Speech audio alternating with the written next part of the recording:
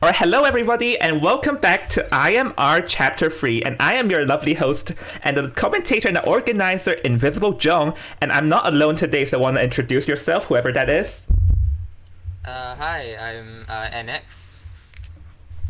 Yep, this is NX. He's going to be playing for AX in a second, but he will be commentating because I'm understaffed and I cannot recruit people, so hi NX.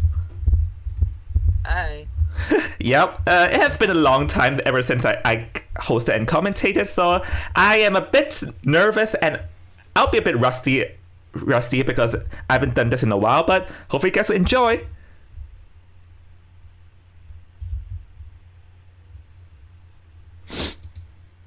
Oh, hold on a second. It seems that we are running into a problem right off the bat.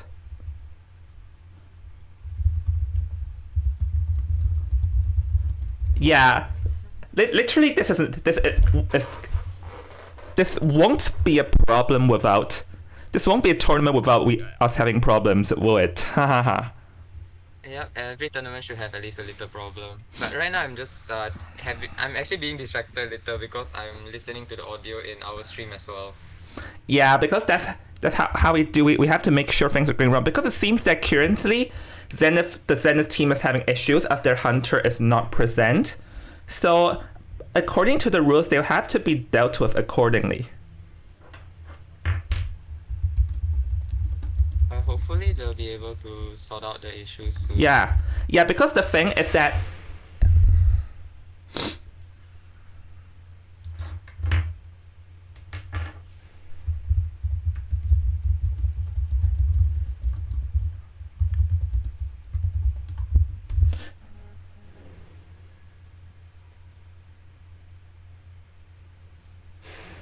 oh my goodness. Apparently, it seems that they mistaken, even though I made it clear that the time was GMT +8 from the start. Oh no. Yep. Hello. So it seems that currently Zenith team is having issues, and I'm afraid that we are currently resolving the issues on their part. So. Oh, Jong, Annex sounds a lot quieter than you. Okay, I'm going to. I do. Yeah.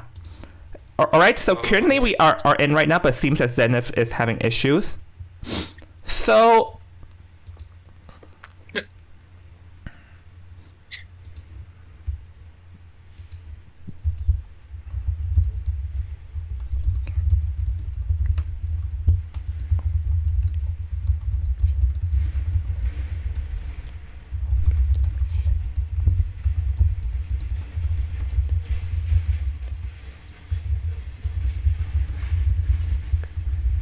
I can hear the intense typing in the stream. Yeah, because currently, alright, chat. Here's the issue that we are having right now. Yeah. Oh yes, Sashi, I have to be a bit strict in tournaments because I got too lenient at the past, and then we have tournaments delaying over like an hour, and I don't want this happening. Not again. So. Right now, the current issue we are having is that Zenith told us that their hunter is absent.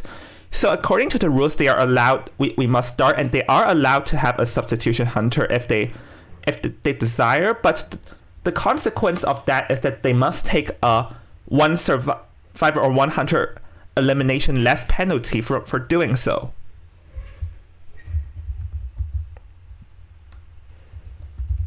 So right now we're going to be beginning with the ban pick phase, as time does not wait for anyone, and I'm not going to be waiting for people for this tournament. And since Zenith is the team that won the coin flip, so what will happen is that Zenith is going to ban a map. Oh no, it's countered. CLG is going to ban a map.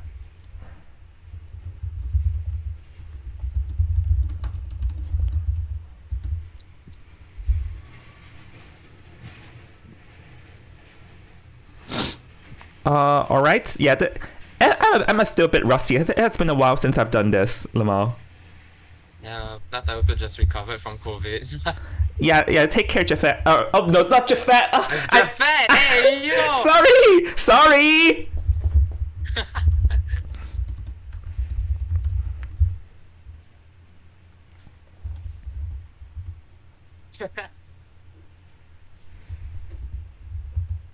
Yeah, it has been a while. Like, all right, so actually, this tournament that I'm hosting right now is actually pretty exciting or interesting because the situation we have over here is that this tournament is probably one of the first one that's been hosted ever since they like had a bunch of nerfs and buffs in since Koa and X. Do you agree? Yeah, it's the rules are actually quite similar. Plus, you added a lot of rules to read. I mean, it's better to be specific than have people asking questions over and over, isn't it? Yes, that is true. So, yeah, like all the rules that I have right now are like adjacent and matched with Koa, and also, but the difference is that we are having like a bunch of character changes. For once, Anti-Core and Prospector took the nerf, so this is going to be one major thing because Antiquarian and Prospector are pretty popular in the meta nowadays.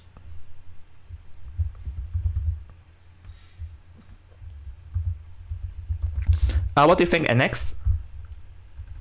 Wait, sorry, I'm still also like somewhat working in the background, trying to Haha. to see what's the issue with the stream. Someone messaged me saying I still sound soft while you sound loud. Okay. I think. Yeah, I imagine I'll have to keep on adjusting the desktop audio. You want to say it? Yeah, I'm not sure how I can say oh, testing. I think it should be better now from what I can see in the behind the screens. Like, I don't know if you guys know, but I'm like having 10 screens on behind the scenes, Lamau. There's so many tabs open for you. Alright, so I've just received some info from behind the scenes. Is that alright,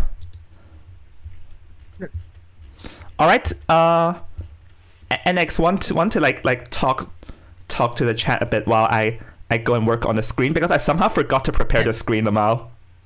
Oh no. Alright, everyone, how's your day? Hey, wait, Jong, I'm not good at socializing, I forgot. Alright, I'll just ask Lambo to invite everyone first. Alright. Imagine I said I forgot to add Lambo, although I was told to like a long time ago. Alright, so actually now we've just received some news through the power of technology is that CLG chosen their hunter to go first, and the map in question today is going to be the Red Church. So, NX, what do you think about the Red Church? Well, the Red Church is actually one of the maps that's considered like equal between Hunter and Survivors. So this actually says a lot where it can be either side of either Survivors or Hunters actually doing very well. And with that, it actually requires a lot of strategy planning as well as rotation, kiting, and a bunch of other stuff for both Survivors and Hunters. Yeah, because actually I'll say Red Church is a more balanced map, but the key over here is probably hold on, Lambo, wait, let me just test something real quick.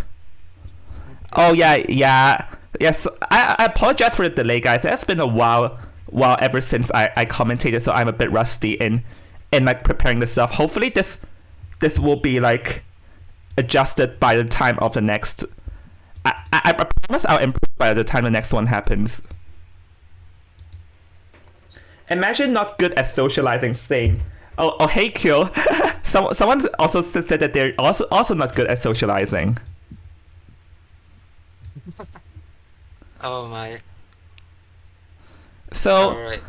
in the chat while we're waiting for the like stuff to be done behind the scenes, can you please tell me like is the audio balance between me and NX fine? Because I heard some comments that NX sounded a bit quiet, so yeah, please do let me know, and I'm going to fix the problem. So I think it should be fine right now, in all honesty. alright, hold on, as I'm going to be making. NX, can you tell me? CRG chose for the hunter to go first, right? Yep. So they have chosen their hunter to go first. And Red Church. Yep. So okay, and for those of you who don't know, this is actually an elimination match. Like we have 9 teams, and unfortunately, the bracket I planned for only has 8 teams. So that means that one team has to be eliminated before the group stage. And the logic behind these 2 teams is because I actually captured everyone's ranks the moment I actually captured the rank of everyone the moment the registration ended, and Zenith and COG had the lowest overall ranking respectively. So unfortunately, this means that they have to play the extra round because of that. So they'll be actually going against each other to see which team actually gets to stay to continue the tournament. Yeah, like this is like the group stage. The group stage in general is like the group stage in general is like you have a lot of chances, but this is the one exception as they only have one chance, one round, and if they don't win, they won't even be in this tournament.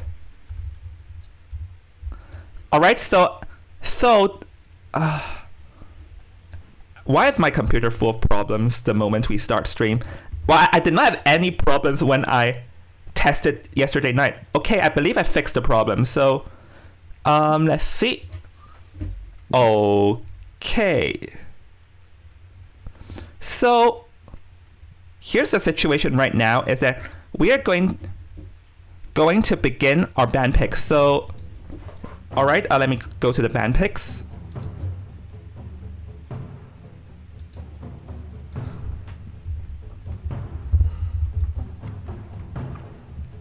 So Counter Logic and Zenith. Oh, I have to move up.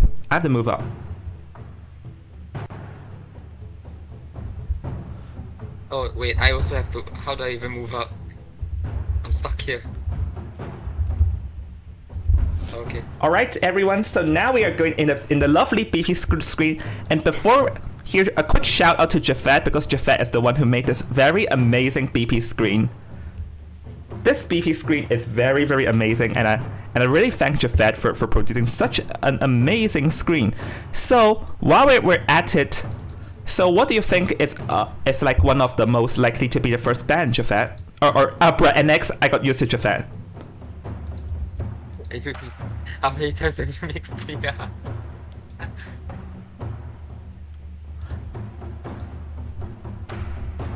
So what do you? Okay, actually I believe we just received news on the first pick. So the Seer is the first ban. NX, what do you think about this Seer ban?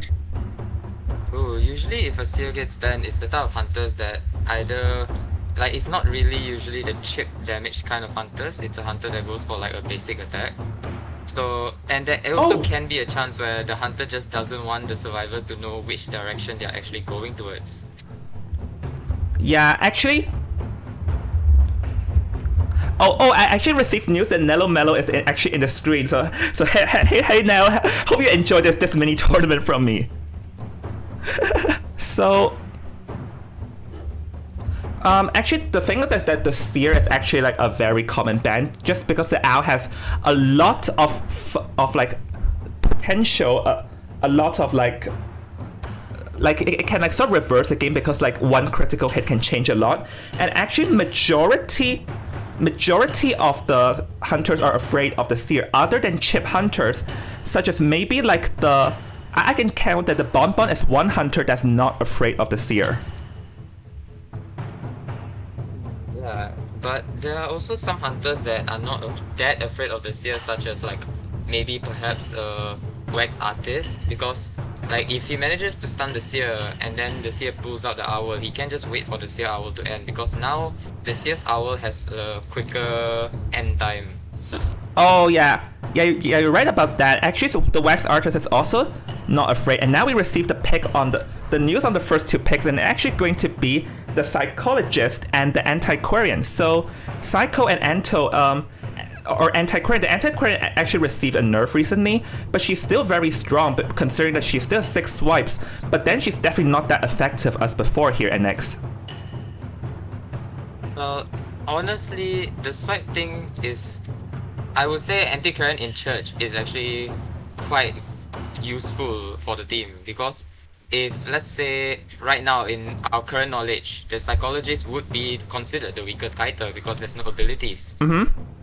However, psychologist does have 3 HP, so this 3 HP can help extend the kite for an extremely long time.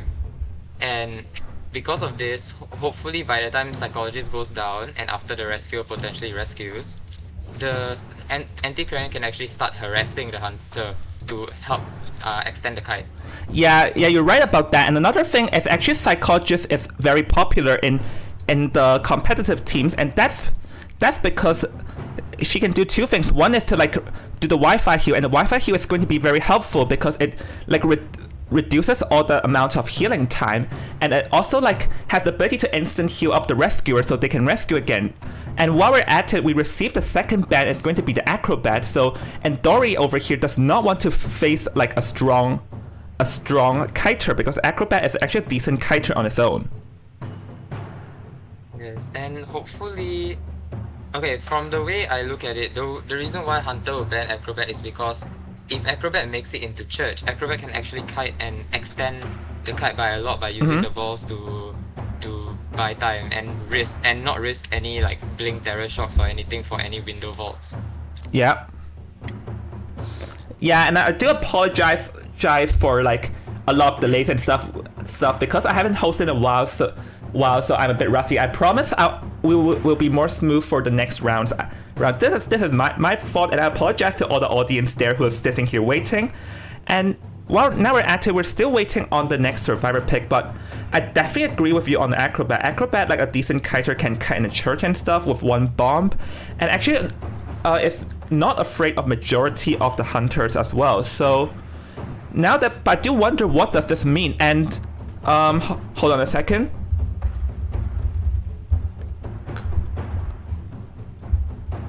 Oh yeah, it seems that there is a bit of confusion of the rules.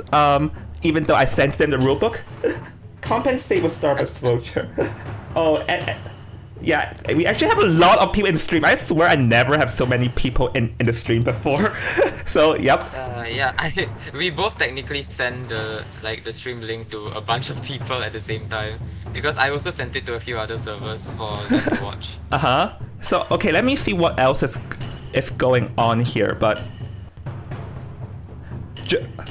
okay, so we received the news is the mercenary. Oh, sorry, I actually announced it ahead of time. So hold on while I upload it on the screen. The mercenary is the 3rd pick, and actually mercenary, like, not much to say, the #1 rescuer. And I also think it's actually like important to like steal the rescuer first, because the thing is that there's a common strategy, because right now is that you get 2 bans in a row. You get 2 bans in a row, so... Oh, I think I made a mistake just now. I'll tell Lambo about it. It's that because the fact is that the second phase, you get 2 bans in a row now. So that means that there is a common strategy for people to ban 2 rescuers in a row, just so to make sure that, people cannot rescue. Yes, and usually the 2 types of rescuers that usually would be banned would be like the default Merc and First Officer. But regardless, now because of the more kind of meta, some survivors would prefer doing such double rescues, or even bring characters, like example, if the psychologist didn't get first chase, they would usually send the psychologist to rescue, as like if she gets double hit, it guarantees her to still be able to rescue. Yeah, so yeah. So anyways, now that they're added, it seems that due to some like we had some errors behind the scenes. So once again, I do apologize, and hopefully you guys will be more lenient as things get more smoothly. Yeah, no, forgive me, guys. It's my bad. Don't forgive him.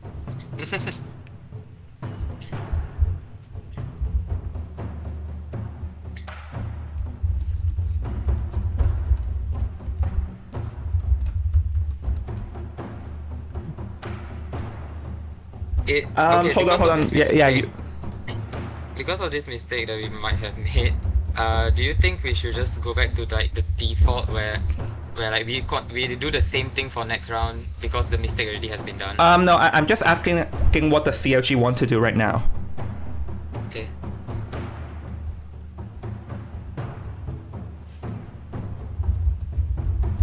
Yeah, hold on. I do apologize as there's some like issues, technical issues, or not technical issues, but like inconvenience on our part. Too many rules. Got too Yeah, confused. yeah.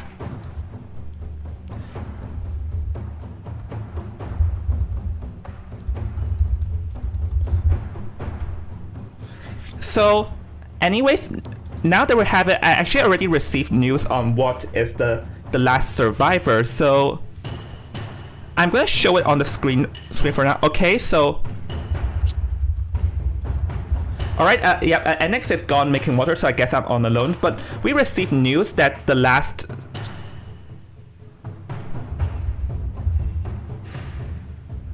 Oh yeah, we literally forgot about the person. I was like, I swear I really need to get used to this.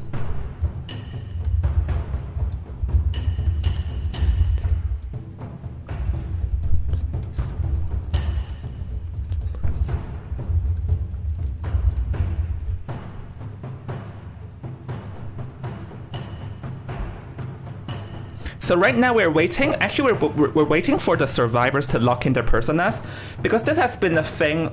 Is that nowadays, as we all know, the survivors must lock in their personas before the hunter make their pick, or at least their majority personas. Because the upside with this is that now you can no longer pick your personas based on what you see.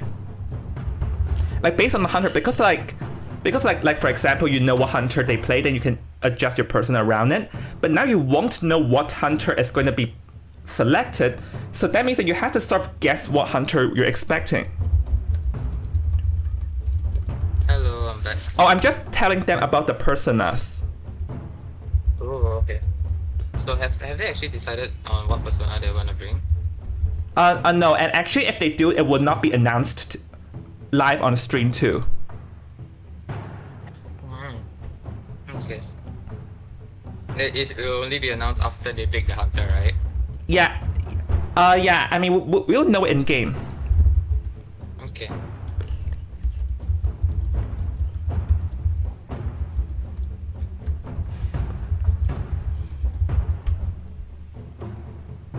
Alright, so.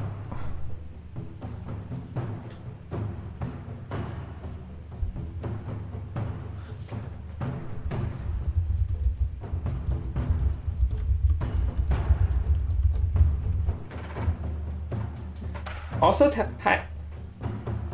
Okay.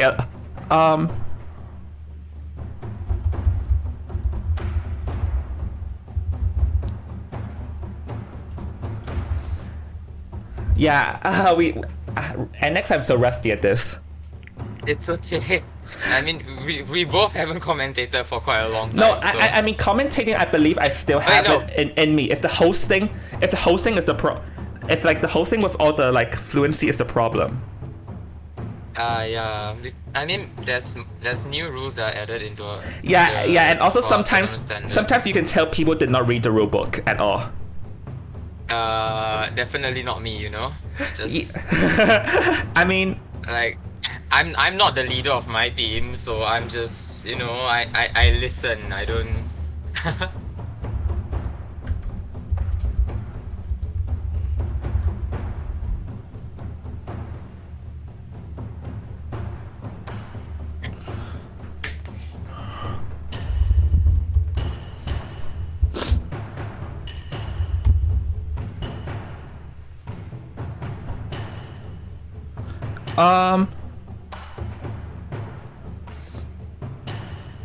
Alright, so alright, we received news, so now now we're going to we received the news on the person, and obviously I'm not leaking it, but NX, tell me, what do you think of of the person picks? Like, what person do you think people be going for?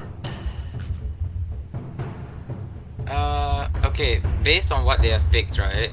Because of their character usage, I believe that actually psychology should be bringing the default like 3-9, because she has no abilities to kite, like no abilities to help her extend her kite. So having 9 would help her gain that distance. Merc is obviously gonna be 6, unless it's gonna shock me if it's not 6, right? Imagine if we see like a free 9 Merc, because I actually saw it at rank before. No, there was a time period where I saw like a 6-9 Merc, so that one was even more shocking for me. Or how about 9-12 Merc? Oh my god, 9-12! That's that would be horrendous if I saw that. For anti-Carrion, I believe usually I've seen most anti-Carrions bring Trove so that they won't risk getting hit while they are harassing. But this is depending on what the person's comfort character is. So and at the same time, for Prospector, it can be either 9 or actually 12 also, or even 6 depending on what the character is, because honestly I don't pay attention to who's playing what, and I don't know much about the people that plays. So when I see them pick like right now this person is playing Prospector, and my mindset is like, Prospector gets a speed boost from the Cypher when he goes near it, and then if he brings 9 he also can gain extra distance, but he might also bring Trove because from the looks of it can be a double harass. Alright, we actually received news on the Hunter, and what do you think of this NX? Oh wow. Oh, this Hunter in Red Church is very wow. Let me think about Night Watch, because Night Watch is actually like more strong in open areas, or like open area maps such as Moonlit River Park or like Chinatown, because you have an open area to use the wind current to slow survivors down. But in Red Church, because there are actually a lot of high wall areas, so Night Watch is not going to be that effective in using the wind current, because the people can easily dodge behind obstacles. And the other thing is that survivors can also like utilize this to like dodge the like increase like the strong wind currents too. Yeah, but we also have to take note that Night Watch has that second ability where he can vault windows and ballots extra quick. So if this Night Watch actually utilizes his second ability, then he doesn't even need to use the slow thing to actually bring the survivors closer. Instead, he can use that and also use the speed boost to actually gain that distance towards the survivors at the church area or any other area that the survivors force push down ballots at. Yeah, and also another thing that we should be aware, like, which I think the audience isn't, is that this is a BO1 and overtime rules is going to apply right now. So actually the time is also very crucial in how they play right now. So we are in the area selection, and let me hurry up and switch the screen so you guys can see it. So oops, wrong one. I actually swapped into the winning screen. Oops. So we actually have the pick, and actually this is a very interesting pick, NX. Well, this pick is, yeah, because they're actually leaving quite two spaces for the hunter to actually decide where to go. Yeah. And right now, as you can see, the weakest kiter is actually at the back gate, which, like, depending on how they move and rotate, it actually can change the whole game, because if the hunter decides to go for this weakest kiter, it can be a very big game changer, especially if the person gets found and hit early. Yeah, I'm not too sure if I agree with this map pick, because they had like 3 people in the diagonals, and it leaves like a whole area for the Night Watch to spawn in. And right now I believe that he's likely going to target the Psychologist first, because the Prospector and the Antiquarian both actually have a lot of rebound potential. But the Psychologist is the one survivor that has no rebound potential, and based on how everyone was spread out, it will be very hard for the Psychologist to go and ask her teammates to assist as well. Yes, and the way they set it up is actually quite interesting, like not interesting but more worrying, because they actually send the weakest kiter to so-called the weakest spot. But then right now, as you can see, the hunter actually loses the Tinnitus, where... Wait, is your game still loading? Oh, technical issues. I'm back. Yeah. Oh, okay, so the hunter actually lost the Psychologist, interestingly, because Psychologist managed to rotate away quick enough, and hunter ended up going towards the Merc, where where this actually wastes a lot of time and actually helps the team. But as you can see right now, Psychologist also and Antiquarian both started late because both of Antiquarian I'm not sure, but Psychologist is because she rotated away. Oh, but we can see that the chase is taking place right now, and one man is being used and going to attract to stun Endori, and this is definitely going to increase the gap right now. And the graveyard is actually a decent place for Night Watch just because there are some open areas here. A second magnet in play and going to stun, but right now Mado-san here has no more magnets, so now he'll be relying on raw foot and raw kiting skills here. Yes, and right here you can see here. Ooh. Actually dodging the hit with a flying wheel, but like the hunter didn't swing, and Oh! hunter blinked and Terra shock. The prospector. That is very unfortunate for Team ZN for that. Right now, as you can see, the hunter's presence is already almost at max presence due to that one Terra shock. Yeah, actually that was a very unfortunate situation because you can see that Mado-san actually slammed the pallet the wrong way the first time, and they instantly vote to just sort of give a free hit. That was definitely a bit of a misplay, and over here going to try and elbow Pepper, unfortunately got getting cut off. Things are definitely not looking good for Zenith over here, as now there's a potential double down situation. Oh, but thankfully the Merc actually managed to get Oh. away while actually get the Prospector resetting the Night Watch attack recovery with the magnet.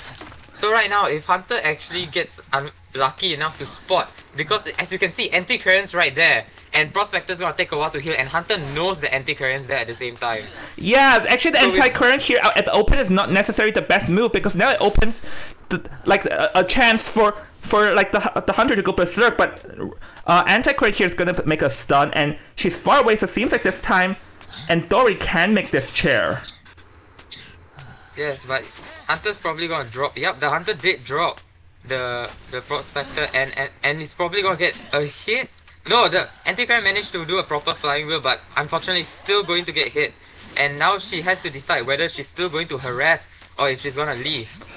Okay, she's gonna just try go for it again, but oh no, the balloon hit and down goes the anti-Quarian. Like that was very overly aggressive play from Zenith Survivor, and I'm not sure that's the best move now because we can see the two ciphers still remain, and with the anti-Quarian down in front of the Hunter's face, it'll be very hard for the Survivor, and the Survivor will have to think their next move very carefully.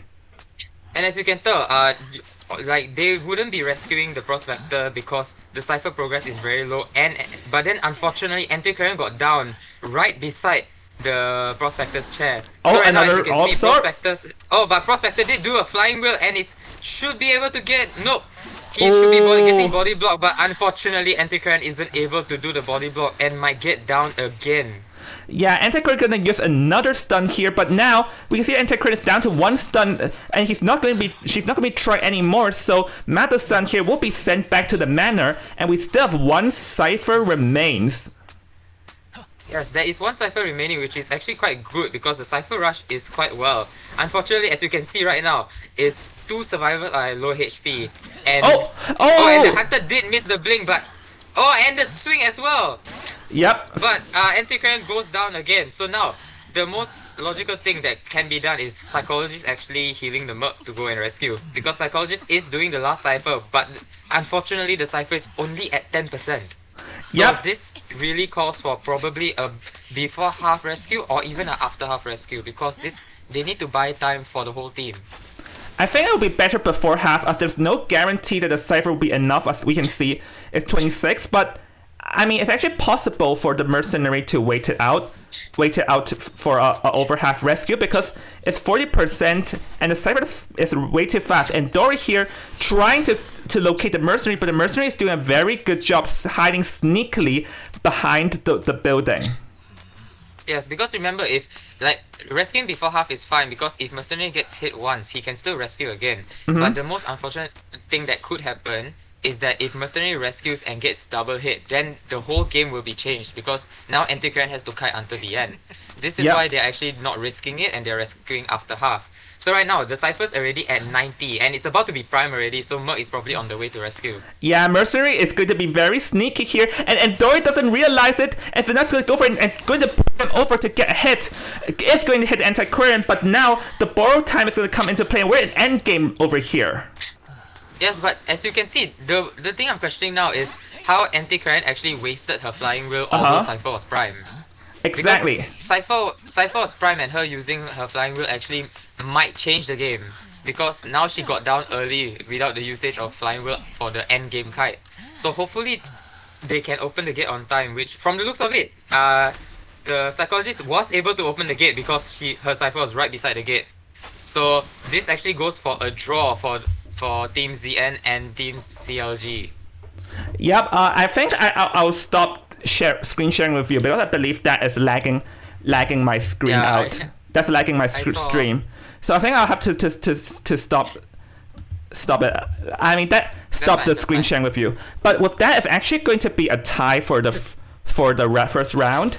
So NX, what talk me through while I prepared the stuff for the next game. Okay, so at the very start of the game, the rotation for the survivors were actually quite well, where the psychologist was able to escape from the hunter's line of sight. So hunter was not able to even see a trail of the psychologist, ending up with the hunter going to the middle where the merc was, and also having to go to graveyard to end up chasing the prospector, which can actually extend the kite a little longer because of the time wasted. And although the Cypher progress was all still quite low, they were able to buy the time and actually do proper rescues without anyone actually getting double hit while rescuing. So this allows them to actually, allows the psychologist to actually heal the merc 3 times or 2, and it actually helps the whole team because now the psychologist, being the one that can decode faster than the merc, doesn't have to really go and risk herself rescuing, while the merc keeps getting back his HP to go and rescue and again. Yeah, another thing I don't know if you realize is that actually the survivors got a bit scary because the prospector actually made like a bit of an error because he sent the pilot the wrong way and the gap between the 2 hits was very, very fast. But the thing is that due to the fact that how much time that the hunter wasted in the early game from locating a survivor, as a result, even though there was a bit of a hiccup, the survivors were already enough because the first chase was just far, far, far too slow.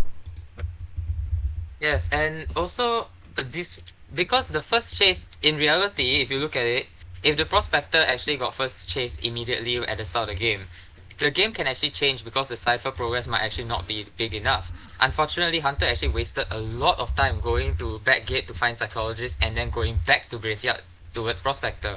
So this actually helps the team actually gain that time to actually calm themselves and pressure the Cyphers in the Cypher Rush point of view. Yeah, so we're going to hop into a quick break over here, and we're going to see you guys with more action after the break to see Zenith and CLG who is going to make it and whose journey is going to end here. I'll see you after the break.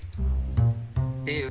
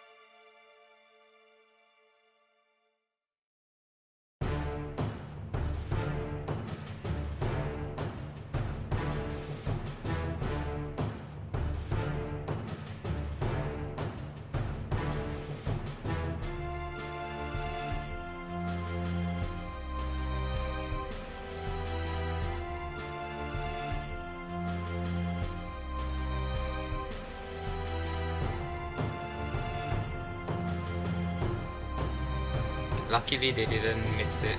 Oh, by the way, maybe next time we can ask you to remind me to unmute because I was muted the entire time.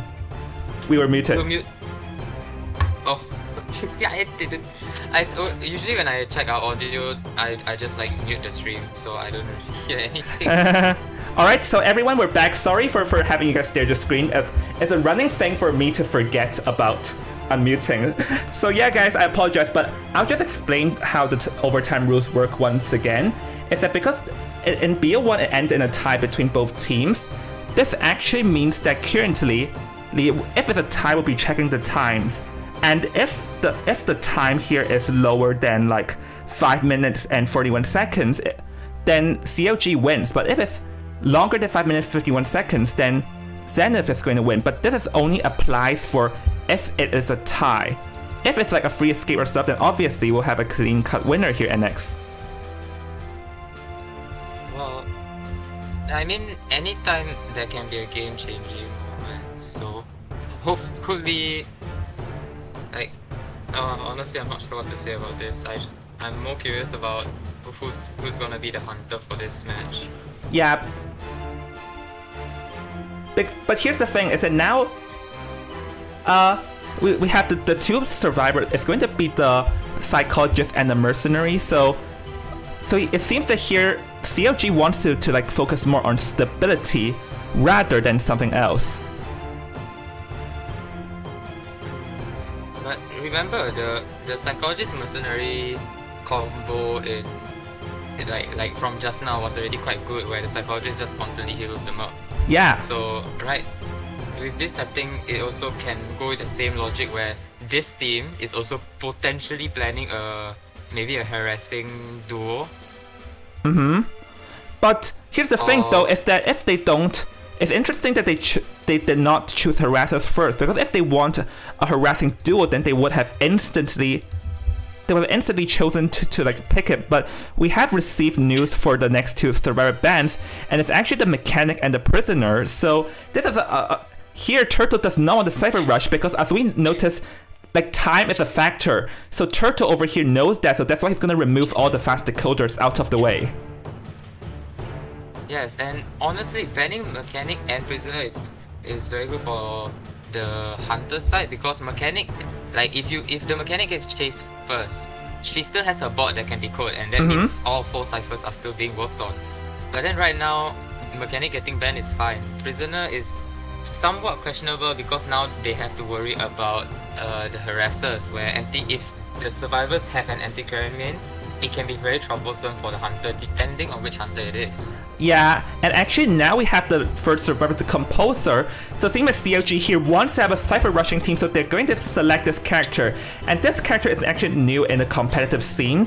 And we've seen it a few times in co-op, but he has the ability to like anti-transition and also the fast decoding speed too. So it's interesting to see, would this Cypher rush from this composer pay off? Yes, and composer now, like, despite him being looked down upon by some people because of his ability where he's basically playing a combo music game. Yeah, so because of that, he's looked down on, because some people gets distracted while they are playing the game, and then hunter can actually gain distance quick enough if they don't pay enough attention. So this is where most people look down on him. But the only good thing about composer, when in terms of kiting, is that he has this ability where he can actually have that huge speed boost where even an invisible ripper cannot catch up to him, because I have tried it before and I was very stressed with it. And right now, actually, we have received a ban from the final ban, the anti-Korean, so going to be removing that, because like, for all you Chinese people, you understand what I mean, but anti-Korean has a nickname called Gushen when she was released the first time, just off, she's a god, and even though she got nerfed now, she's still pretty effective in like, have an instant harassment to whack the hunter around like nothing. Yes, having, hopefully, right now the last survivor has actually been picked. Yep, so it's going to be the prospector. So it seems that here, CLG also wants the harassing, and actually, they're opting for a slightly different approach. Like, if we think in a team comp, it's very similar to what Zenith played just now. Like mercenary, prospector, psychologist are all the same, but they opted for a composer rather than antiquarian, meaning that they're going to be prioritizing on Cypher Rush rather than having the harass benefactor. The only thing here is that if you're going to Cypher Rush, then you must make sure you get that tie. And next. Yes. John, okay, wait, it's fine. John? Yeah? Okay, you were having like a slight lag. Oh. I suspect. Unless that's me potentially. Or maybe it's you, Lamau. Haha. I'm not sure. It might be me. Yeah, it's probably me. Alright, so there goes my Wi-Fi once again. so now we're waiting on CLG to lock in their personas first. But actually, like I'm thinking right now is that seems over here, CFG's plan is to get a tie and escape in a faster time than Zenith. So that means that Zenith is going to have to pick a hunter that is going to have a 3 to 4k because if you cannot like eliminate fast, if you cannot like drag the time longer, then you must make sure that you get a 3 to 4k. Well, there is two methods to get a 3 to 4k or even to drag the time longer. One, Kermit. The second one would be a photographer. Yep. Oh yeah, but the thing is that you must. The thing with if you're gonna select stuff like this is that you have to know how to use it in the first place. Yes, that is true. Maybe one of them do know how to pick. Maybe. Alright, so we actually received the news on what the personas they have picked behind the scenes. I don't see it. Let me see it. Oh, you have to check it out in their like private chat, man. I don't have that access. Oh yeah, you don't because you're playing Lamau.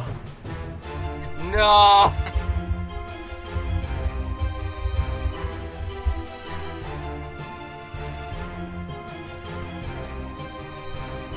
A lot of the people in the comments are actually saying, imagine that the hunter is going to be Mad Eye. Oh, Mad Eyes! Yay! Oh, it's delayed? Oh, the chat was delayed on my side, so... Imagine if it's Mad Eyes, well, I'm going to scream like a fangirl. Yeah! What was that? No, that's just me clapping my hands somehow. So actually, like even if it's not Herb and photographer, there is actually one relatively easier hunter to use that can drag time, the clerk. Oh yes, the clerk actually helps. Actually, the clerk can change games where like if you already lose one survivor, it's most likely the clerk's actually gonna end up with a win instead of even a draw. Mm-hmm. Because of how the clerk can actually pressure gates and ciphers, so she can purposely Oh wait. No, you finish your sentence and then I'll reveal the hunter. No, I saw it at the same time, so I'm now just shocked. I don't know how to say it. Like, okay, if it was a clerk, she could pressure, but now it's even more of a pressure.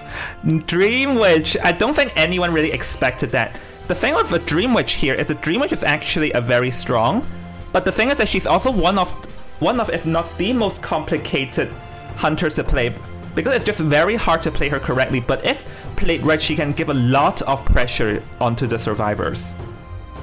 Yes, because usually it's a lot about mind gaming as well as like switching bodies at the right timings for the hunter, and like even I can't do something like that. I'm very bad at things where it requires me to switch bodies because I get very lost with it. Same, I also get lost. I can never play Dream Witch correctly, you know. But the thing here is that here, actually Dream Witch can also be used to drag time too, because like, you know, one leech here, one leech there, one leech there. It'll be very, because like 6 minutes is, or 5 minutes 51 seconds is not that long of a time as we know. So there's actually a possibility for Dream Witch to drag it longer, so the pressure is back onto CFG survivors here now. Yes, and now I'm actually very like Continue. One of the most interesting things is that Dream Witch has this habit where they, usually when there's one cipher left, the moment the Dream Witch sees a shaking cipher, they are gonna send one leech there to just stay at the cipher. So now they have to decode a whole new cipher, unlike the previous round where they didn't have to switch ciphers at all. Yeah. I'll agree with you. Like as I said, one leech here, one leech there, one leech there. It'll be very easy to like field control all over the way and stuff. So I think the question here is that what exactly is going to be the plan? What exactly is the plan from both CFG survivors facing against a Dream Witch? They already know it's a Dream Witch, so how would they plan around it? Well, the first thing they have to do is like rotation also won't be as good, but then the thing that they have to do to counter a Dream Witch is by actually going towards Windows area, where they should vault the window and gain that speed boost to go as far as possible, because now the worrying part is Dream Witch can now go and have, like, the Dream Witch can just wander around and then end up finding the Composer or Psychologist to chase, which are the two characters that Dream Witch would probably like to chase. Actually, not Psychologist, because Psychologist has 3 HP. Yeah. So most likely, Dream Witch will be hoping to find the Composer, and with the map selection, Composer is most likely gonna get hunted down from Dream Witch. Because the Psychologist can tank one extra hit, as you mentioned over there, NX, and the Prospector with the Magnus can actually bounce people left and right, and it can actually use that to like cancel the Patrollers if that's what Dream Witch is going to bring. So the real question here is that the Composer is likely going to be the first chase, so this map pick selection is going to be very, very important. Hello? Wait, sorry. Checking the stuff. Yes. Because I was told to move up. Jafet playing... Oh, no, Jafet again. Oh, bruh. You need to calm down, my guy. NX playing error, I'll call this.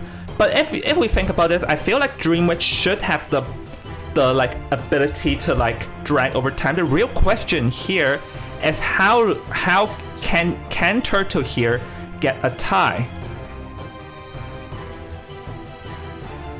Actually, getting a tie against the Dream Witch is very much dependent on how the first chase is gonna be, because if the first chase the survivor gets down too quickly, this is where there is a higher chance where the Dream Witch might actually end up winning, because the quicker survivor goes down against a map pressure kind of hunter, when they get chat, someone has to rescue, because Dream Witch is just going to walk away while the leech is camping the body, and then she can go and leech on another body, another character, and then it's gonna delay the game by a lot.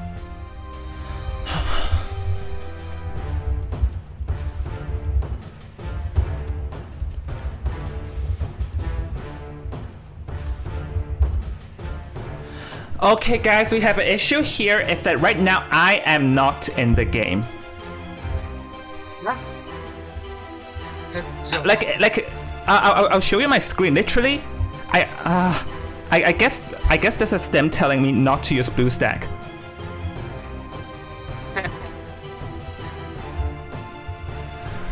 well, I've taken a memory screenshot of where the spawn points are, so we'll keep the spawn points as the exact same. All right, guys, hold on a second while I fix because we're having streaming issues, and just tell them to and if you can help me tell Lambo to just make sure everyone chooses where they are. Okay. Yeah, I'm going to use my BlueStacks. This I swear this tournament really I swear every possible issue comes up the moment I stream. Things were fine yesterday when I was on stream, when I was testing stuff. Things were totally fine. But now that I'm streaming, every problem possible appears. I think you might have to restart your game because the match has been paused as well, and you're still... No, I told them to restart the entire lobby. Yes, but how about you, who you're stuck in that screen? No, I'm trying to...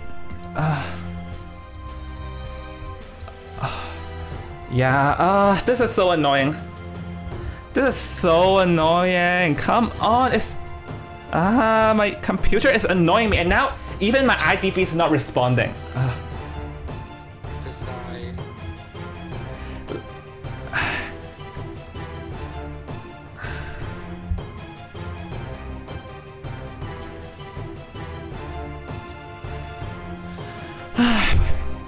I swear.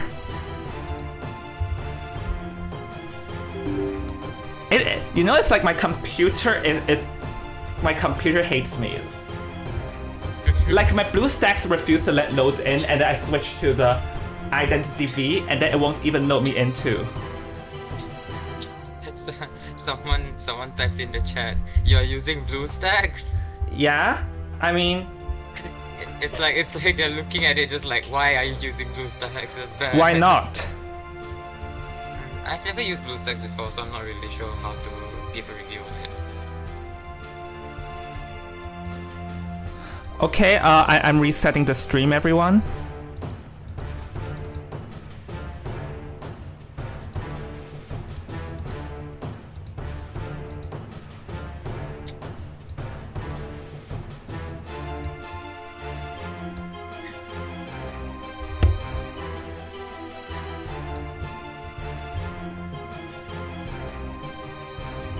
What is that screen? Don't ask me. Okay. Because I see you like extending it in the screen. Yeah, that's the downside. That's the downside, man.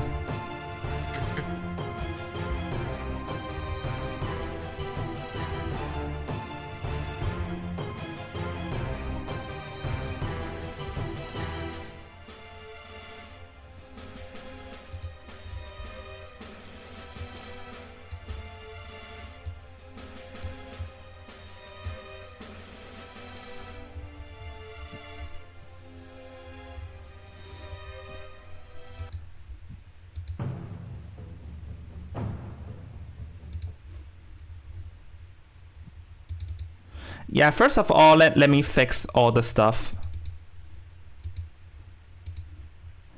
Back.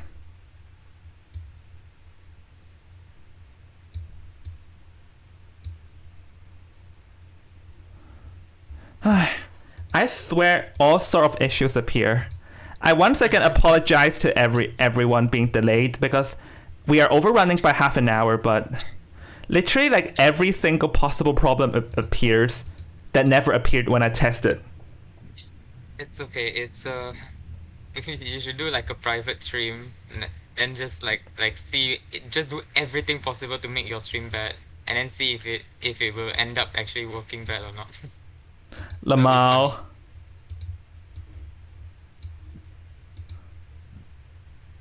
Okay, let's see. Let's hope whatever I'm doing. Oh, it worked. Nice.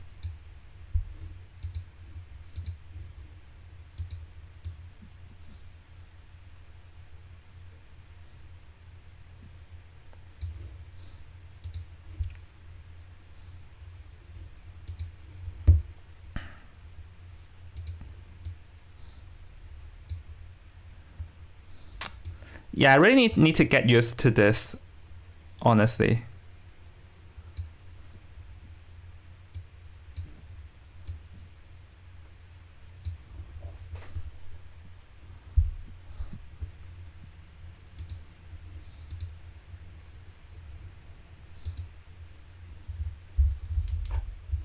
Okay, ready? Give me a second.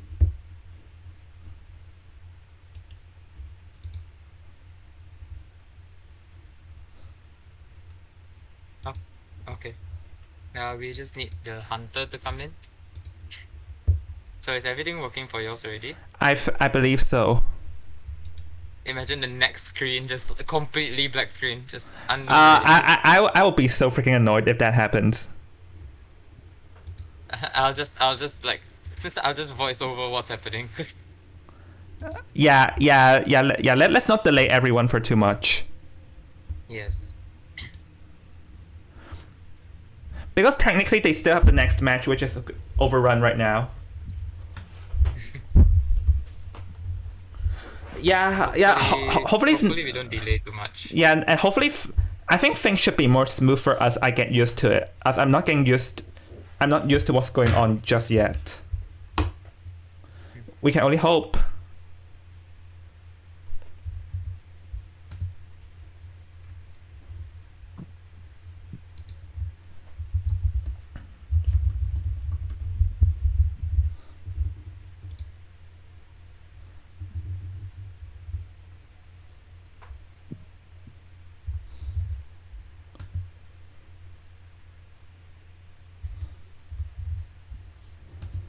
Right now, okay.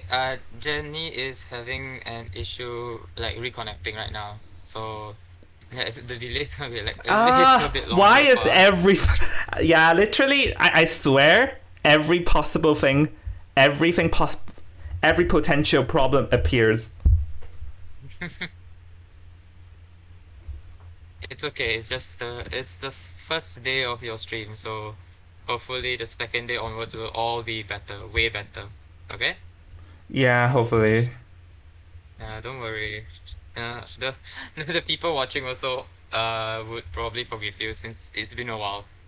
No, I actually have not hosted in like 9 months. I actually. Yeah, exactly. It's been a long while, so they will forgive you. Then someone in the chat just suddenly says, "I did not forgive you, John." Okay, let's see. You heard them. Okay, All right. The spawn locations will be the exact same. Oh, Where... it's not. Wait. Oh no! I swear, this John. game hates me. I would stream for you, but there's no sound. Yeah. Sure. Yeah. Okay, give me a second. I'll be switching to my mobile. I have no clue that I literally have used two different applications, and they both refuse to like load.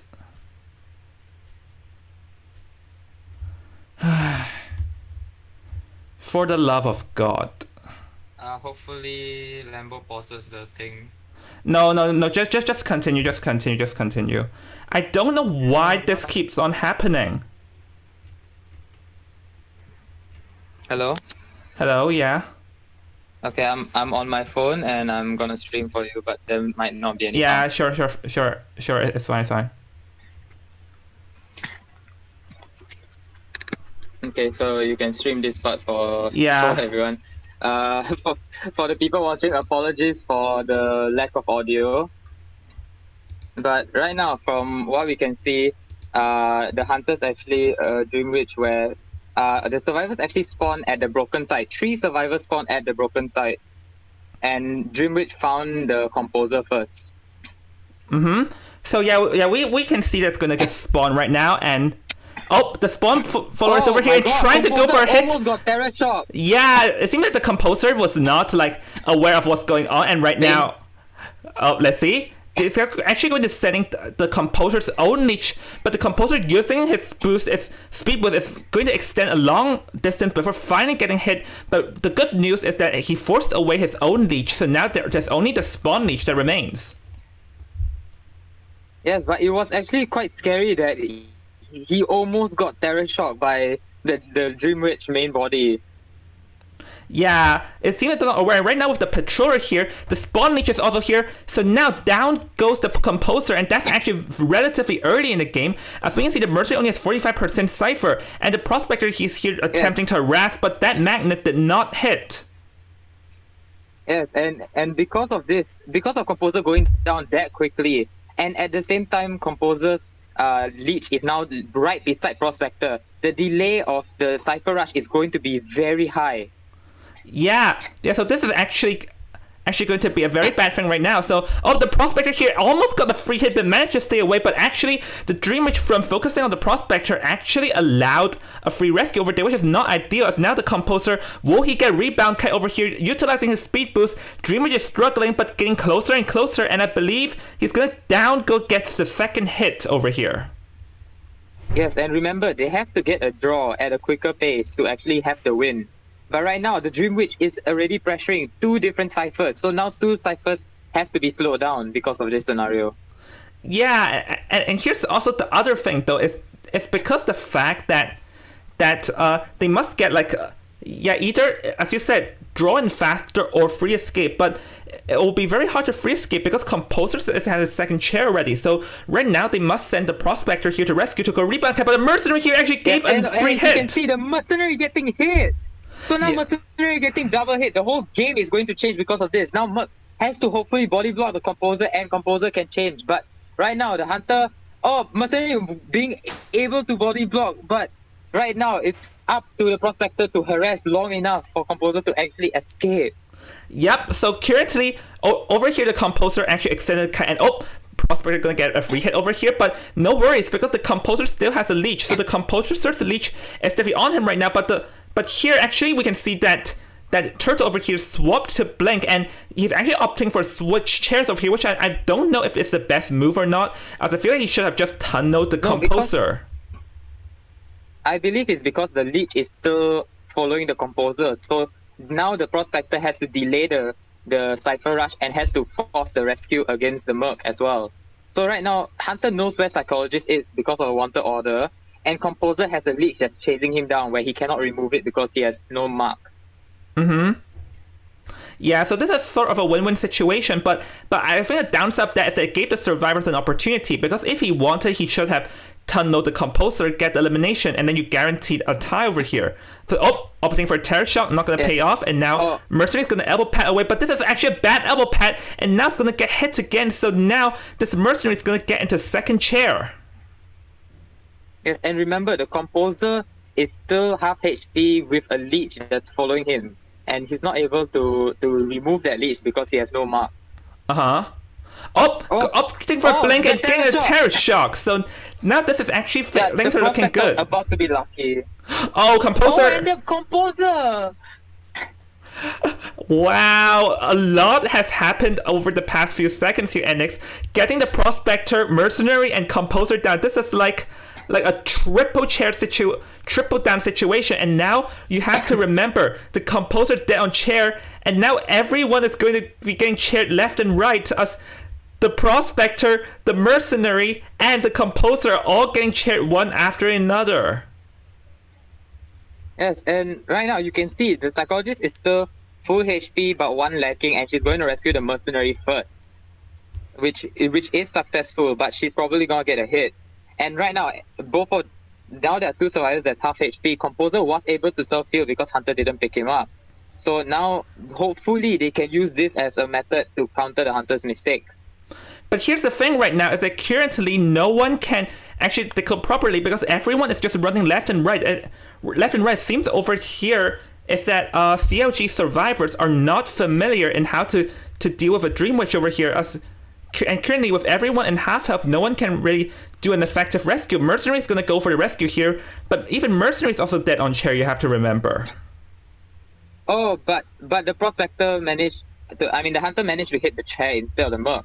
But then Merc still getting the hit in the end. So now two survivors, actually 3 survivors fully are dead on chair.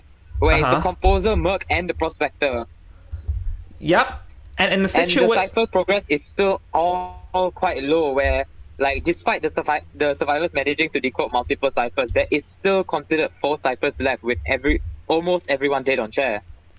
Yeah, this is actually I actually cannot believe what I'm seeing with my eyes right now, because we can see that this Dream Witch pick actually completely caught off guard. And actually I think right now we have like a likely scenario of who's going to win or not, because down goes the Prospector, and the Prospector is also dead on chair. As we recall right now, there's not even a dungeon for the survivors. When you look at that, NX. Yes, but as you can see, the Composer is really trying his best to force that Cypher to get at least a dungeon. But then I suspect the Dream Witch body, the Dream Witch body managed to get the blink on the Composer. Composer no longer having self-heal. So at this rate, Hunter is going to get a 4-man. Yeah. Because Hunter still has Tinnitus activated at Shack area. Yeah, I'll agree. I'll agree with that. Now with Tinnitus active, the Psychologist is going to get found, but there's just nowhere for the Psychologist to go over here. here because now she's going to get sandwiched by 2 leeches. Oh, actually had a bit of an opening there, but oh, there's one last pallet down, and I believe this is going to secure the end because currently Composer has no more self-heal, and there is no like dungeon at all. So with that, we are actually going to be having a winner. So Yes, and congratulations to Team ZN, where the hunter actually managed to pressure the survivors very intensely. yeah, man. Yeah, so Zenith getting that 4K is definitely very, very, very good for the survivors part. For the team's part, because as he managed to keep them alive, so that means that CLG, thank you for participating, but unfortunately your journey in Manor Regulars is going to end here, and Zenith is going to continue in the group stage as they're going to have one more match coming up. Yes, and right now I have to restart my Yeah, IDV yeah. because of the stream. Yeah. So now what we're going to do is that I'm going to interview, and we're overrunning a lot, but I did not anticipating all that happened. Yes. Also, I think this might have been the second time that I actually streamed on my phone for you, right? yeah, I think I have to check. Maybe I'll host the lobby from now on. Maybe this will not happen. Hopefully.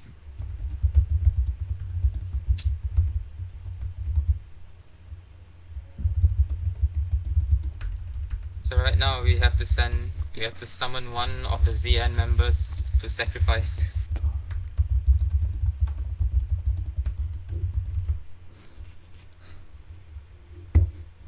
Yep.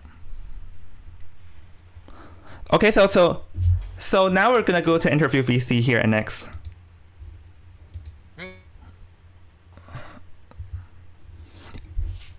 Hello. Hello. I'm actually one of the members of ZN. My goal is to join all the teams. Lamau. Oh, hello. Hello. Oh, hello, Riding Hood. So you're going to be the member that's going to get slaughtered? Yes, the one really want me to become the interview. Oh, your mic is actually a bit hard to listen, but anyways, since like we're overrunning, so I'm going to just ask like 2 questions because you guys still have one more match coming up as I'm pretty sure you know. Yeah, so you guys won. How does it feel? To be honest, it's my first time to play on a single tournament just like this. And then secondly, the part where I struggled playing as Antiquarian is kinda risky. Okay, so yeah, it's your first time in the tournament, so it's must be pretty nice to win. So the other thing is that what do you think of your hunter's performance of just now? I say 10 out of 10. Like, there's no dungeon left. I mean, no dungeon yet. They appeared. Still on for Cypher. I'm sorry. I can't take you Don't mind, seriously. don't mind my... I can't take you seriously. I can't take you seriously. Oh, apparently Zenith sent him there on purpose because of his mic, Lamal. Because of the mic. His mic is so Yeah, funny. bad. I'm using my headset as my microphone, don't mind. Bro, that's not headset, that's webcam mic. All right. One more thing is that you guys have a match later. So, are you guys confident against Shadows later? Yes. All right, then I wish you good luck. As we are going to take a quick break over here, and then we'll be back. As I'm going to try and fix the overrunning. So see you in a bit, and sorry for the overrun. Oh, okay. Thank you. Bye. Okay, so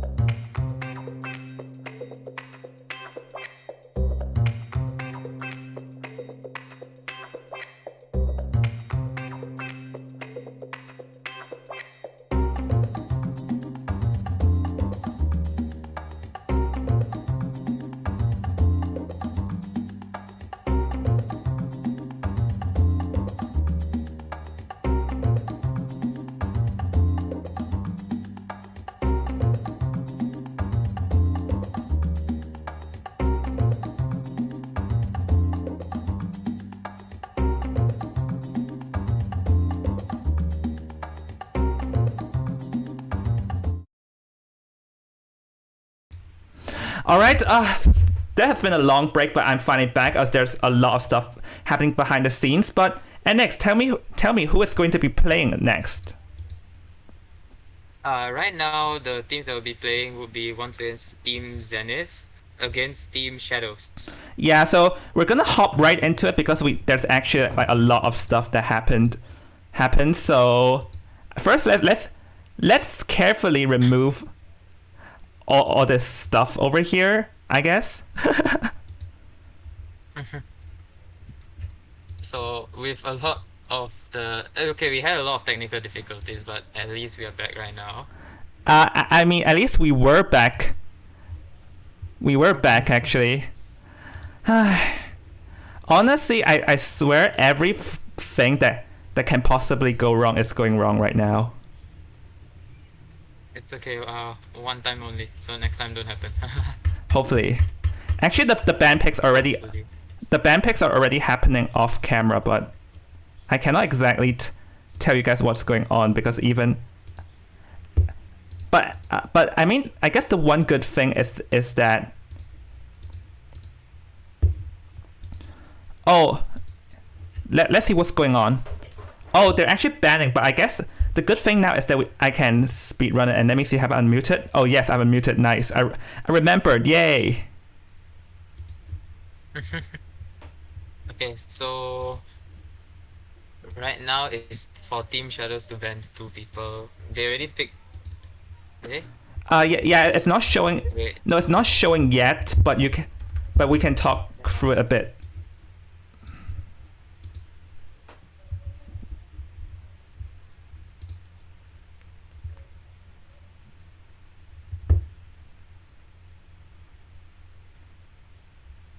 Okay, so I believe everyone, we just have the news on the first ban, right? Yes, the first ban. Can I Yeah, get to say? yeah. Say it. I'm going to show it in a second. Okay, so first of all, you already know the faction where the hunter for Shadows goes first, and right now the first ban that the hunter actually decided would be the Antiquarian. Yeah, Antiquarian actually do not want people knocking around, especially we got to saw a glimpse of their Antiquarian just now, didn't we? Okay. Yeah, Antiquarian it really depends on what location, because like at the very first round when Antiquarian had to harass, she was very much in the open, so it's very risky. So that's why her harassing can't be helped much. Yeah. So I guess because Elfie is the hunter here, and we actually did not get to see much of him, but I mean, I actually like there is an interesting here because actually, let's talk about Shadows as their survivors are actually from Hong Kong, and yay, my place, yay. So Team Shadows, I don't really know much about the Team Shadows. They're from Hong Kong. It's I've seen literally it before. no. It's literally it's just like one of my friends in real life decides to like snag people in, to like join and then just grab people in Lamal. That's interesting. Yeah. So the first 2 picks that is going to get shown on screen is going to be the Mercenary and the Priestess. Oh, okay, so wait, give me a second.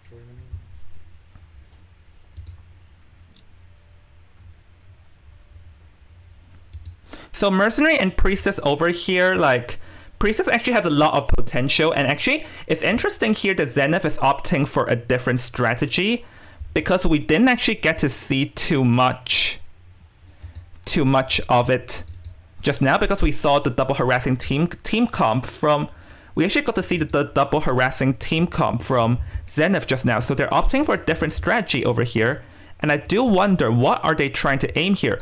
But Princess is actually pretty strong on this map, just because the fact that you can place portals all the way across the map, like from here to there and from there to here. Like there's just a lot of places to go to like transition and I penetrate through the entire map here, NX. Yes, and especially for like if they actually pick priestess at like locations such as like the middle of church, priestess can be used as like one of the biggest support characters ever at that location, especially if someone's kiting around on the outer part of church. They can just go in through the portal and they can gain so much distance because of the priestess supports. Yeah, I would imagine that is exactly why. Is exactly why it's selected. So the next two bands are the Seer and the Mechanic. So two actually, I'll say pretty meta character. I'll say because like Seer, like the bot, and Mechanic, Cypher Rush. Because Mechanic is actually a strong, and I would digress, a strong counter to like every like camping hunters, because camping hunters does not like Cypher Rush, and surprise, Mechanic is one of them. Yes, like usually if you're a hunter that plays Bonbon and then you see a person that plays Mechanic, you would be very nervous to actually pick Bonbon because Cypher can be rushed very quickly, and because of it, most likely survivors are actually gonna force a rescue on Mechanic even if you are playing Bonbon. So that can be a very big game changer.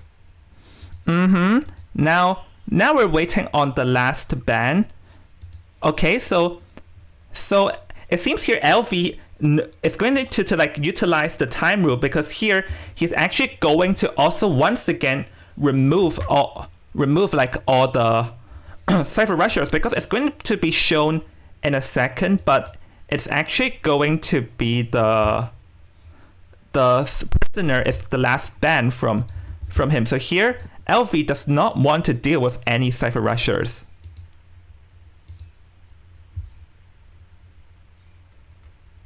Yes, and for the hunter to not want any Cypher Rushes, that means they're most likely aiming for either a draw or a win already. And the moment they do this is because they are trying to delay time as well, just in case. So just in case they do end up getting a draw, they actually have this tactic where like the Cypher Rush is actually still quite slow, so they might have hope for their survivor side. Yep, and we're actually going to have the last pick, and this is actually a very interesting pick here, NX. So please tell me, what do you think? Of the Entomologist is going to be the last one, and the Entomologist being picked over here, I'm actually fascinated with this Entomologist pick. Entomologist bugs can potentially have a lot of support in pushing the hunter backwards or like clogging the hunter mid-kite. It's a soft supporting character. If played right, can be a nuisance, but I digress. You have to play it right. Yes, but there's also times where entomologist has been used to actually help assist the rescuers to actually do a perfect rescue without even getting hit, because the bees will come out of nowhere while the hunter's focusing on the rescuer, and because of that, the bees can actually push the hunter far back where the rescuer actually goes and get actually a free rescue. Because in one of my ranked matches when I play it, there was an ento that actually did something like that, and the hunter was a ripper, so he can't swing at the bees because the foggy blade will be wasted. So because of that, I actually was able to pull off a free rescue without getting hit at all. Slay. Oh, bro, no, I'm not supposed to say that. No, but that's actually, yeah, that's actually another thing though, is that you mentioned it. When camping, when the hunter hits the survivor, then the bugs can be used to, then the bugs can like shove them 65 kilometers away from the field. Like, that is actually a very, very good point that you're making here, NX. Yes, and because of that, the hunter will actually get the distance will be wider for the hunter's point of view because of the bees pushing the hunter far away from the survivors. So, and at the same time, because of this scenario, if the hunter actually hits the rescuer and the bees push him back far enough, hunter might actually accidentally get mixed up between the trail marks of the rescuer and the kiter. Oh yeah. Another thing though is that if we're talking about chasing wise, the entomologist, you have to remember entomologist does not have footsteps when using the bugs. You have to remember that, everyone. Yeah, so there is a chance that Ento will just manage to escape the hunter's line of sight and just disappear. But then there is remember of the issue where entomologist, when she turns the next corner, she has actually 2 seconds of a outline of her because of the so-called fragrance that she produces. Yep. So this actually might be lucky for the hunter that usually uses blink, but it's a very debatable case because there are going to be times where the hunter might accidentally not pay attention and lose the endo completely. I will agree with that. So while we're at it, we actually, through the power of technology, we actually know what is the hunter's pick. So please wait a second, everybody. It's going to show onto the. It's gonna show onto the screen in probably like around Power of technology and Discord. around now. So LV here is actually opting for also a night watch. So it's going to actually be the same hunter that Zenith played just now. Like they saw how LV saw how Zenith got a tie just now. So I wonder what would be he be opting for over here. And next I'm gonna invite you here. Alright. Remember how Team Zenith actually managed to rotate the Night Watch early game, where the Night Watch actually was not able to find the survivors for a long period of time. So because of this, hopefully this Night Watch from Team Shadows will be able to choose a more interesting spawn point where he actually manages to find the survivor that's rotating before the survivor successfully rotates. I'm actually looking forward on not this game but the next game, and you will know why. I'm actually looking more on forward to the next game, and you will know why in a second. But I am looking forward to this. I'm looking forward to the next game too, and for all your audience out there, you know why. I'll make sure I'll mention it. But let's see what's going on right now. Okay, Lambo is inviting. Yeah, actually, I think we got a bit more fluent because now like she does her thing, we do our thing. So I think it'll be better NX. It's less stressful. Yeah, it did got a bit stressful just now. I'm not gonna lie. I actually swapped back to BlueStacks, but the difference is that for now I'm going to like be the one who like hosts the lobby, so hopefully it will be better. Hopefully, but right now with this idea, what do you think will actually happen? Who do you think the Night Watch is actually going to be finding first? If we look at this team comp, actually, over here, actually, psychologists and entomologists are good targets. Entomologists, like I'm pretty sure that you can use the wind current to like blow the survivors off the bees. Oh yeah, if the Ento is riding the bees, Hunter can just pull her straight back to the Hunter. Yeah, that's exactly what's terrifying with the entomologist. Yes, that would be like funny and scary at the same time. Like, can you imagine you're riding your bees thinking you're safe, and then all of a sudden you just get dragged back into the Hunter's hands? Okay, so with that, I think Lambo, can you ask people to confirm? Oh wait, she's not. No, Yes. she's not here.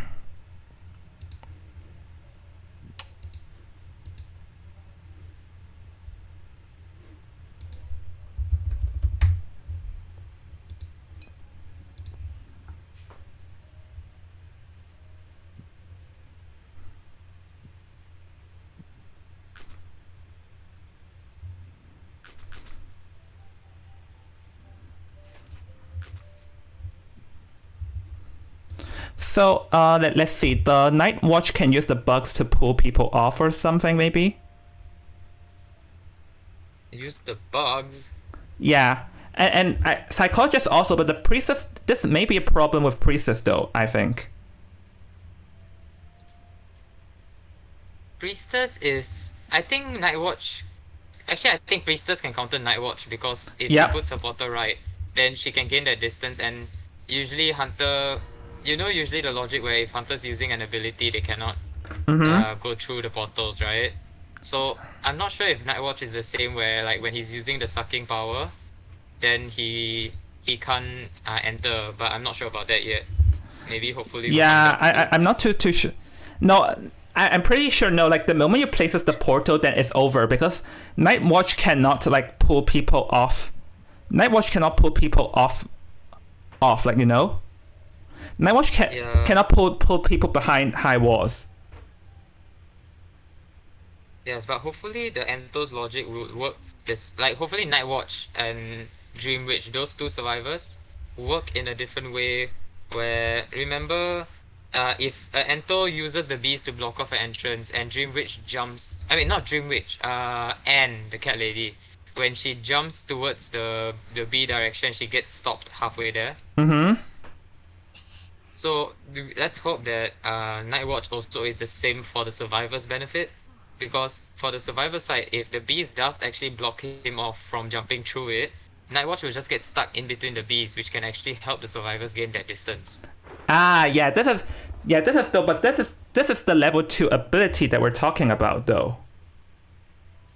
Yes.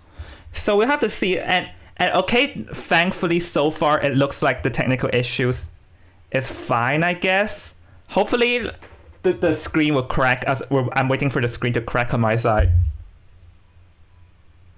I'm also waiting, don't worry. I'll tell you Oh. when it cracks. Yeah, because I don't want the same thing to happen again. Yep, it just cracked. Oh my, Mine just cracked. I want to die. Anyways, yes. I want to die. Oh, I think it's mine okay, should be able to crack soon. Don't worry, they paused the match. The priestess paused the match.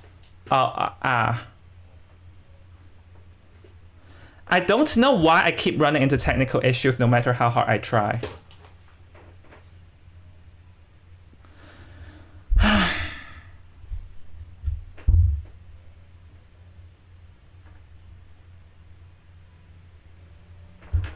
Hold on here.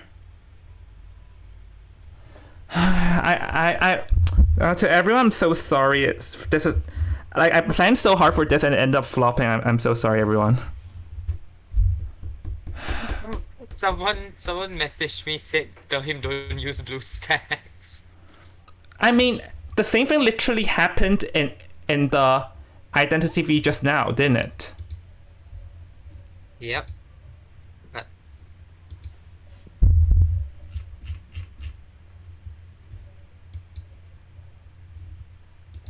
did yours crack or is it still No, stuck? it's stuck. It's stuck again.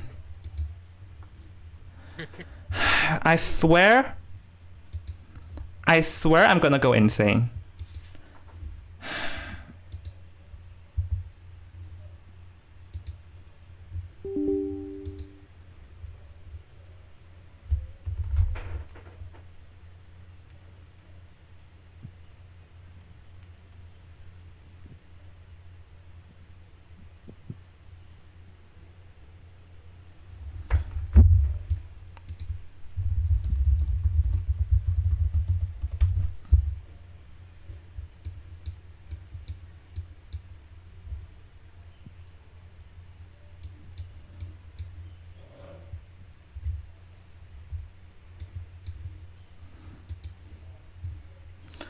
So is the game still being paused right now, or? Yeah, the game's still being paused. I'm We still have like 165 seconds.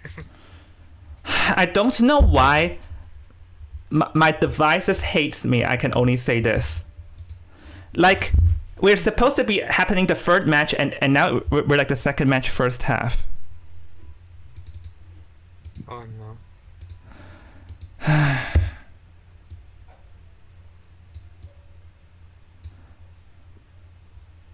Hold on, everyone. Hopefully, the PC version of IDV will be friendlier to me.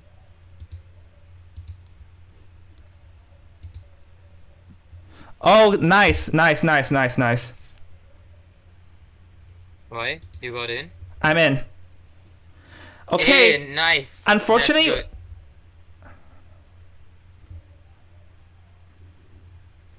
good. Hold on.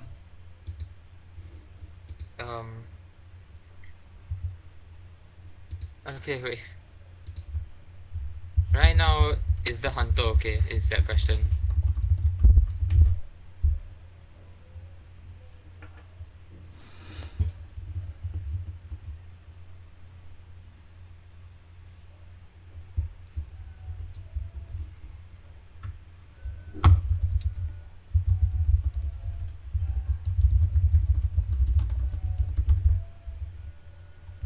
Okay, we're gonna have a restart because I forgot to turn on area selection. So yeah, guys, it seems like we are having massive technical difficulties, and I once again do apologize that this tournament is a flop so far.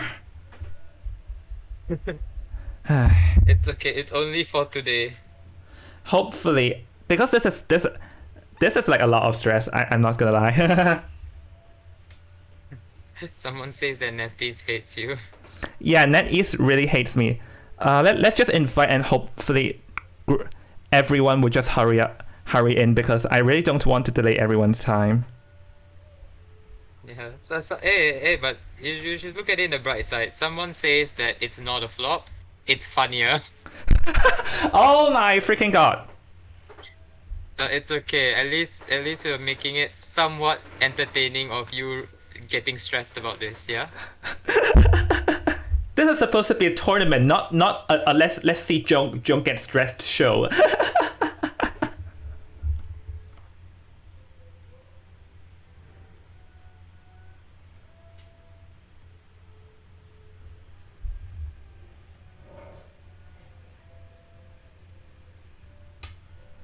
Okay, so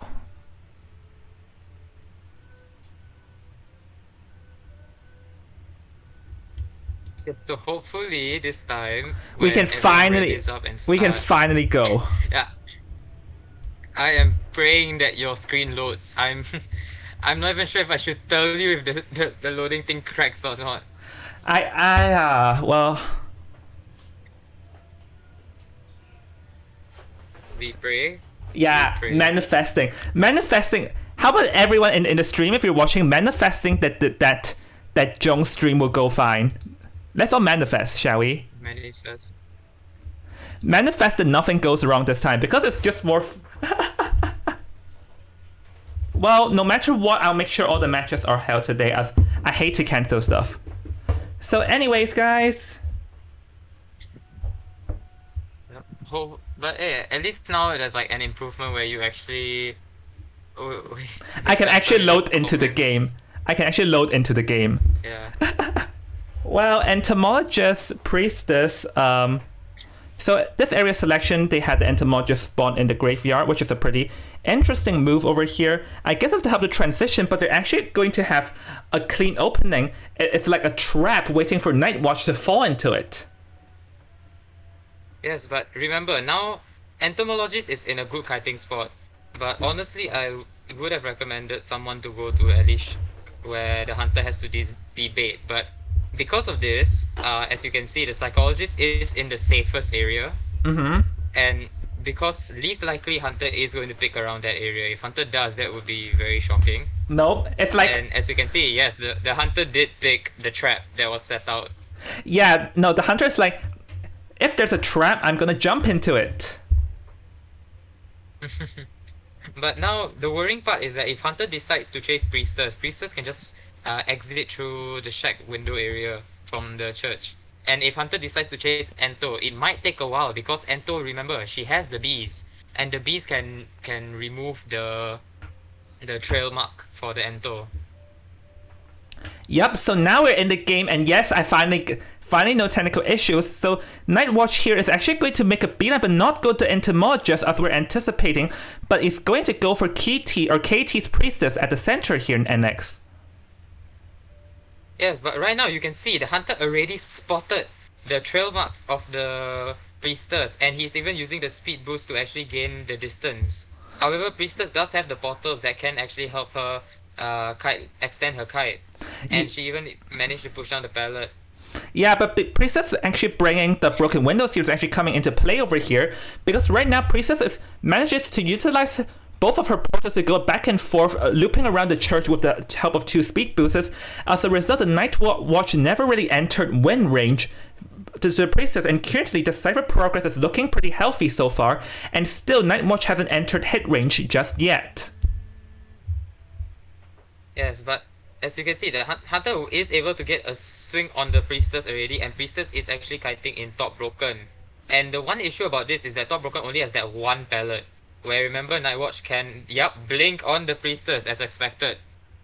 Yep. So right now with the blink, this is actually, if we look at the cipher progress, it's actually like a bit slow currently, because there's only one decoded cipher and 2 half ciphers, so the ciphers is actually not that enough. And the reason I believe that this is happening is because after the priestess looped around the church, she just ended up wandering in the open and gave 2 free hits and never really utilized the pallet areas, because that's how you get a night watch, is to hug pallet areas. Yes, but as you can see, now the Merc is running around while the Psychologist is actually going to be the one rescuing first. And in this scenario, Hunter actually decides to hit Psychologist first, but misses the swing, unfortunately, where the Hunter now has to go back to the Priestess, where he actually has the outline of her for a few seconds with the new persona. And her getting pallet stunned. Yeah, opted for the pallet mind game there, but unfortunately it did not exactly pay out. So now it's actually going to be like a second down situation, and currently this is not looking too good for the survivors, because right now the ciphers are just far from enough, and also the other thing is that they don't have a survivor that can reverse the bad situation. Yes, and originally when you saw, Hunter hit the chat, so Merc actually was able to pull off a free rescue and hopefully body block, and he did end up body blocking for the Priestess while panicking a little bit. Yeah, but I'm not sure if you realize over there, it said, the Priestess... Oh my! The Priestess tried to hide behind the pallet but got surprised by the suck over there. Like, what I was about to say is that when the Mercenary got hit, the Priestess did not exactly transition far and just sort of stayed in the same area, and that's definitely also not ideal. But the cipher progress, actually one cipher is near decoded between the wall areas, so they actually have around 1.5 cipher remains. Yes, but as you can see, Hunter already spotted Ento quite fast, so now this is in hopes that the Hunter did get stuck in the V as expected with the dash, but he's still able to gain that distance, which means 1 free hit on Ento already. So right now there's 3 ciphers left, and then 2 ciphers are being worked on, which is the church and shack. But then, however, I doubt that entomologists might be able to kite in this area, as most of the pellets are already used up. Yeah, and also Nightwatch having blink, it doesn't even to use it, and down goes. And what even hurts even more is that the entomologist actually died at where the last cipher is, so that will make them complete the ciphers very hard, especially because Mercenary already expended the only tag terminer in the team. So now this is in hopes that the Mercenary was once again able to pull off a rescue without getting hit. And and Hunter blinked on the Ento, but she got down once again at the last cipher. The potential last cipher that's only at around 80%. Yeah, that's the cipher that they'll have to rush in no matter the cost. As we can see, the Mercenary is just going to go for broke here, and it's 85%.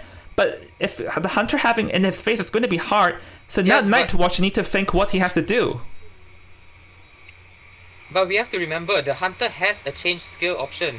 So if Hunter's cooldown actually goes in quite fast, then Hunter would be able to just use abnormal. And Mercenary getting hit while using the elbow pads by the Hunter. So now this is going to affect the last cipher by a lot, and Merc getting down right beside the last cipher as well. Yeah, I feel like the Mercenary got a bit too greedy in the elbow pad, and he should have used the elbow pad earlier and should have been more aware, because right now going down at where the last cipher is actually very bad, because now they cannot exact. The survivors doesn't really have a lot of options here, as they're just wandering around. But Psychologist is here trying to rush, and the Psychologist cannot be found though, as she is in half health too. Yeah, but she got down. So now Ento is the last person standing, but she's not able to do anything because she is also at half health. So this might actually end up with the full win for the Hunters, unless the survivors are somehow able to get lucky. Yeah. And as we can see, the Hunter knows that he's camping that last cipher, so he knows that he should be able to get a win already by now. And he's just hoping that he can go find the Ento at the last cipher. Yeah, yep, over here. So we'll see what he's gonna do, because there's likely a 4 survivor elimination, but then actually he may want to eliminate it in a faster time, but here he's just gonna play it safe to ensure that he can get the 4 survivor elimination, as over here it's likely that the mercenary will be sent back to the manor, and the entomologist is going to be in pursuit over here. Yes, but although entomologist is in pursuit, Hunter is probably going to go back to psychologist that has the last cipher. Uh-huh. So Ento probably didn't Oh, tell psychologist, and psychologist got terror shock. Oh, and the cipher was at 99%. The 1% of cipher changes everything, That man. And next, 1% has, yes, and hopefully that, like, from the look of this, the hunter already knows where the Ento is. So Ento also only has a perfume. So with this, I believe that the hunter's actually gonna end up with that win. yeah. So blank. Let's see. Unless Ento has, hopefully Ento is like fast enough to go and pop that cipher. But with the hunter's dashes and even his skill, I doubt that Ento will be able to hit. Oh, And she's running into a wall. up, suck, and down. So with that, I think. Yep, so this actually just guarantees. Oh, yep. This guarantees the fate. So with that, congratulations on Shadows for getting a 4 survivor elimination in the BO1 first half, which means now the pressure is all on to Zenith Hunter to do the same against Shadow Survivor here at next. And at a faster pace as well. Yeah. I believe behind the scenes we'll have to take the screenshots too. So we'll talk more of it after the break as we're overrunning. So yeah, guys, we're gonna hop into a break and we'll see you after the break.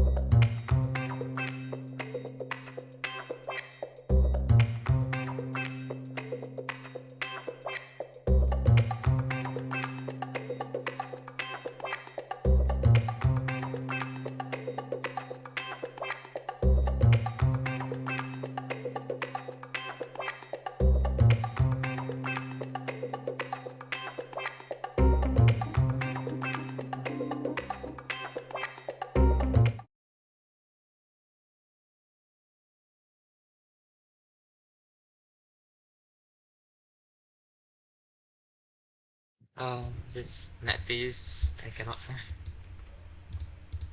It's funny, but We're back, by the way. oh, okay. Okay, so welcome back. welcome back. Yeah, guys. So I really apologize, and please, like, feel free to hate on me because I know it's my fault. This tournament is not working so far. So, anyways, we're back at the second Alright. half, and right now, oh, actually, I thought I actually changed the band pick, and it did not change. So, literally, the running gag of today is let's watch Joan struggle with everything. That's literally the running gag of So- today. It's okay. To some of the people, it's very entertaining to just see you struggle somehow. What? Like, this is not a... Yeah. Who would find me struggling entertaining, man? The Jong suffering arc. Everyone likes it apparently. Oi! Well, I guess... yeah, I'll deal with stuff because we actually have some issues due to me overrunning. But yeah, I'll figure that out in a second. Yeah, I guess this is like...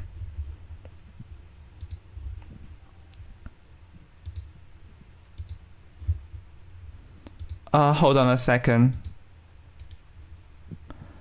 So, what is going to happen here is that we're going to update the scoreboard real quick.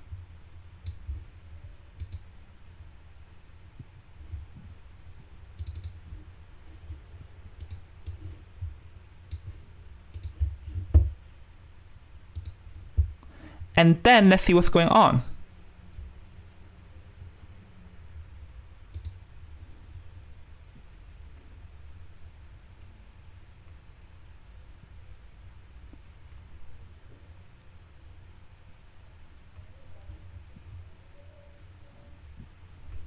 So we actually received news on the first ban here, NX.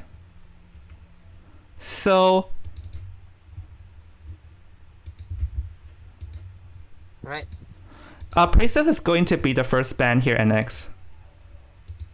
Oh, Priestess being banned. That's. Mhm. Now this is where I'm curious because Priestess getting banned is in this church.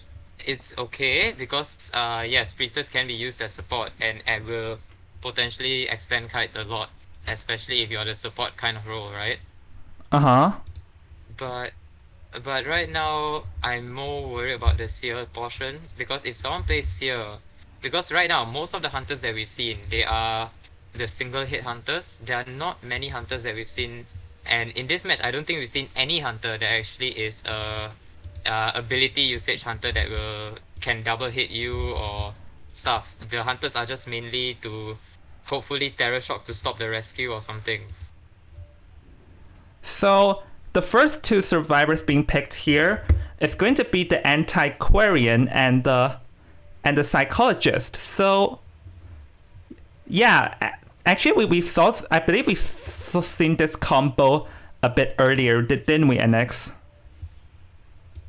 Yeah, the psychologist antiquarian duo. Then the next one will most likely be a mercenary. So if the hunter thinks about it, the hunter might actually ban the mercenary in this section. Actually, we're seeing something entirely different happen with the bans. It's because it seems like it's a running thing in this tournament for everyone to get rid of the decoders because the prisoner and the mechanic are the next two being banned here. Haha. So right now, so because of that, and since psychologist is there, most likely the rescue is going to be a mercenary, right? Yeah, you're right about that because the mercenary is actually the next one being picked over here, Jafet. Sorry. I did it again.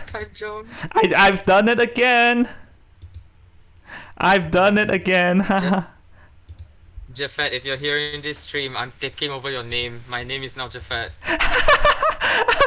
Jafet, what do I call you now? Jafet, the real Jafet, what do I call you now? The fake My Jafet. name is now Jafet, no longer. Yeah, I'm the fake Jafet, the NX Fat. Oh no, wait, no, that's. That one just sounds like it's calling me fat. That's sad. Hold on a second. We are receiving some news over here that the fourth survivor band, which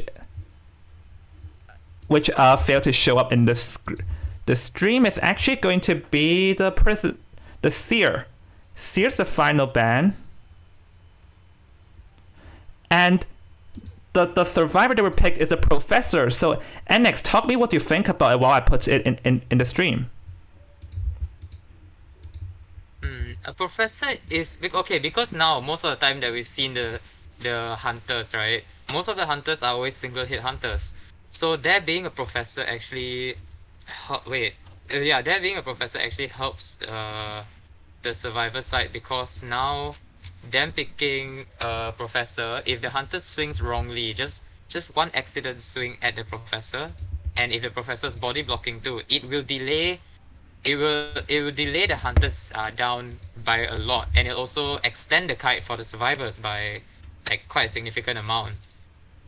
Yeah, I'll agree, because the professor, like, you have to be careful, and there's like some hunters would miss on purpose, and literally some more like scarier will actually purposely run towards you and eat that hit. Like, you know what I mean? Yeah. So, but then remember, some hunters, they actually would actually fake swing, where like they swing at the professor but then they move away. So that actually wastes the professor or even other survivors that take the shell. So it actually can fake them to use it and waste that ability. So now hunter can be like fully confident to chase. Yeah, so while we're at it, let me quickly explain to everyone the situation over here, because like there was a 4K just now. There was a 4K just now. So what happens here is that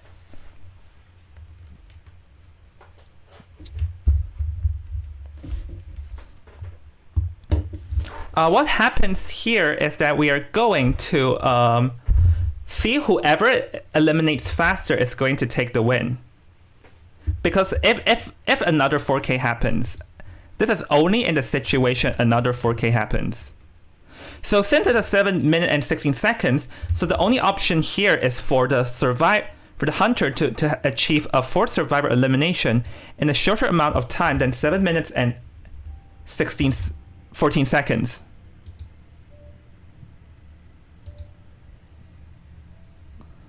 So they have to. So the hunter really has to get a 4K at the quickest pace possible. Uh-huh. But then, we already got the notification of what hunter it was. Yeah. Oh yeah. It had not showed up on screen yet, did it? So yep, it's going to be the Dream Witch once again. Yes, and the issue about Dream Witch for this part is Dream Witch is usually the hunter that delays the time of the game. So with this, it's either she manages to down survivors and injure all of them at a quick pace, where she can actually end the game quicker, or unfortunately, she will be the one that delays the game very long because of the leech mix-ups. Mm-hmm. Yeah, for certain. So right now we're going to start the game. So yeah, finally, I think we got a bit more smoother this time. Hopefully. Hopefully. Because this is literally the Let's Watch Jones suffer stream. Yep. So I think you have to switch your yeah, thing, right? Yeah, I switched it. Oh, okay. So right now with this setting, who do you think the hunter will be able to find first? Able to. It actually depends on the area selection, but area selection over here. But currently, if we are like looking at the situation, is the mercenary, psychologist, professor, and antiquarian. Like, there's actually no easy target. If we look over here, there's no easy target at all. Yeah, so right now the hunter has to do, like, with all these characters are basically delayed characters. Like the mercenary can, if hunter decides to chase mercenary of all people first, it's delayed. If hunter chases psychologist first, she has 3 HP, it's delayed. Yeah. Antiquarian, she can just hit the hunter and then it's delayed. It's delayed. It's Professor, delayed. also the exact same. It's delayed. Yeah, with all of this, it's just going to pressure the hunter so much that the hunter is gonna struggle with this. Yep. So, oh, by the way, what the reason why I'm so looking for on Shadows survivors to play is because one of them is my in real life friend, and I believe it is the Fluffy, which is the mercenary player. So if you're watching this, Fluffy, I'm watching you. 我及住你㗎. Yeah, I smack a Cantonese out. Screw whoever who doesn't understand. 我及住你㗎, Fluffy. I need the translator right now. There isn't. Well, but right now from where the hunters spawned at bottom broken, where most likely will be chasing not the mercenary but someone either in church or in middle broken. And unlike the previous match where the composer didn't notice the Dream Witch and almost got terror shock, I'm pretty sure all these survivors will be aware of the hunter actually having that Dream Witch mark on them. Hold on a second, but right now the psychologist is going to be in range over here, and the leech, the main spawn leech, I believe, is following right behind. So let's see what the psychologist opting to vault through the window. So now the Dream Witch was stuck in an awkward position as her main leech isn't exactly in the correct position to land a hit, as the Dream Witch has to dance back and forth. Oh, but from the looks of it, the Dream Witch doesn't seem to want the psychologist. Instead, the hunter seems to be going towards the mercenary of all people. Haha, I'm gonna watch. Oh, mercenary's still decoding. And she's deciding to leech. Yeah, it seems like he wants to get a terror shock, but the mercenary realized what's going on and is making a run for it right now. Yes, and he managed to elbow pad away from the swing of the follower. So this might actually end up in a bad scenario for the hunter, especially when the hunter throws a patroller at quite a distance from the mercenary. And as you can see, the patrol is actually changing target, going towards a psychologist. Yeah, I will agree with you, because the location of where the Dream Witch uses the patroller is actually leaves a bit to be considered due to the fact that there is just such a long distance, as you mentioned. So right now we can see that the Dream Witch is going to keep on chasing the psychologist over here, but the psychologist's free bites are about to expire soon as well. Yes, but we have to take note. Psychologist is actually no. Every character is still full HP, and none of them has used any abilities yet as of now. And right now, one cipher is already done, while the other cipher is at 90% about to pop as well. Yeah, but we can see they already got a free hit and the psychologist actually utilized the professor's shield, so they're actually doing a very good job in delaying, because currently the Dream Witch is struggling over here, and because the psychologist actually had no leech on her, and now the psychologist will force the Dream Witch to waste another leech, but the spawn leech is nearby, so this is going to be a back hit over here, NX. Oh yeah, it's a back hit because the psychologist didn't notice the dream where the main follower was at. So she's gonna get down right here, but the thing is, she's down at top broken where there's no other ciphers being disrupted. So mercenary still doing at middle where the cipher's already at 80-90%, while anti-current already popped the cipher, and Professor Cipher is also about to pop already. Yeah. So right now, this is based on the Cipher Rush logic, where Cipher Rush is very quick, or even if it is slow, their rotation methods were so well that the hunter couldn't catch up with any of them. Yeah, oh, the Antiquarian screwing over the Dream Witch. Now the Mercenary is going to come into play, take a hit, and going to pull off over here.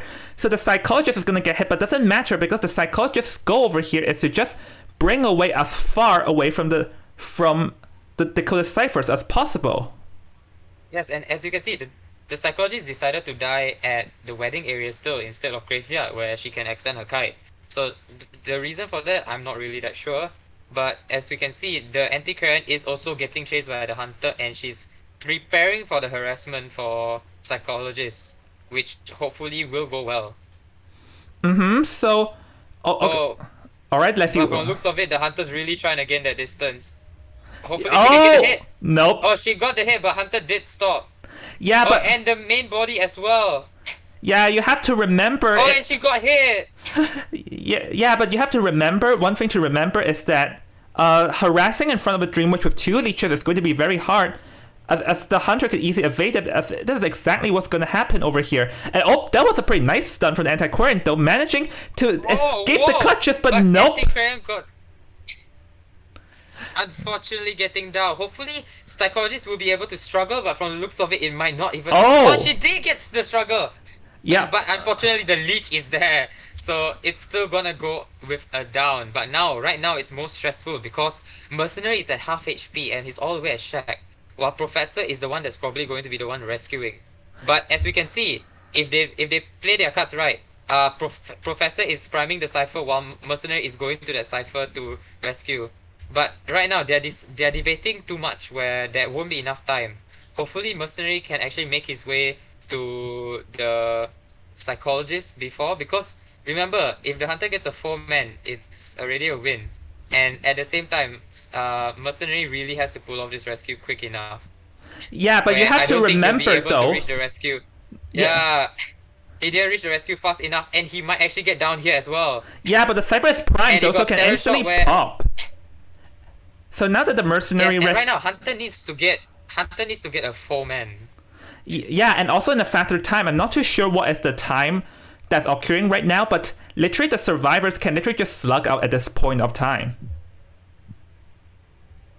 Yes, as you can see, the mercenary going to back gate where the gate is already being opened by Professor, but the Hunter is also pressuring the Professor Cypher. I mean the gate. So it can actually change a lot, especially when she has Blink ready. Oh, Professor here, no, it's going to be very careful when it uses the shield. So, doesn't use the shield in time, and down goes the Professor. As we can see, the other two survivors, as the gate is still not yet done over here, because this is the power of Dream Witch, because everyone has a leech on them, making it very, very hard for them to really pop the gates, because they have never cleaned up the leeches. Yes, but right now at this rate, all 5 ciphers have been popped, and they are even pressuring gate and rotating and buying time. So I believe that even though they get a 4-man lose, they are still going to win overall because of the time being wasted over here, as the Dream Witch is panicking on who to chase and what to do. Mm-hmm. And despite none of the gates opening, they can literally just hide out behind the gate and not do anything. Yeah. Alright, so Antiquarian is going to go down go down over here, and we can see that currently all the survivors are struggling to pop the gate due to the fact that not cleaning the leeches are really coming to haunt them at this point, as there are just so many leeches at this point knocking survivors down left and right, but they did manage to delay a lot of time as all 3 survivors end up going down in quick succession. But here we can see they're not surrendering, as this is just what they're trying to do, drag out time. Yes, and them dragging out time will also probably, at this rate, I believe it's already a win for Team Shadows because of this time delay. Yeah, so we can see that everyone is going to get chaired one after another. So the only question is that what was the time? Was it faster or slower than the time that occurred in the previous rounds? So, yep. Yes, because remember in the Go ahead. remember in the previous round, the Team ZN were able to just rotate a lot, so the Cypher Rush wasn't that fast. So there might also be a delay. So it's either one of the other team, both sides can have the same time frame around there. So let's just see how it actually went with. Yeah, we're still waiting. So do you think you can tell me what is the time? Unfortunately, I can't because I don't have the past record thing. Ah, yeah.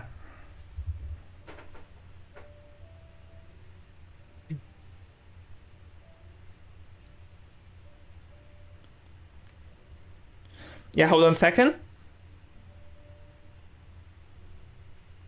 So the time for the first one would be 7 minutes and 16 seconds. Yeah, we're But the waiting second on we're one- waiting on the second one, because I am actually prepared to like put whoever that won on the screen here, but I'm still waiting for it.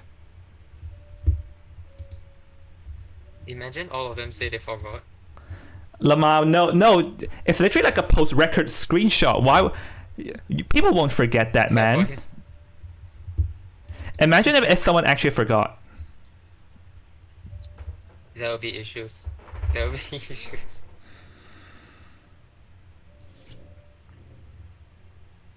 Oh, Okay. wait, what was the first Oh, one again? What was the yeah. first one again? The first one was 7 minutes and 16 seconds, and this one, the second one, having a time of 7 minutes and 35 seconds. Okay, so we have our winner. So congratulations to Shadows because they actually got 4K 19 seconds later, and that was the difference. Yes, and right now there is a 19-second delay. So unfortunately, actually not even unfortunately, it's fortunate for Team Shadows that they have managed to delay the time for quite a long time, and it's unfortunate for Team ZN that they weren't able to actually down all the survivors and share them on time. Alright, so I believe actually what happened was that they never cleaned out the leeches, and it came back to haunt them. Yes, because but despite them not clearing up the leeches, they were still able to buy a lot of time by just running around. And running around far from your leech also helps because now Hunter has to really rush the down speed. Alright, so let's go to the interview VC first, to interview whoever is there to get slaughtered. Let's kill the...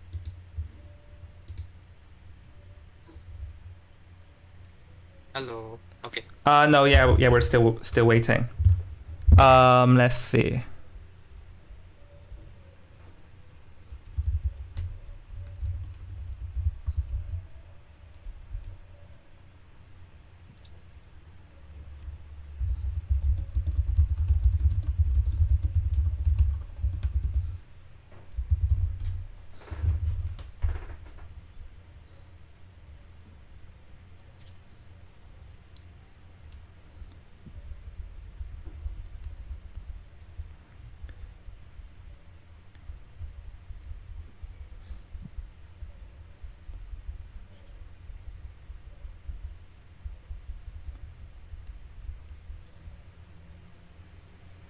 Oh, hi, good afternoon. Oh, it is you. Yeah, it's me. Hello, my real life friend. Alright, so shall I interview in a language that no one knows or no? No, in a language that we all know. Alright, so you guys won. Sure. So you guys won. How does it feel? I guess I suffered from heart attack. What exactly? Why did you exactly get heart attack from? Because, I can't say, I just don't know how to describe is, oh no, I'm so scared, how should I do? I want to quit now, please, like that. I mean, but, continue. yeah, but overall, it's a fun game. I'm glad to join my first tournament and playing this game with LV, Cacti, and Aesop. We had so much fun here. Yeah, especially your hunter performed very well, getting the 4K right off the bat. So were you guys screaming off camera or something? Oh, I was like, wow, look at his skills again. It's so stunning. Like that. Yeah. I believe he can. Well, you got more matches tomorrow, so are you guys confident for it? You won't know what happened next, but yeah, we'll embrace for it. Embrace it. All right then. Yeah, because we're overrunning, I'll end this interview short. But yeah. Good job. Okay. Good job here. All right. But Have fun, guys. oh, by the way, one more thing for you. 我好期待你之後嘅表現啊！你唔好啊你唔好啊！我死啊！夠啦！ Okay. All right. All right to everyone. We're gonna enter a quick pause, and we'll see you guys back after the break.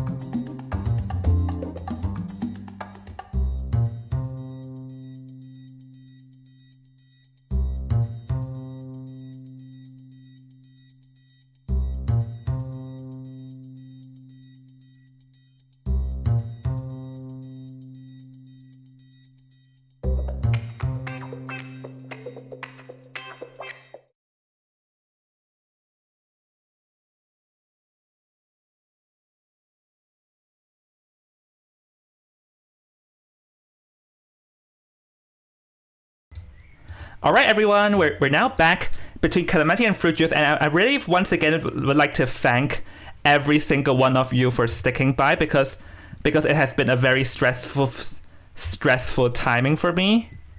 Hasn't it, NX? Yeah, and during the break, I was just reading the comments in the live, and I just see people flirting with each other in there. So, Oh my it's- goodness. I was just reading it, and I was like in awe. I was like, oh my god, it's happening in comments. Oh, can you remind me on the line up while I update it? Okay. Wait, give me a Like, can you tell me what's going on so I can quickly make the screen annex? Thank you very much. Okay, so right now, okay, Fruit Juice has decided to ban Moonlit. No, the Fruit Juice Hunter is Twanji, right? Fruit Juice Hunter is, yeah, Tuanji. And what is Yes. the survivors? Their survivors is Bleach, Jew. No, Toast, I mean and- Calamity. Oh, Calamity's survivors or Hunter? The Survivors. survivors. Drake's, Surprise, Slushy, and Zong. Yeah. Drake's Surprise, Slushy Slushy, and and Yuzong. Jong. Another Jong. No, this Jong isn't my Jong though. It's the better Zong. It's CHONG. I mean, Yeah, the ZH Ong. yeah. I'm going to update the band pick screen, guys, because I'm a pretty understaffed this time, so that's my bad over there. So, they're band picking, right? Yeah, they are band picking right now. So they already banned one map already. No, I mean, I believe they're already on the character screen, aren't they? Yes, they are. But just telling you the map where their choice of the map is Chinatown. I know. Chinatown. I know. Yeah. Okay. Then Jude is okay. Wait. Oh, you already went this far. What am I doing? Okay. Give me a while. Sure, man. Fruit Juice banned Priestess as their first character ban. Priestess, right? Yep. Oh, nice. It's already there. I don't have to edit it. And then?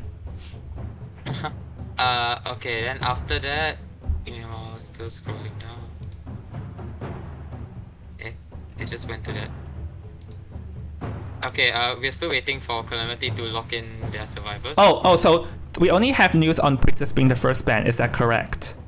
Yep, and now we just received new news on the survivors that are picked for the map. So, yeah. Okay. Go ahead. The first survivor that's picked is Toy Merchant. Ooh, go ahead. Yep, and while the other would be the Mercenary. Okay, so while I update it, tell me what you think. Toy Merchant, very strong at this map though, because it can fly around. But the thing is that not often do we see a lot of teams pick the Toy Merchant first. So I believe over here, actually, they have a plan, I can tell. Calamity Survivor has a plan.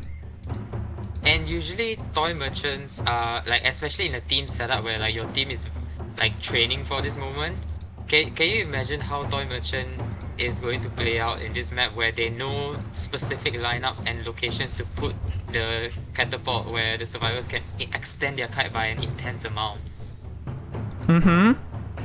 Exactly.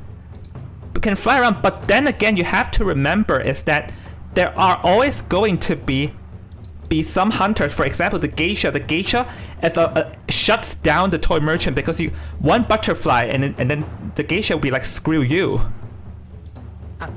Yeah, but at the same time, depends on their secondary characters. Where right now we can see okay, Fruit Juice has already chosen the two bands. So Hold on. Yeah, I'll update it real quick. So the first one is the prisoner, right? Yep, the prisoner is the first band. I mean the second ban technically. Followed.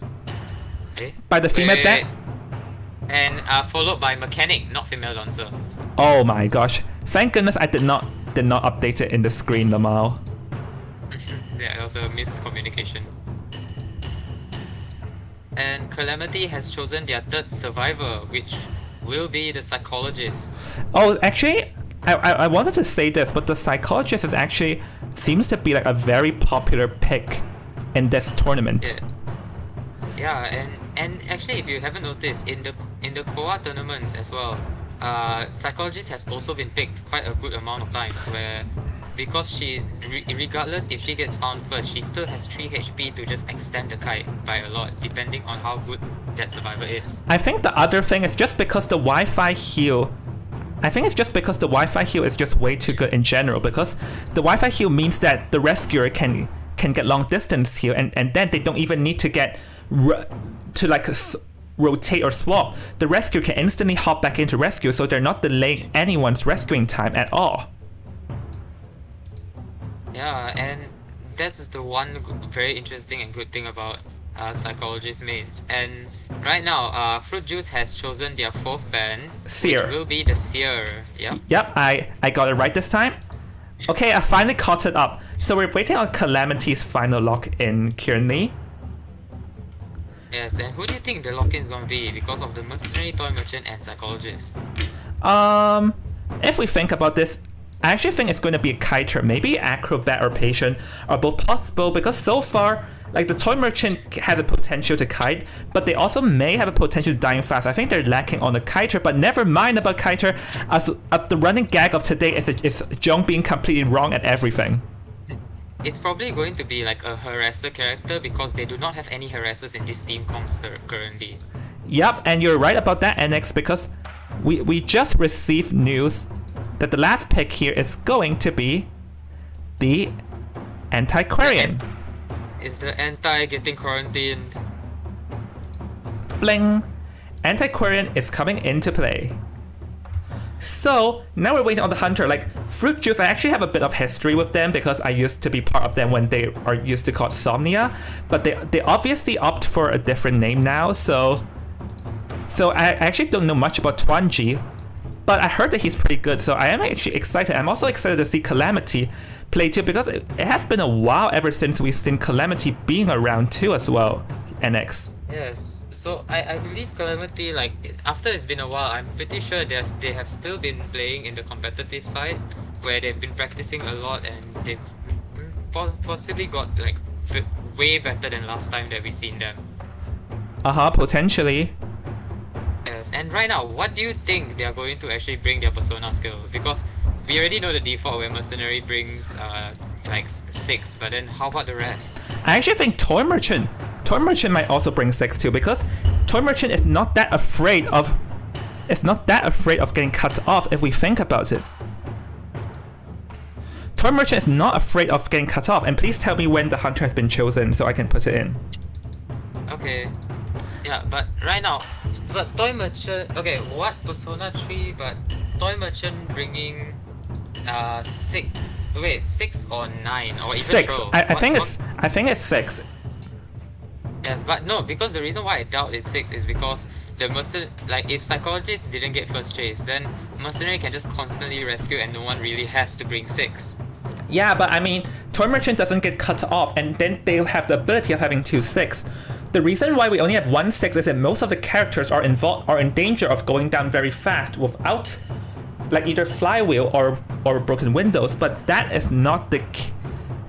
That is actually not going to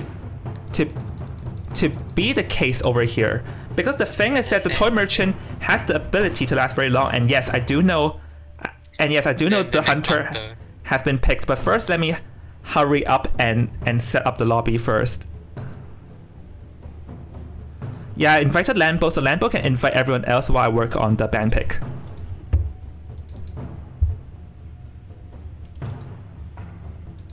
So, I almost said Jafet again. NX, tell me, what do you think about this Hunter that I'm locking in right now? Well, I believe this Hunter is actually, like, if lucky enough, this hunter, if chasing the toy merchant first, right? If the toy merchant doesn't get off the get on the catapult fast enough, the hunter can actually cancel her from using the catapult. And it has happened before in a lot of occasions where I've seen it, and it's very disadvantageous because when that happens, the person that's trying to the toy merchant trying to jump away or anyone else that's using the catapult, when they get stopped from using the catapult, they start panicking, where that goes to the advantage of the hunters. Yeah, I'll agree with that, man. So the lobby is actually being set up right now, so everyone please wait a second, as I have to remember to turn on area selection. And yep, I'm ready. Oh, you're not in the lobby. I'll grab you in. Thank you. I wanna play Survivor. Thank you. I'm kidding. Go ahead. No one's stopping you, NX. I think Calamity Oh, by is the stopping me. way, you should be very familiar with fruit juice too, from what I know. I'm very familiar with both Calamity and Fruit Juice, so Yeah. this is going to be like an interesting thing to watch. Remember when we did the group draws, we literally called Group A the lore group? Yeah, Group A is purely the lore group, where actually all of the teams in Group A, they have a history with each other at one point or the other. Yeah, Group A is the lore group, and Group B, well, we'll get into that. Group B is a battlefield, so that is another story to be told. Oh, you're up later, NX. Oh no! I humbly decline. Oh, maybe you can come back to get slaughtered by me should your team win.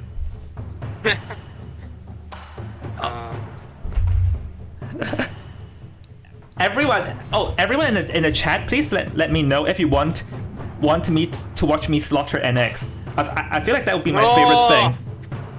Why is it your favorite thing to torture me? What? Why? What Because have I done to you? Because you're my staff, and as my lovely staff, you have the privilege of getting slaughtered by me. I feel like I should say that's unfair to some extent, right? No, you get privileges. Aren't you happy with getting privileges? Oh, by the way, your girlfriend Demi is saying that yes, I want to see it. Eh? Oh my god, I think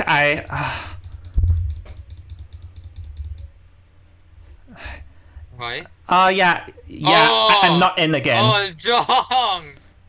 No, I think it's fine. I think it's fine. I'll restart because just now it worked, right?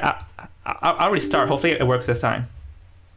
Yeah, the team has not readied up yet. We're still in the waiting Oh. to be prepared. Oh, I thought I clicked ready. No, you did. I mean, we are at the waiting for the area selection phase. And now we're at the area selection phase, yeah? Oh, that's fair. Yeah. So, okay, before you, while you're logging in, let me just say, so basically, the psychologist chose the top left of the map at Mannequin House, Mercenary choosing middle, Toy Merchant choosing hotel, and Antiquarian choosing to the left of Toy Merchant, where is the Umbrella Gate. Oh, literally today it's a running theme of today of let's watch Jung struggle, and yes, I unfortunately I cannot get back into the game. Huh? No! Don't make me do it again. I don't want to stream. I mean, do you? I mean, I'm not even sure shall we restart or not, because I hate that the tournament's delayed because of my laptop being a jerk. Yes, but Pause. Just tell them. And okay. NX, if this happens again, then you do it. Okay. If this happens again. Okay. I think at this rate I should just download Identity V on my PC and then just stream for you.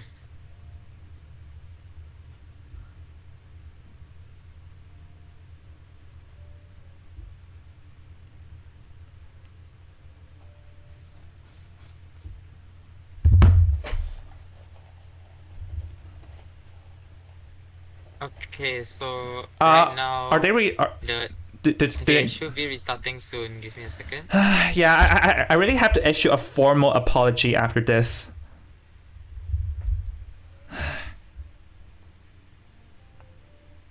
I really have to issue a formal apology to everyone, to like every team for delaying everyone's time, and and just this tournament being a flop so far.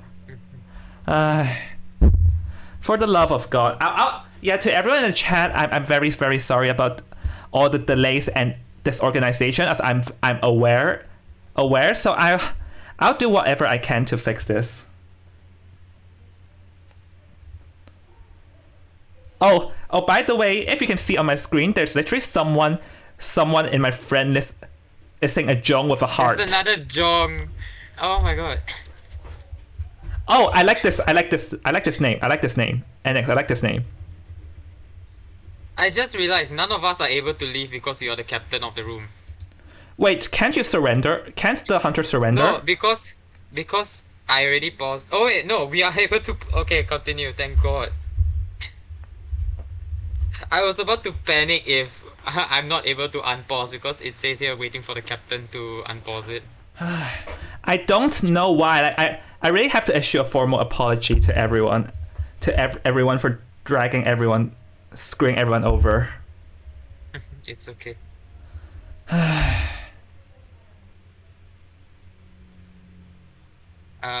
Someone in the comment, Jong, remember to pay NX more for overtime. Okay, yep. Thank you, Jong. Yeah. NX, if this happens again, then you stream. Okay. Let me download IDV. If this happens again, then you have to stream it. Yeah, I'm gonna. Yeah, but I think we should be prepared for more. But I really did not expect all these problems popping up left and right. Yeah. Let's just rush it. And if this happens, you just stream it for me. Alright. Okay, I think I like how everyone wanted to watch the tournament, but then they're literally just watching a Jong suffering arc. Yeah, it's okay. It's still fun to some people. Not to me.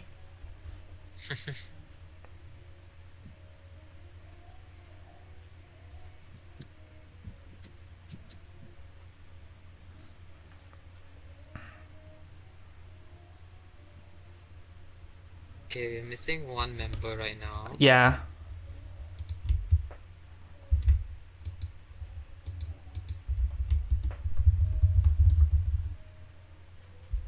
May I ask? Wait. Let's hope.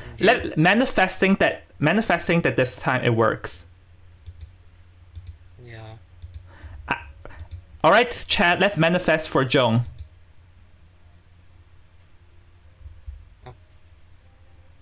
You managed to get in? No, I don't think so. Jong. To everyone in the stream, you can see I click start case restoration and then it's literally stuck. Oh no. Well, I'm going back to my budget phone Wi-Fi. Yeah. I just have no idea why this is happening to me. It's okay.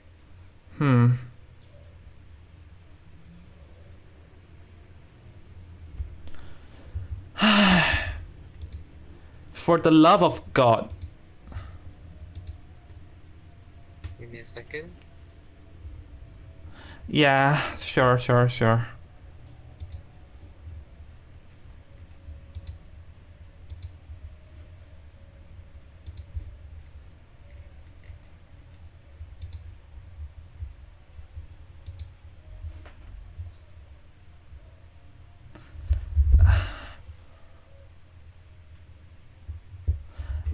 I can show everyone like I'm literally stuck on this page.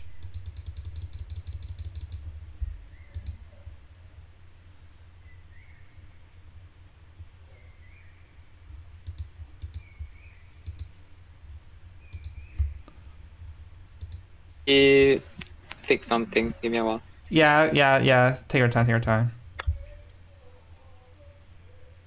I think if this happens again, we'll just go on. Yeah.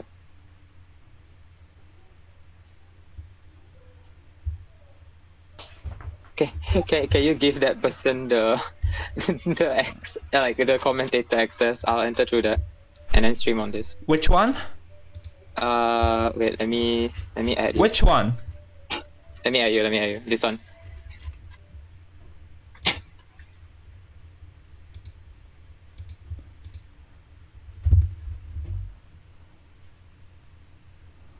I gave it. I to everyone in the chat, I don't know why. Like, you guys saw it, I clicked and then I got locked out for some reason.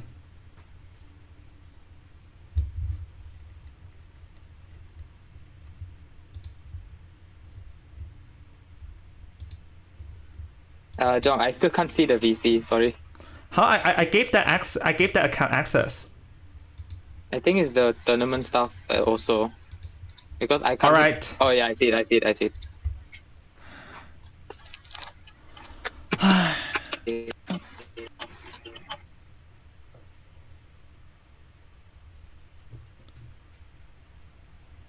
Hello. Yeah. Okay. You can see my stream, right? Yeah. Go back in game. Let's see what's going on inside the game right now. Yeah, continue. Waiting for the captain, but I'm outside. No, someone can. I don't know who is the one, but someone can be starting. Hopefully, they can start. Wait. I feel like I was hoping you not to pause over there. I feel like, but never mind.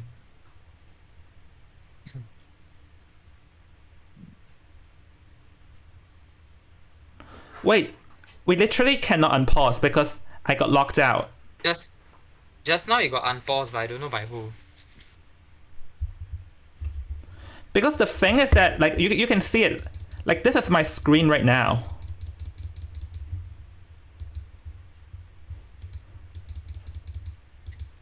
Okay, I think someone might be unpausing it soon. Well, but who exactly can unpause? I'll try leaving the room. Okay.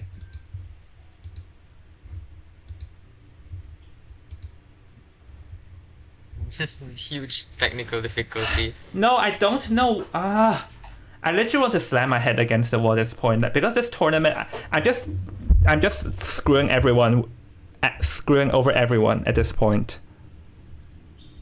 It says once you leave, the ownership gets transferred. So yeah, leave the room, I guess.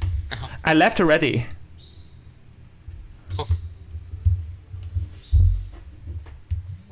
Hopefully someone can start. If not, we're all gonna be stuck here.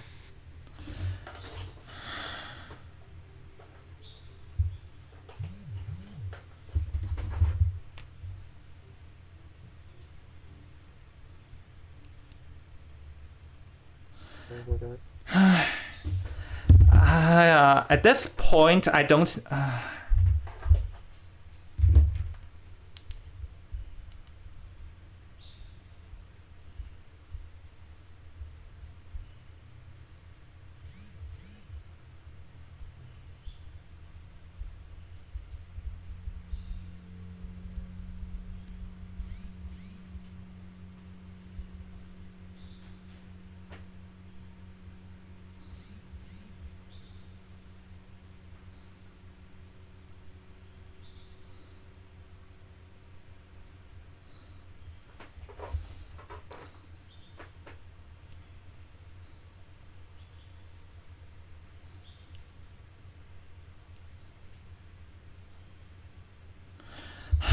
So how long to unpause?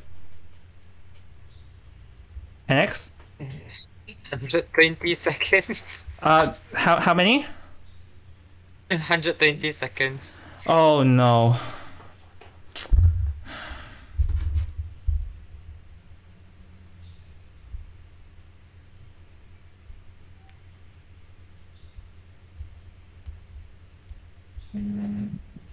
Oh, someone unpaused it. Okay, it's continuing, but now I'm just seeing this happening.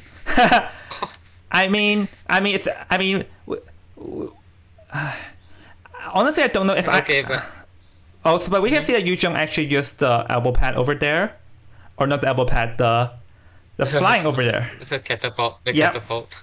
Yeah. So right now we can see the Twanji over here is actually going to be moving towards towards Yuzhong, but Yuzhong, like, we can see that the toy merchant pick placement is definitely paying off right now, as Tuanji here is struggling to really get close to the toy merchant. So currently this is like a decent lead ongoing for Fruit Juice, or rather for Calamity.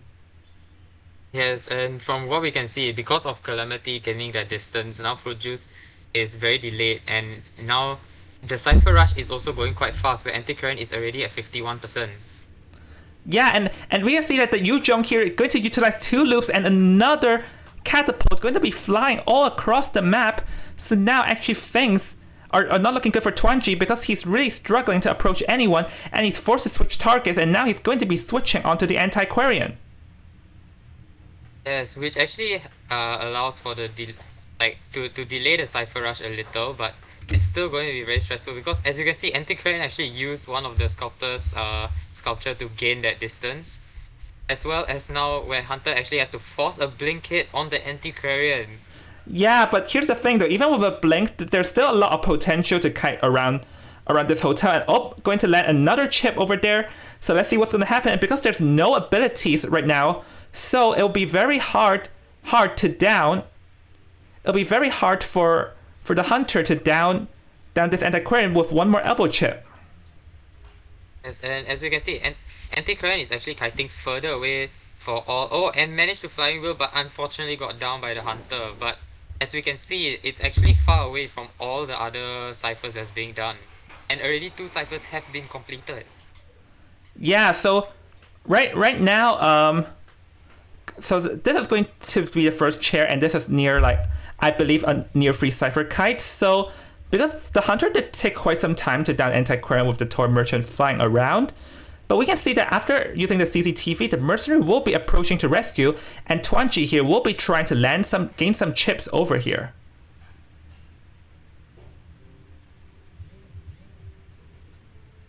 Oh, actually got the first chip over there, and the second chip, you have to watch out. And got another chip. No, not gonna happen. Well, luckily the rescue actually succeeded, but then now Hunter's just going to chase down Antiquarian as mercenaries just body blocking for the Hunter. Yep, the body block over there clogged a bit of time. The Antiquarian will be using her bamboo suit over there, and managing to escape the Hunter's clutches over there, and another stun. This Antiquarian is clutching out right now as another stun. Stuns the sculptor, and now managing to evade the statues once again. Oh, and the charge attack managed to get the Antiquarian.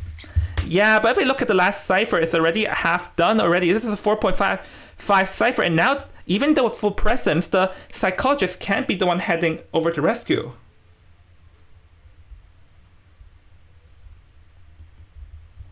So, right now, the CCTV trick over there is there as the survivors are all gonna evade it right now, so...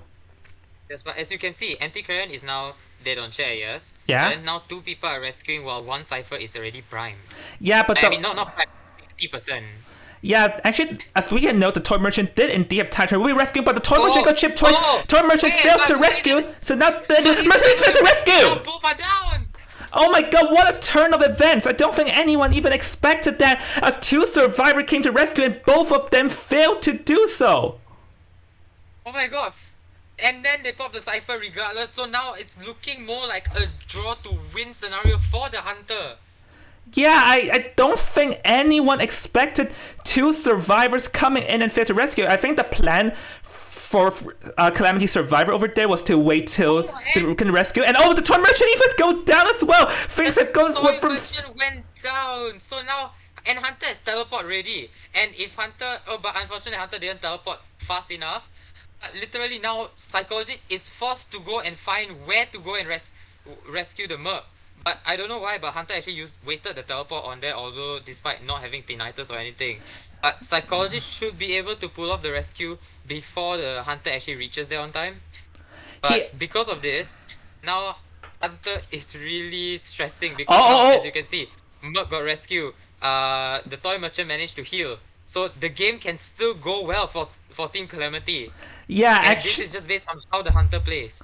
this is literally back and forth and back in this game because two people feeling rescued to now actually Twanji making a misplay by teleporting, because when he teleported he did indeed had tinnitus, but no one was popping at the gate and he wasted it. So this puts him in a position where everyone is back alive and standing right now. So Twanji here will be chasing the merchant. Never mind, gonna go back to the toy merchant as toy merchant expended herself heal, but now the survivors are in a good position to at least get a tie.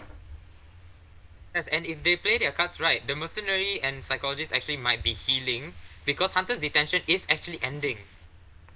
Oh yeah, and Twanji got lost over there as he's gonna go back to the gate, but no one is at the gate, and now all survivors are out of sight and everyone is rushing to the back gate over there, NX. Yes, and from the looks of it, because of the gate is already opened, and because Twanji actually lost the survivors, they might actually get a 3-man in this scenario. But as you can see, the toy merchant's already making the way, and in the end, Hunter didn't even notice that the toy merchant's there, and he ends up with a 3-man escape for Team Calamity. What a turn of events! For one point it looked like a free escape, and then the hunter manages to camp 2 survivors in a row and looked like it'd be a 4K, but then he actually made a fatal mistake and allowed the survivor to sneak everyone in and lost his target, and it turned from a free escape to a 4K back to a free escape here. But the turn of events really changed a lot of things. Yeah, I don't think anyone, I digress, anyone ever expect that. So hold on, guys. We are going to take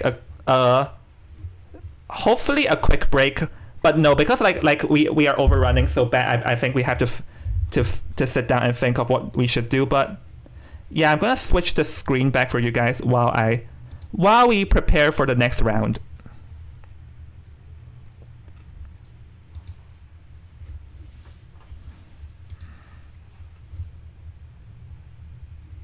Yeah, I think NS, you better keep the screen up open. Okay. And because I don't know when would my game like kick me out or something. So I'll just charge my phone at the same time. The battery's going low. Actually, yeah, the battery's going low. I should charge before my tournament starts. Actually, I wonder, is there an option for me to watch custom games live? If it was, then maybe I won't have suffered like this.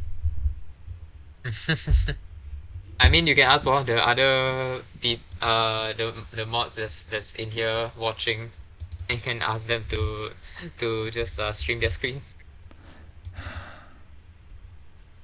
Oh yeah, I can actually ask. Wait, is Lambo VC monitoring right now? Let me check.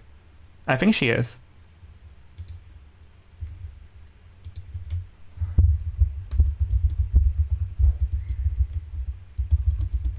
Oh, but that was such a big change. Like, originally it was looking bad for Team Fruit Juice, but they managed to the hunter managed to stop 2 rescues, not just 1 but 2 rescues against the anti-carrier. But however, the hunter was so pressured by the ciphers, I mean by the survivors going back and forth, to the point that the hunter lost both of them. Yeah, and also I think Twanji sort of got lost over there. Yeah.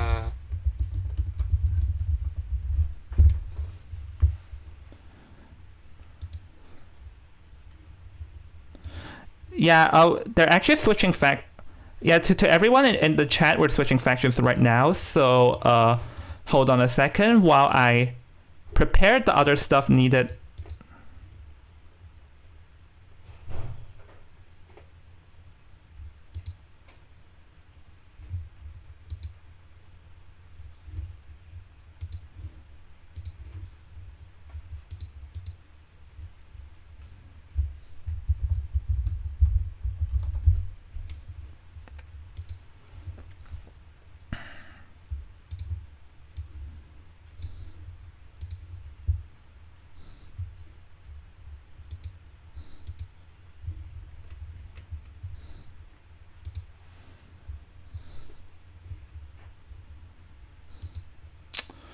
Okay, so everyone, we are now waiting on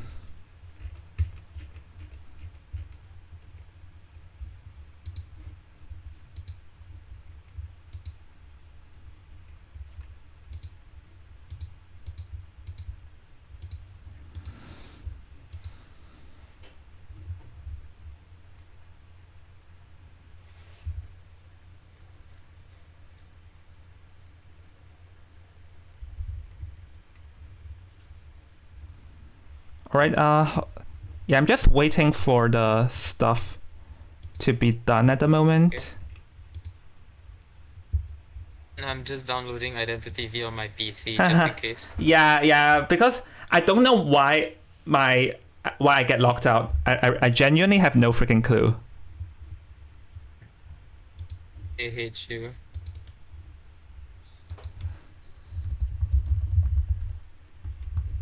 Yeah. As we can tell, it's a running thing that my PC hates me. Okay, so let's swap into the BP screen right now. Oh wait, Lambo, can you send me the invite again? Oh, invite me when you get invited to, okay? Okay. Alright, so let's see what's going on at the band pick screen. So the first band that we receive is going to be the Priestess, because Priestess Chinatown is very strong due to there's just a lot of like long portal potentials or stuff like that.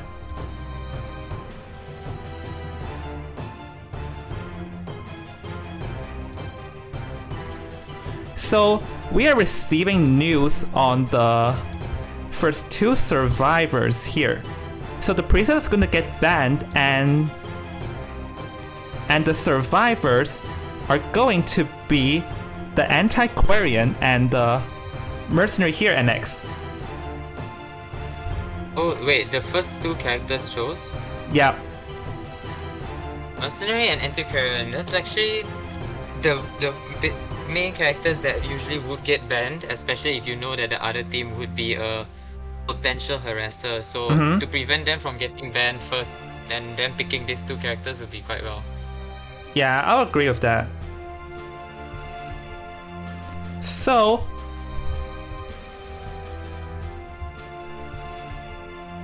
yeah, we're waiting on the next to being banned over here, but I mean, if it's a ban, because considering that the free escape just now, so that means that this hunter only needs to play for a tie right now, NX.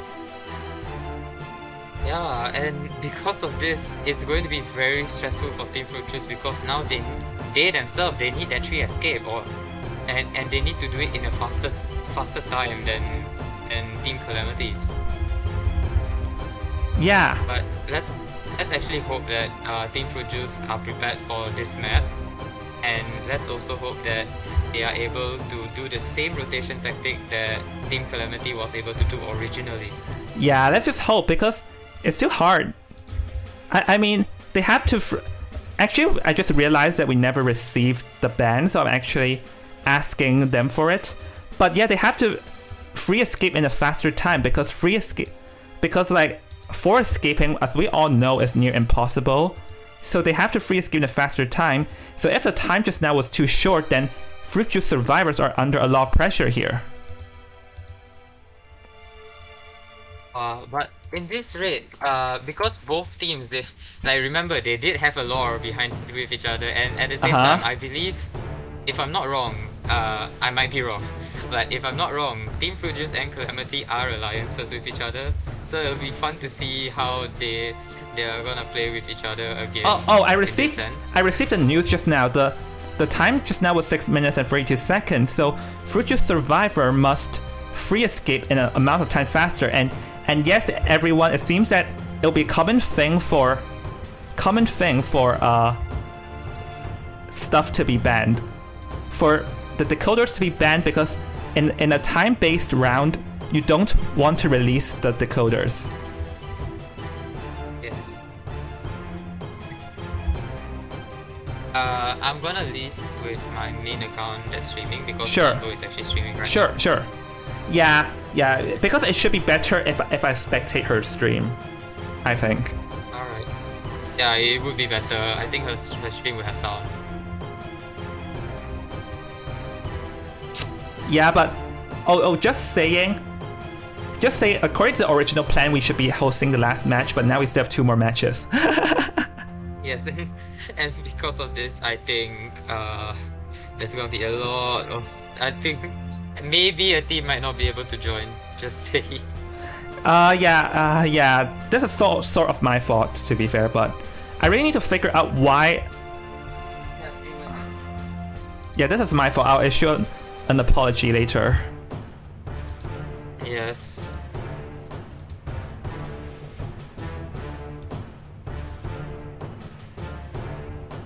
If you heard that, no, you didn't. No. Okay, good.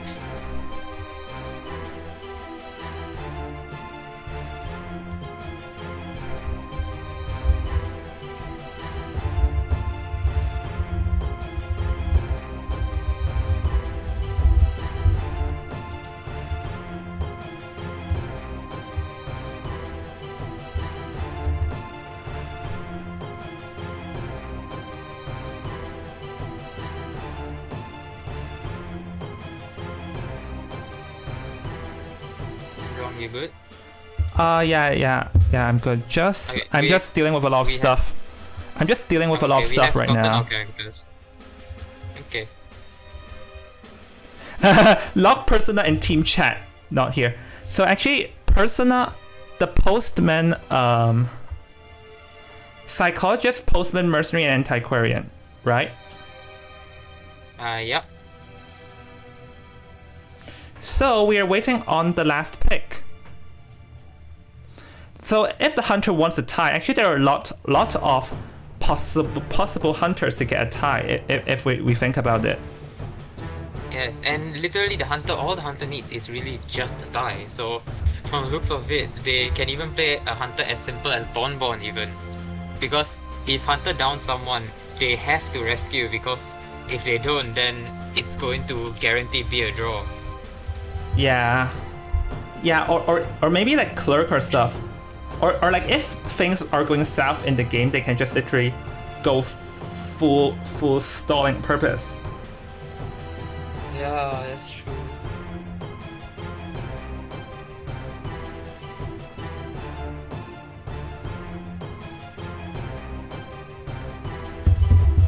Okay, we have just received news on what is the hunter pick over here, and actually I'm very interested, and I think if Jafet is here, Jafet will also be interested in this pick. Oh wow.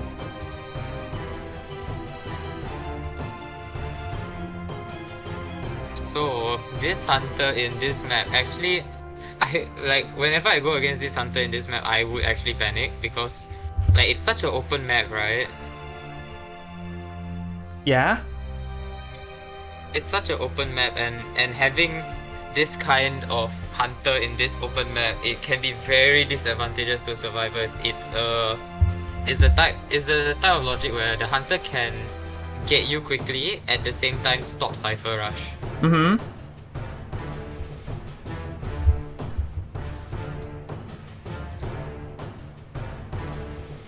Oh, we have to move up. Yep, I moved up. Yay.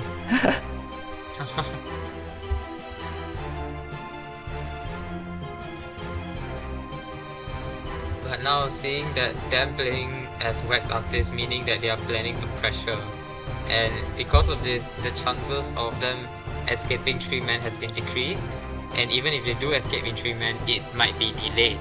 I mean, Unlike 6 minutes and 32 seconds isn't a fast time. It isn't a fast time, but because that time was a pressure, the hunter kept pressuring the gates. But then right now, the wax artist can also pressure, especially because literally he just has to go a straight line to reach the other gate. Uh-huh. So because of that, he can just go to middle and then shoot like the bomb wax, and then it stops the other gate, and then it goes back to the original and just camp there. Yeah, so actually the wax artist has a lot of like delaying potential, like just waxing things back and forth. As you can see, has a pretty strong delaying potential if you ask me.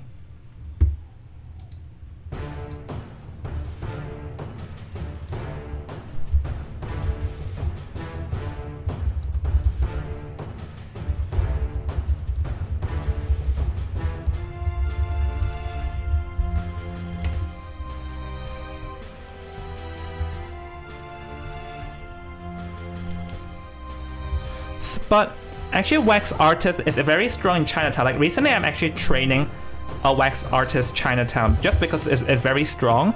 You have the ability to wax off gates and stuff. Yeah. So, I'm actually very curious on how exactly is Fruit Juice here planning, because like Postman is actually good to like rush the time, but to do so you have to achieve a free escape. Yes, and remember, their characters that's picked right now, right? Yeah. They're literally Postman and Psychologist, the two characters that shouldn't be found first.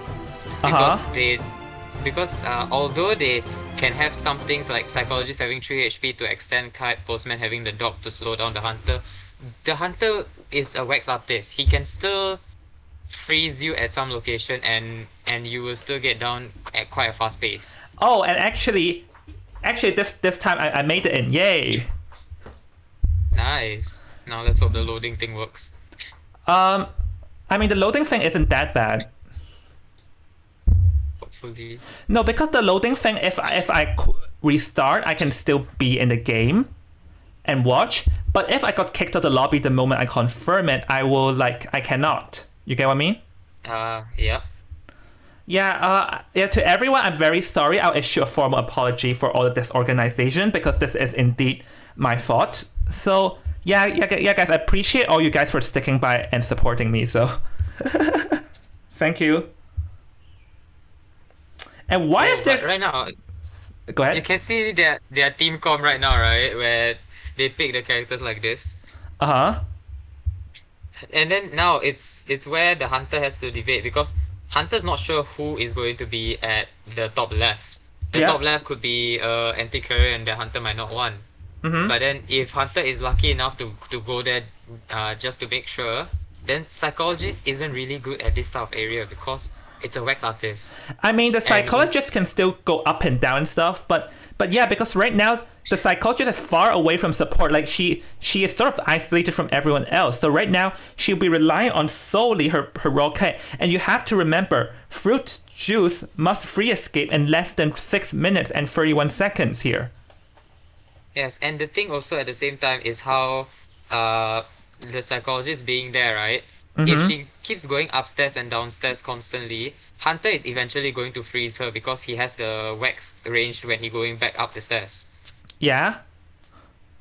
Oh. Oh, but as we can see, the Hunter doesn't seem to want the Psychologist. Instead, he's locking the Cypher and going towards the Antiquarian. Oh, wait, no, he's going towards the Mercenary? We can see that the Hunter actually brought Blink over here, so it's actually an interesting strategy. I think his one plan is the Postman, as Mix Postman here is going to get found and caught in a bad position, as I think they did not call it out in time, so now Mix is going to be in pursuit very fast into the game. Oh, and him being pursued very fast into a game is very risky at the same time because he has only 2 HP and the Hunter's already throwing wax at him where he's already at 45. And the dog missing at the same time. Yeah, with the doggo missing over there, so now there's an opportunity for Curtis over here to put the Postman in high wax, I was about to say, but nope, he's gonna fully wax. I think it would have been better if he hit Mix in like around 94 wax or something, then he could have downed the Postman faster, because now it gives the opportunity for the Postman to go for a different approach, but now watch out high wax. The Postman still got wax down and he's getting down while all the Actually, the Cypher for Psychologist is already 90%, while Anti-Current's already at 70. Mercenary is still at 50, but he has to rescue regardless. So, I think the Cypher progress is still quite decent, but just worrying because Postman was the first to get found. I'll say this, if it was a tie, this was a good enough kite, but they need a free escape, so this means that this is not enough and they'll have to consider on how exactly they want to pull this off, as the second Cypher is going to be complete soon over here, Mix. Or, not Mix, bruh. Nenix. I keep messing up everyone's names. Oh, shit. Oh, but luckily, Mercenary was able to rescue before half, and the dog also managed to slow down the Hunter. However, Mix is still stuck at that one area, where Hunter is going to probably hit him again. No, and Anti-Current, as you can see, Anti-Current's already on the way to start harassing. Yeah, this is exactly what you need. Yes, this is the one way that can actually accept a potential win for the Hunter. I mean, the survivors. So with this Postman actually might get frozen once again. Oh, Where, yep, he did get frozen. But now, as you can see, Anti-Current is already preparing. But Anti-Current might actually have to rescue after. oh, he's trying to go for a mind game over here, but Curtis is like, screwed that, and gonna chair the other chair to make sure that the anti-crime would not be able to harass. And now that the survivor's on the chair, we can see that the last two the other two survivors being decoded are far away from this vicinity. Yes. So this means that no ciphers will get delayed, but you have to remember the survivors must free escape in under 6 minutes and 31 seconds, and that is going to be very hard, as this is like a cipher rushing at the same time. The mercenary is coming in to prepare to save. Oh! Yeah, but okay, but now you have to remember how there is no last cipher. Yeah. All the ciphers being worked on, there is no last cipher. Psychologist only just started the last cipher. So now we are in full hopes that after Anti-Karen manages to pop the cipher, she runs to the postman, where the postman is actually kiting in the hotel region. And hopefully him actually running towards Anti-Karen for Anti-Karen to full harass at this rate. Because now Psychologist cipher is only at 20%. Yeah, so we really have to hope that Anti-Karen can help body block and stun the hunter, which she should be doing right now. Oh, side swipe twice already. This antiquarian is completely cut off Curtis in his tracks as the wax artist is struggling to approach the postman over here. So right now, the postman is still staying alive. So it seems that a free escape might be possible, as the whole family is here to protect. But the problem... And as you can see, the mercenary is also body blocking at the same time. But now it's a hot wax where it's very risky. Yeah, but the real problem here is the time. You have to remember the time exists in 6 minutes 22 seconds. I'm not certain about the time, but this is one thing the survivors must take note of, as they must not get delayed any further right now. Yes, and now Cypher is already primed and they are on their way to the gate, where you can see the mercenaries actually waiting by the gate already while Psychologist having it primed. So I believe it can still be a 3-man while the gate gets open fast enough. But right now, this is up to the postman on how he wants to pop it. Because now, as you can see, he's getting frozen very early and got down. So hopefully they can open the gate in time. Hunter still has Blink ready, but unfortunately, I doubt the Hunter has changed skill. So because of this, let's hope they can open the gate in time.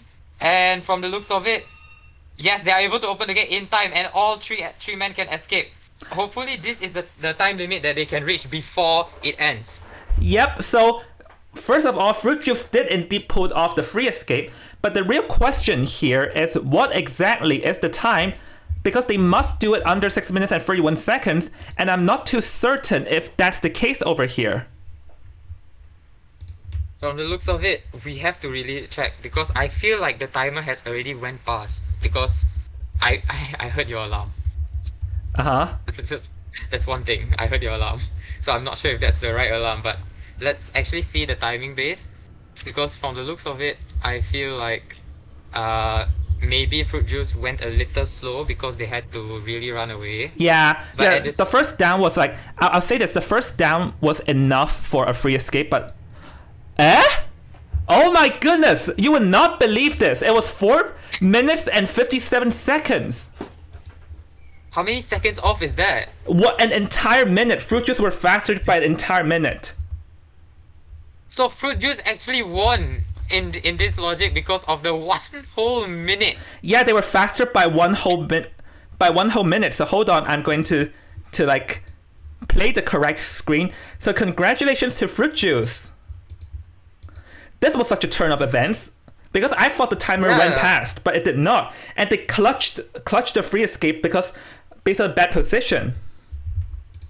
Yes, and because of this, like I already knew there was a cipher rush, and at the same time, Fruit Juice might have won because of how they managed to already wait at the gate, where they had the Merc waiting at the gate when Cypher was prime. Unlike the other one where Calamity had to go back and forth with the gates. Yeah, so because of that, hold on, let's go to the interview, VC, shall we?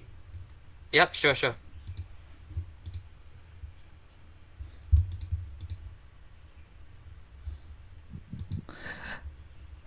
Yeah, because like... Yeah, no, but actually, now that I'm thinking, it actually made sense, because you have to remember how long the end game was when Tuanji was hunting in the first half. Yeah, because when Tuanji was hunting, he actually kept bringing the hunter Hey back and Bleach. forth into Hey Bleach. stress. You guys just won in an intense finish. How does it feel? We throw, but we ball. I mean, one thing that we have to note is that the hunter had a bit of hiccup, but like during the survivor, the second half, it looked like it was going to be a tie, but then you completely clutched it over there. Yeah, like, we thought that the hunter had teleport. We had kind of a bit of a communication issue with the popping, which was a bit awkward. But I am assuming the wax artist went to the wrong gate. Well, like all of us kind of opening Umbrella Gate, I think.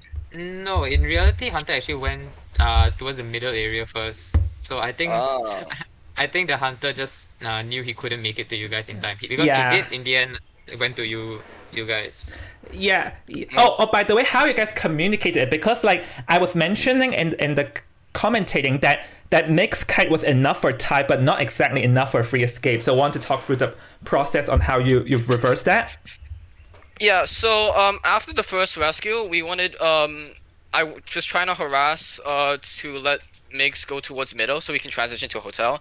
That kind of went wrong because he was a bit too far. Afterwards, like honestly, I'm not sure. We our communication was like kind of sketch. Kind of sketched. Kind of sketched, but you guys still won. Even with the classic Jew terror shock. Yeah, the classic. Every single time. All right, Jew, you're This one's for Slushy. Classic Jew throw. All right. Yeah. Since we're running short, I'll ask one more question. Are you guys confident in your matches tomorrow? Yes. All right then. Okay, because we're running short of time, so thank you very much for the interview. So yeah. Wish you guys luck in tomorrow match, and I'm going to move on to immediately to the Asian Minions versus Scouts. So yeah, and next I think this is your time up as well, right? Yes, I believe. All right. So okay. All right. Bye, NX. Bye bye.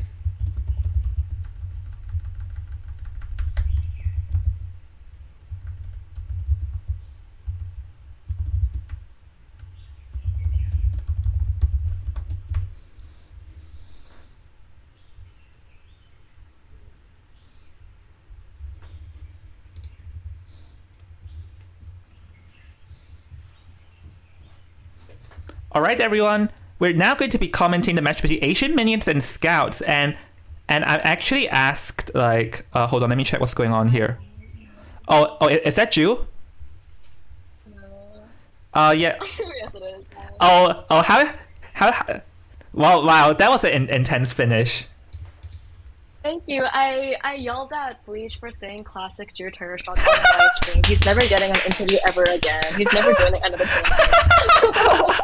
Wow.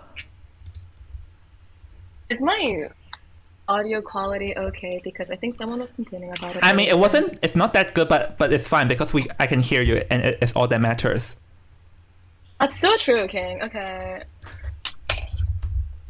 Oh yeah, we may have issues because AX have problems with the time due to me overrunning, but yeah, we'll deal with that. We'll deal with that. Because it's sort of my fault. I'm not being streamed right now, right? Sorry?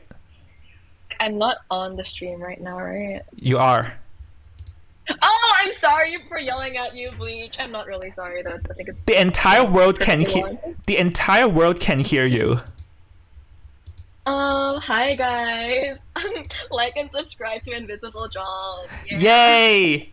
Oh yeah. Sorry for the delay. Like literally, it was issue after issue today. Like yeah, I'll issue a formal apology to everyone later.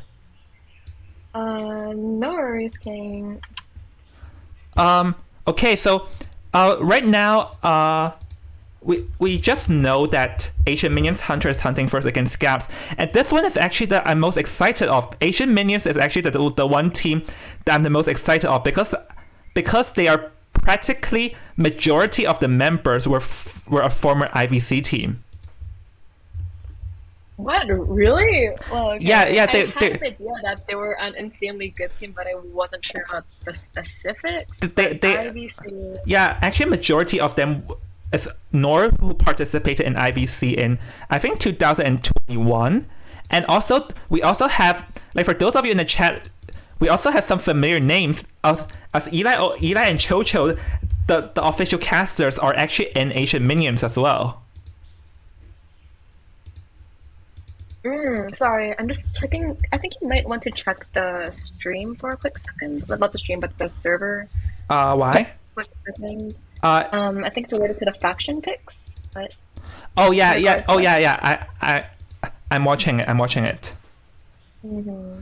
Yeah, because the thing is that we actually have 2 official casters, NetEase casters in this tournament. So, like, they are the ones who used to cast like commentate of other people, and now they are the ones who are getting commentated. How the tables have turned. I think it's really incredible. It really shows how versatile IDV knowledge can be, from actually playing in tournaments and games to using your knowledge to commentate on streams and help other people learn a bit more about the game.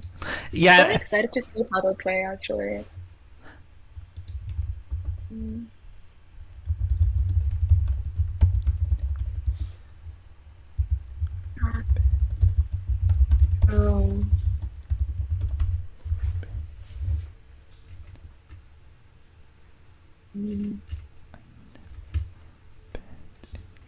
I'm not sure if I'm talking. Am I talking? Yeah, you're talking. Okay, that's great. This looks like it might take a bit of time. No, I think it should be fine, I guess. But yeah, because the last I checked it, they're starting the bans, right? They were banning, but there's been a bit of an issue. They do seem to be back on track, so we should have our priestess ban now. They have locked in Seer and Antiquarian. Oh, actually, I'm saying this is that I'm personally the most excited at this at watching Asian Minions play, but we'll see, because it's not every day that you get to commentate former IVC players. Truly.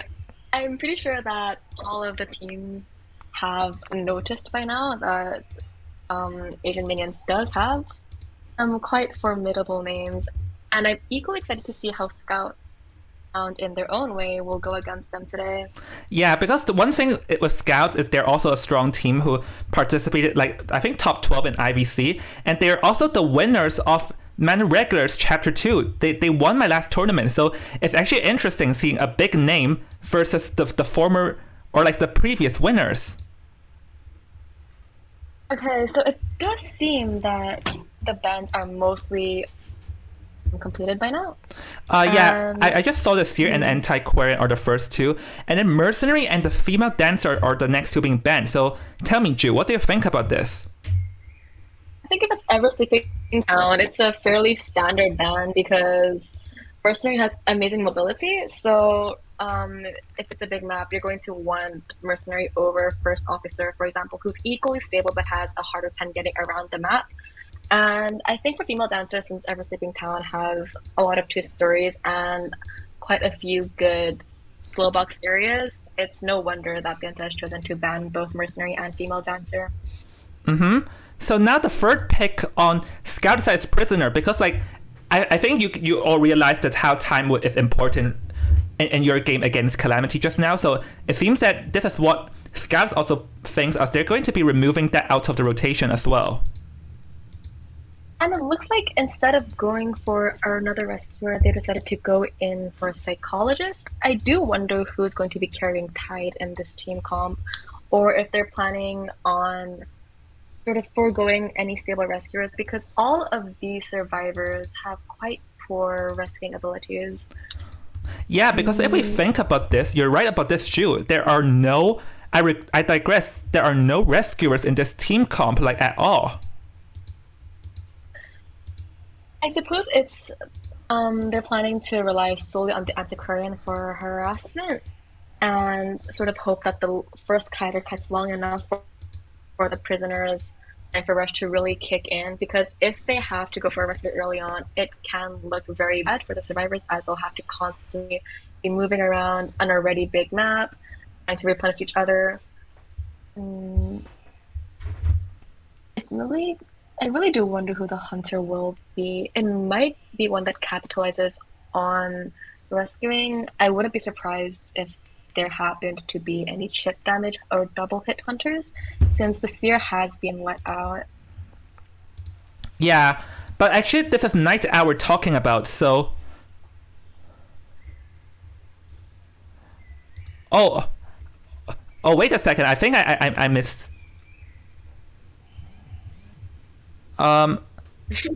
Yeah, this night I was talking about. I don't know much about him because, admittedly, I haven't seen that many like IVC in 2021. But I'm excited because this is like seeing some. So I think. Are you excited? Like, this is your first time commentating ever since I hired you, and you get to commentate on such a big name. Are you excited? Yeah. I'm gonna be completely honest. I'm extremely nervous. I had to rewatch like a lot of tournaments to sort of get a grasp of what they might be looking for, because they'll be going for really high tier mind games, high tier gameplays and strategies, and it's going to be a little bit of a welcome challenge to try and identify and explain each one of them, I think. Yeah, because like, but I mean, it all depends on how this plays out. So. Hold on a second, as we're currently still waiting on the tournament bans, and yeah, we're waiting for the survivors to lock in the personas first from Scout side, and then we'll have Night Owl play the Hunter. And while we're talking about this, let's think of any potential team comps. I think, like, if we look at this team comp over here, I think Wax Artist may be a decent option. Wax Artist counters Seer, not afraid of the Antiquarian, and can slow some survivors down. Or maybe Clerk, or maybe Clerk. Like, Clerk may be a good option too, just because it's very fragile. This team has an issue.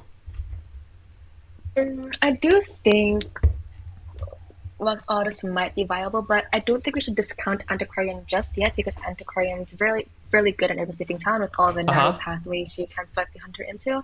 Yep. Also, if it's a no presence Wax Artist and it's the Antiquarian 1v1ing the Wax Artist, she can use her stick to swipe just as she gets stunned, since I believe the Antiquarian stun is longer than the Wax Artist stun. Yeah, there's actually a strategy like this. Is that, like, let's say the Antiquarian is 55 wax, then they're going to purposely swipe twice and get themselves in full wax, because if she stuns the hunter twice, then the hunter has 8 seconds they cannot attack, and it will be much longer than the time that the Wax Artist gets stunned. I do believe the hunter has been chosen. Hold on, do not spoil it. I'll put it on the screen. Do not spoil it. I can't believe this. This is so exciting. I'm honored to manifest that my game does not fall apart, as I hate if it falls apart in such an amazing hunter that is going to be revealed right now. It's going to be Burke the Mad Eyes. Never did I expect that, Ju. Yes, we have seen Mad Eyes in Koa, I believe.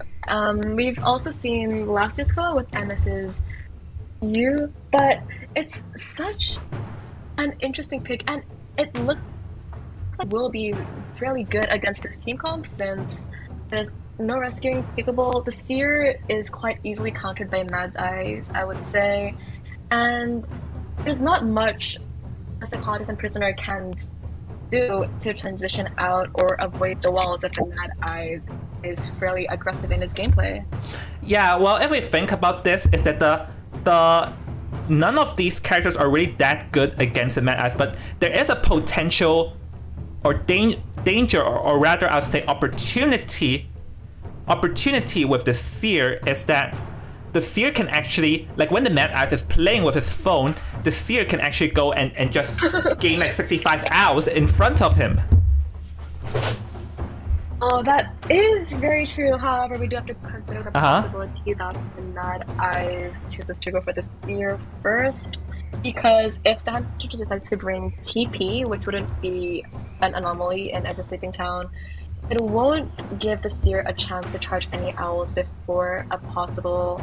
Oh, Ju, you're not online, I think? Oh, never mind. You're not Nipe. You're one. Nipe. You're Nipe. Never mind. I forgot you're not called Jew anymore. You're Nipe. I mean, I could be Drew if you wanted me to be Drew, since I have another account. Anyway.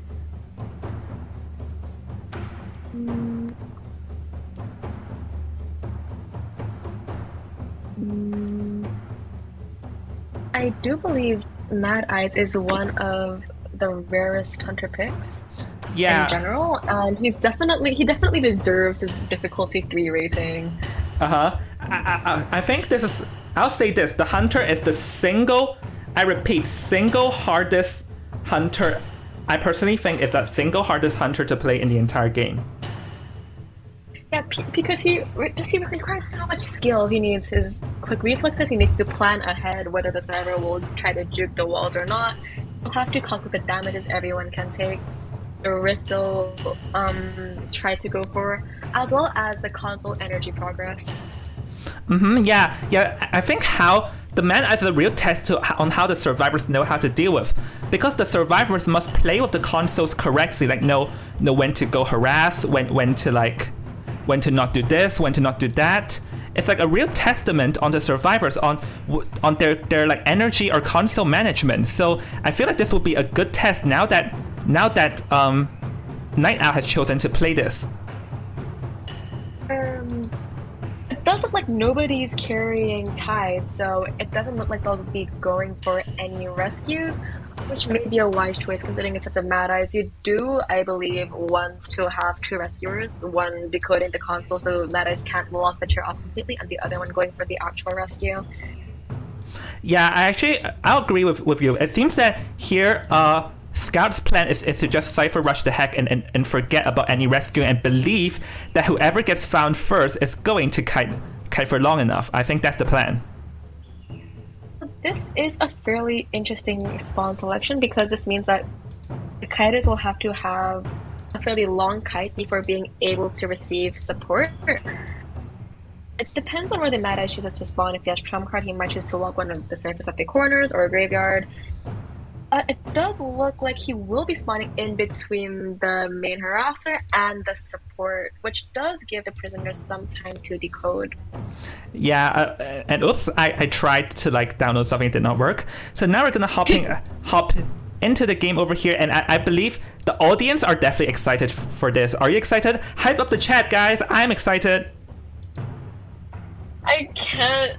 I'm trying to wrap my head around the fact that I'm going to be seeing a Mad Eyes live against such a good team. Okay, so the Mad Eyes does seem to be immediately heading towards the middle and grabbing a console, I believe. Yeah, because that's how Mad Eyes play. Some Mad Eyes like to grab the console, and we can see that the survivors actually wanted to go and clean up all the energy, but did not work out because Mad Eyes completely sealed off, and right now it's going to be chasing the Seer and it's going to seal off one large area, so the Seer has nowhere to run as the entire area got sealed off. Yes, and if you do see, the Antiquarian has already taken a wall hit, which means that her support later on may not be as viable. The Seer is utilizing the walls area, which is quite good, but he may run the risk of running towards the prisoners area. We just realized one thing. Night Owl blocked off the Antiquarian and teleported to get the Antiquarian, but now the Antiquarian is gonna sideswipe, and there's just nothing for Night Owl to do over there. So this is actually a gamble between both sides, and the first swing is unfortunately not gonna pay off. And now Night Owl can finally get the hit as Rin got completely trapped over there by Night Owl. It's so unfortunate because the Antiquarian did land many good hits, but it just wasn't enough to outlast the wall going down. So because she was cut off so easily, she does manage to get out this time. I don't think she can reach the tram.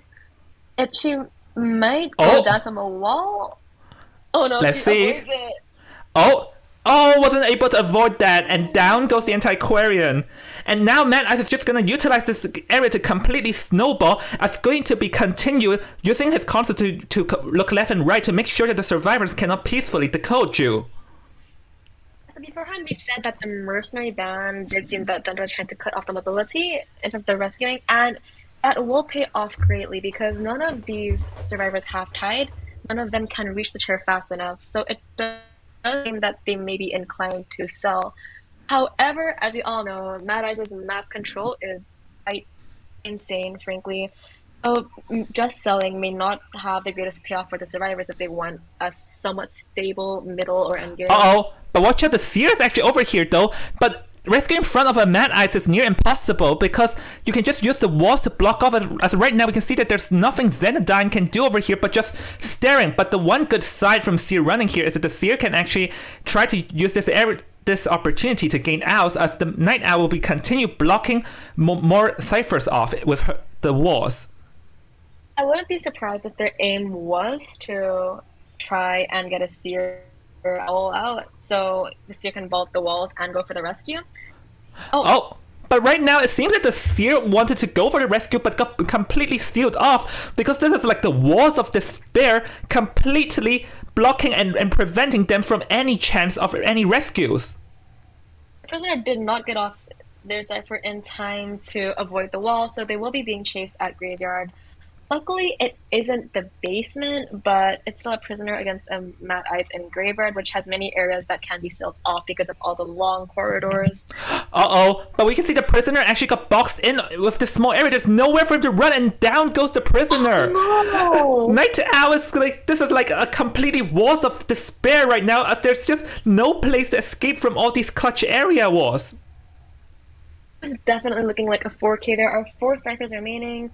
The Mad Eyes has already sent one of the survivors back to the manor, and both other remaining survivors have no ability to help their teammates survive longer, with the exception of perhaps the Seer, who can send his owls. The issue is neither of them are really in a good position to rescue unless they go together. But if they go together, no one's going to be decoding. Yeah, and here's the thing, even both of them go together, it will still be hard because the strength of Mad Eyes is that it's near impossible to rescue due to the fact that he can just keep on spamming walls to make sure that no one will ever get close to the chair, because right now we can see that even Xenodyne here has an owl. He just never had an opportunity to use it due to the high amount of walls, and he got boxed in over here, Ju. He is doing a very good job at avoiding the walls. I think only taking 2 hits in that narrow area is quite a feat, but the psychologist is running in to support with the rescue. It does seem that the psychologist can get the rescue in time since the Mad Eyes is quite preoccupied with the Seer right now. And the psychologist is looking for... Oh, that was a great owl, but he is still unfortunately confined to this area. So while the prisoner does get rescued, now they're going to have to consider how they're going to rescue the Seer, if they are going to rescue at all. If the psychologist takes any more damage, it's going to probably be a catalyst for a 4K. Yeah, because I don't know if you realize, but just now the psychologist actually forcefully climbed over the wall in order to pull off that rescue. So she actually lost one of her empathy, and now the psychologist will be instantly coming to make sure that the man has no opportunity. Got a terror shock over there! Oh no! Oh my goodness! What am I witnessing? And the prisoner cannot escape and goes down at the far end as well too. Night Owl! Oh my god! I'm lost in lots of words right now because this is like, I don't think we all expected something like this, and we can see that 3 ciphers still remain in the whole turn of events, Ju. Oh no, it does look like this marks a very clear, very efficient 4K by Night Owl. And Night Owl is gonna bow to us for thank you for watching me this performance.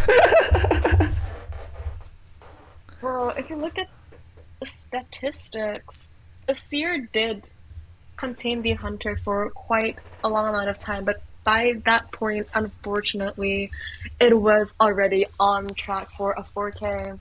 Yeah, because here's the thing, is that the reason why that happened is that I feel like Night Owl had a different plan, because like as I mentioned before in a separate video of mine, every Mad Eyes has their own way of strategy, and over here, Night Owl's plan was that he actually caught the Antiquarian in the alley, sealed off the area, and knows that the Antiquarian has nowhere to run, so it instantly teleports over there, knowing that she has nowhere to run. So looking back, if we analyze from an observer perspective, maybe the correct play was for the antiquarian to take the out and to vault out. But then again, like we won't really know stuff like this until we like analyze about it after the game. But I feel like looking back, this could have been a potential better solution. Yep, I agree. I think the Antiquarian may have underestimated how long the walls would remain, because it was clear that she was trying to stun the Matters long enough for her to escape. I think there may have been a small communication issue, because I expected the Antiquarian to perhaps try and leave the area when Seer would have briefed her that the hunter wasn't on him anymore. Perhaps part of it could have been to how, if I remember correctly, it was a little bit too far from the Mad Eyes, like he was too close to 11 area, that he wasn't able to see exactly when the Mad Eyes planned to go to the Antiquarian instead, which resulted in a slightly too short kite considering this team comp. I feel like what sealed the deal is really the teleport Mad Eyes, because I would say this is not that common, and I think it's just that what mattered is that the scout survivor did not exactly have had a plan against it, I'll say. I don't think there's any way you can't expect a Mad Eyes BO1, to be fair. Yeah, exactly. So I guess that's it paid off for Asian minions. Do you think it could have been different if they had a more stable rescuer locked in? Maybe they could have pulled off the first rescue, but the only way to pull off the first rescue was to like instantly approach before they had a chance, like before the hunter had a chance to seal off that place. So I don't think in that specific scenario the difference would be that big, Ju. That makes sense, definitely. It does appear that Go ahead. ban picks are happening again. Can you first tell me, have both teams given, or one of the teams given me a screenshot yet? Like I asked them to screenshot the time. Yeah. Night Owl has given a screenshot. The time is 6 minutes and 3 seconds. So that means that they have to. Corona is the next hunter over here as I'm updating the ban screen. So not only does he have to like 4K, he must 4K in under 6 minutes and 3 seconds. Yes, it does look like the pressure will definitely be on the scout side for now on. Just to clarify, who won the coin flip between the two teams? Scouts did.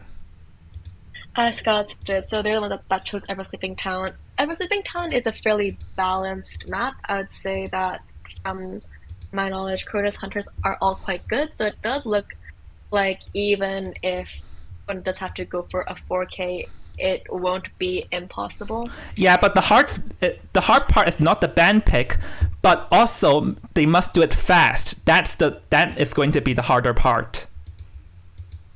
It really does come down to whether the Asian minion survivors are intending on really rushing those ciphers so they can get out fast enough, or if they're planning on looking at the previous match, recognizing that perhaps they should go for a more stable build instead and go for a more traditional rescuer, support, harasser, perhaps decoder team comp.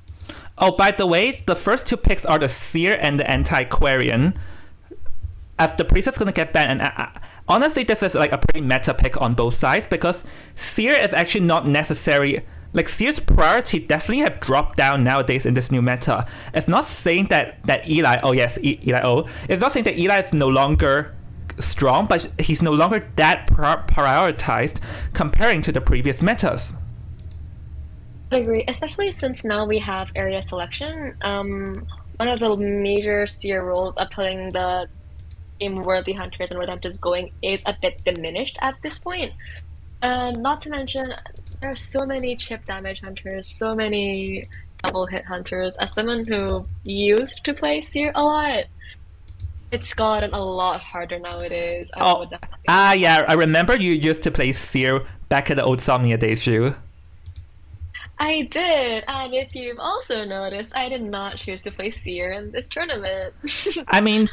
Seer, because sometimes, especially since it's only 8 seconds now, so it's also a good testament onto the timings too. Yep, so it does seem that all of the down picks have been finalized, with the last survivor being Patient. Yep. Patient is actually interesting. Patient, like, decent enough in this map, because this map is like a like large map. But I do wonder, because like I believe this is actually the Patient's first appearance in this tournament, as we haven't seen much of him. And one of the possibility reasons is because Patient has a relatively low room of error comparing to others. Yep, and Ever Sleeping Town, as you said, like, it's an okay map, but he's definitely not the strongest at Ever Sleeping Town. Like, the hook locations aren't too beneficial. It does seem that this team comp has very good mobility, so if the hunter happens to be a slow moving hunter, they will be able to rotate for quite a bit of time. I do think that they'll leave the Antiquarian at the middle, perhaps, so she can support her teammates no matter where they're kiting towards. Yeah, I'll agree with you. I'll agree with you on that. Like, Antiquarian take the middle for sure. Maybe the Mercenary can also take the middle too. I believe, depending on what happens. So actually, now we're waiting on Corona, and yes, I realized that there's an issue. There's an issue in the band picks over here, but it is Scouts, and he made his pick over there, and personally, I'm very excited to see this hunter.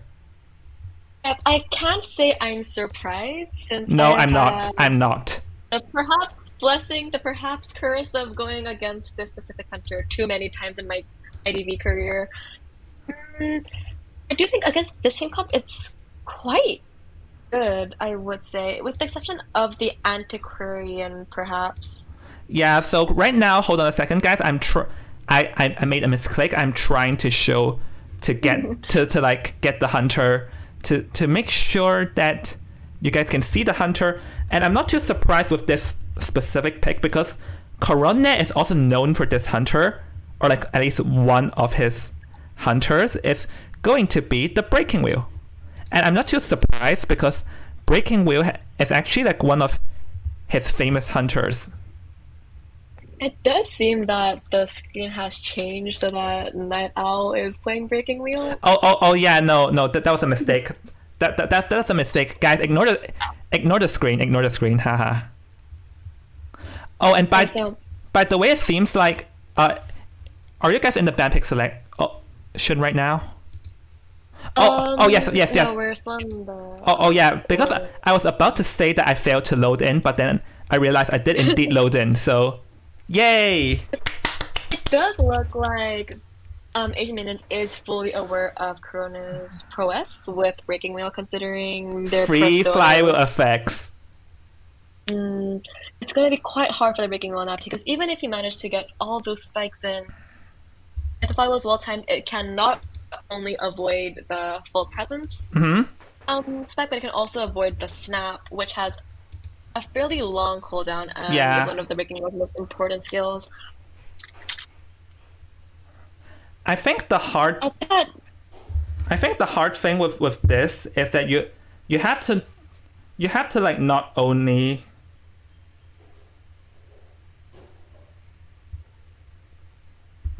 They'll probably spawn either next to the Seer or next to the Patient, I believe. They plan to put the Mercenary at the middle, so I wonder how they'll be rotating through the map so the supporter is in a good position to support. So Corona has chosen to spawn below the Antiquarian. I believe he'll be going for the Seer first, especially since the Seer's cooldown won't be over before Corona gets to the Seer. I think this. Yeah, I think hold on a second. I'm just replying to something real quick. No worries. So we will be seeing Asian Minions, a Survivor, against Scouts Hunter, and it does seem that the Breaking Wheel is going to transform immediately and head directly towards the Seer, who is already rotating towards him. deeper area fake gate. He's walking in the hopes that he'll avoid the breaking wheel, Oh. but the breaking wheel does get a very fast spike against him. Yep, that is a relatively snap. Oh, and got a second spike over here. These two spikes were actually very fast, but Night Owl, they're managing to evade that hit over there, but currently we can see that Corona has no traps on him, so he'll be relying on raw foot as the breaking wave get inching closer and closer, and one trap is here, so let's see what this trap able to hit, but nope, Corona is going to bait out that owl over there, but there is a trap over here, so let's see what will happen here, Ju. I do believe it'll be a very fast down. Yes, the Seer does get hit instantly. The pace is very good for the breaking wheel, especially with his insolence, and the Seer has gone down near the patient. The patient will either be forced to transition away early or rescue. However, as we've seen before, the patient does not have tides, so it's unlikely that...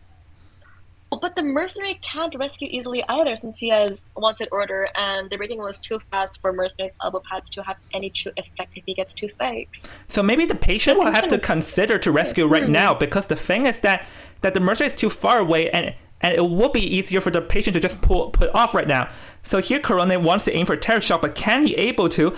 But he still has 2 traps to use though, so this is an intense mind game here as the first trap is going to come into play. So let's see what will happen. Oh, but we have to applaud the patient for managing to pull off the rescue with a Terror Shock in a dangerous time. The Hunter does have Blink though, so if the Antiquarian manages to support in time, it should be fine, but if he gets too close to the Seer, he's almost at full presence. He's not quite there yet, so he will have to get another spike in Night Owl if he wants to snap, which Night Owl flywheels. Yep, Night Owl actually manages to flywheel away and manages to delay quite a bit of time, but unfortunately he still got spiked twice and gonna go down, but the Antiquarian is in the vicinity over here, so let's see, can the Antiquarian pull the harass? Going to be a jump and stun, but did not work over there, which is unfortunate, but Corona put down the Seer and managed to get hit off the Antiquarian who failed the flywheel, so that trade over there did not exactly pay off, especially Corona's just blinked to evade the Antiquarian. I do believe that this is looking quite on pace for a 3K. Even if there are only 2 steps remaining, Mercenary has very slow decoding speed, and the rest are all injured. Mm-hmm. So he will probably be trying to find where the Mercenary is, and the Mercenary has been able to close the distance and go for a fairly quick rescue. Yep. It will be a double down though either way if it's not a Terror Shock.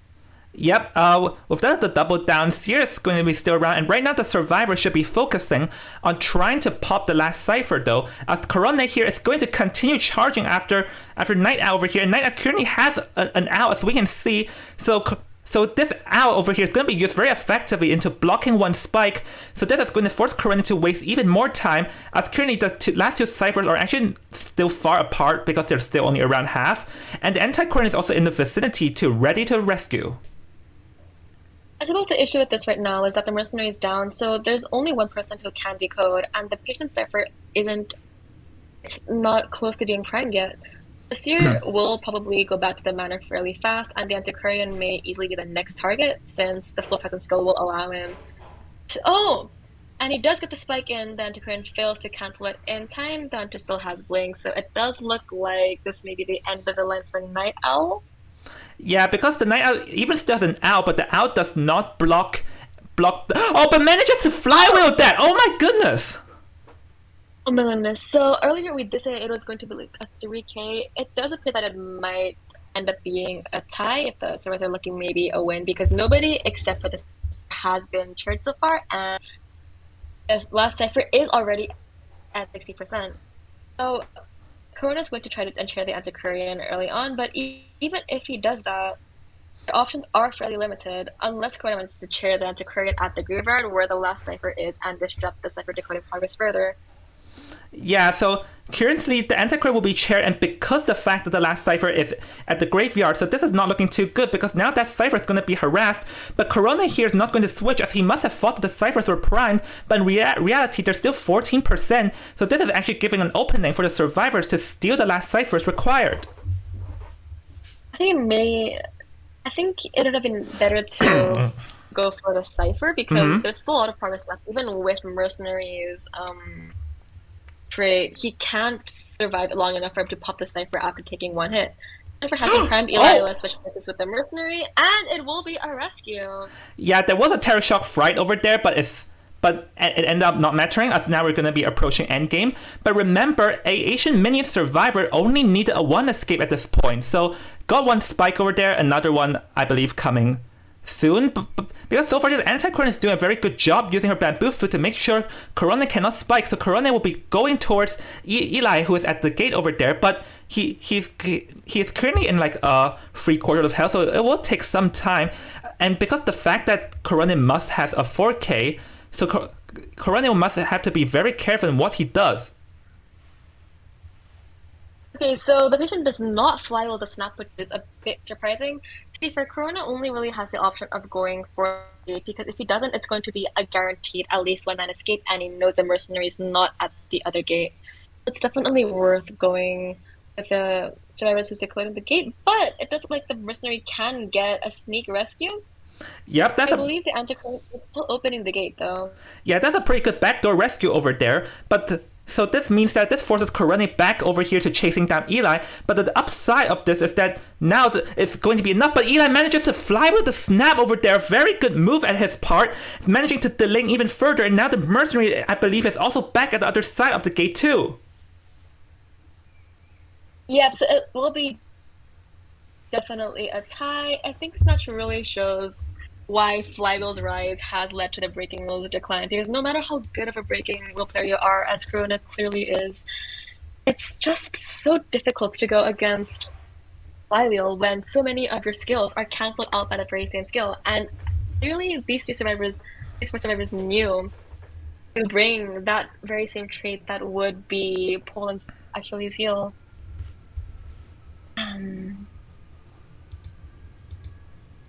Yeah, so I believe right now we are indeed have a winner over here. So hold on a second. I'm going to like, yep. Oh, it's still you guys. It's winner's screen. I'm gonna swap it real quick. Yay! So yeah. Whoa, okay. Okay, so it's going to be Asian minions going to be winning. So honestly, I feel like the man, I feel the deal, and I feel like the survivor, like Corona definitely had an opportunity for 4K, but it's sort of he got a bit safe in the end, which did not work in his favor. So, which was unfortunate, but that was an intense game, and especially from Asian minion survivor managing to flywheel twice the snap over there. Well, we're the winners again. Yep, I do think it was a bit unfortunate, because I think perhaps if Corona had gone for the Graveyard Cypher instead of camping, it would have definitely at least stalled a lot of time, if nothing else, because Patient and the Anticrine would have had to pop the Cypher somehow, which wasn't even actually close to being primed. It is around 85 to 90%. So if he'd been a little bit more aggressive with his play, all right, maybe it could have secured 3K or 4K. Yeah, maybe. So yeah, we're going to interview, and then we are going to finally go to the last match, which it has been a long day for everyone and for me. So yeah, let's go to interview VC to see who is going to get butchered by us first.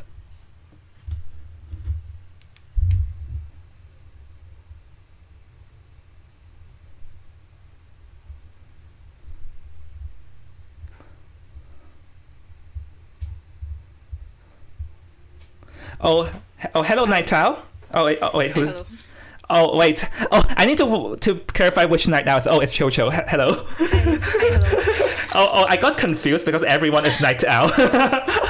Yeah. All right. Basic question first. So you guys just won. How does it feel? Yeah, I think the team was pretty like hyped up about it. I mean, after the 4K, we just needed that one escape, so not too stressed on our survivor side. Yeah, and admittingly, like Night Owl's Mad Eyes really caught everyone off guard, because just now we were all amazed when he teleported and the anti-crit got completely sealed off with nowhere to run. That's right. And that was like so like mind blowing at that moment. That's right.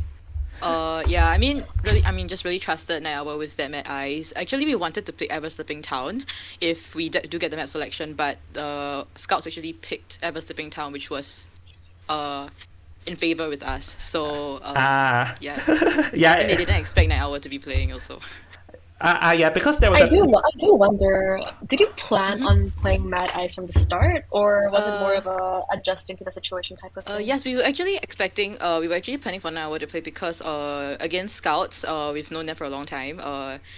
And it's a Filipino team, so we do have Pink Spike, so it was better for Owl to play, to go against them. He was more prepared for the Pink Spike, so we were wanting to allow Mad Ice to be played if it's Night Owl playing. Yeah. All right. Okay, back to the survivors, because just now, like for an instant, it looked like the hunter had the upper hand. As it was getting closer and closer to the 4K, but you guys clutched it, especially like you guys managed to flywheel 2 snaps in a row. So That's right. Yeah. So, can you tell me about the process throughout that game? Like how you guys managed to pull that off? Yeah, I guess the team. We were just aiming like when. We were just aiming for a 1 escape, so that end game, if you could see, right, it was just Mercenary just pressuring the chair and one person opening the gate, because if Korone were to change targets to the person at the gate, we were able to rescue and then the other gate would be open. So it was a win-win situation for us. There was no way Korone could have turned the game around from there onwards. Yeah. So since we have one more match, I'll just end you guys with one more question. So you guys have one more match tomorrow. Are you guys confident for it? Yes, I think we are quite confident. But can I say something before we go? Sure.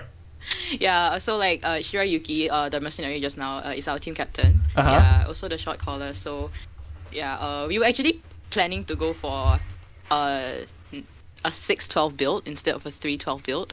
3-6 build. Wow. But luckily he brought 3 because that Terra Shock though. Yeah, imagine if he did not have free time, it would end in a disaster. Yeah, so yeah, lucky for us, we actually. Yeah, I'm so happy that like it's a universal Terror Shock day. I'm gonna say, like, I'm not alone. Yeah. But it was a good match, and we're quite prepared for tomorrow's match as well. All right, thanks for the interview, Chocho, and good luck at your match. Thank you. Thank you. Bye. Thank you. Thank you. All right, go back to commentators. Yeah. Okay. Okay.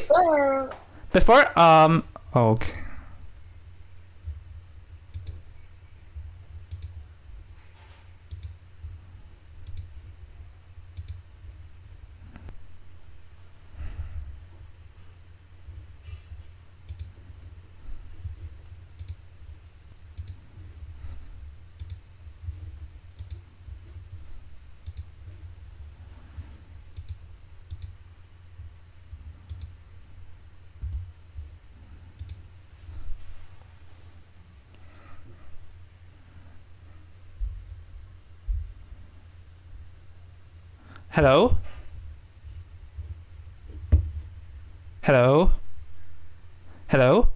It's working. Okay, hey Julie. Nah, I just had some issues. I also had issues. Discord was not letting me in. Yeah, I had the same problem just now. Before this, I would like to address something, and this I'll also address this in my apology later. Is that because apparently Scouts was not aware that, Scouts thought that the factions that listed in the teams were final, so they were not expecting that despite Night Owl's registered as a survivor, he can also play as a hunter. Because I was never strict on these kind of factions, and I never explicitly said that you must follow your faction in the rules. But then again, this is also my fault, because I should have made sure that everyone was aware of it, and I just assumed people know. So yes, Scouts, if you're listening to this, I'm very sorry for not clarifying, and I will make sure that stuff like this won't happen, and make sure that you guys would know stuff like this. So I would like to address a public apology, and I will also address this in my public apology in the end of this day later on. I see. That could have been fairly. Yeah, that was really confusing for Scouts. Yeah, that was a bad move on my part. I'll address it. I'll publicly apologize later. Okay, so let's move on to the last game, which finally, because this is like such a long day for everyone. No, especially for me, because I was dealing with so many issues. I was dealing with so many issues behind the streams, the scene somehow. It does seem a bit like it's a bit overrun, but thank you all for sticking around, even though we have overrun around more than an hour by now. I'm sure it means a lot to the teams that you guys are staying around to support them and watch their plays. So let's see what's going on right now. I believe we are heading on to the last game, right? But yes, we are. Hold on a second. Yep. Hello, everyone. yeah. I mean, normally I don't allow like last minute slots, but this time I will allow just because it's my fault for overrunning at the first place. It was a bit unfortunate, I would say. Yeah, it's my fault at the first place. I know that like a lot of people tend to play when they were intending to play because their schedules were a bit. Yeah. That's my fault. That was my fault.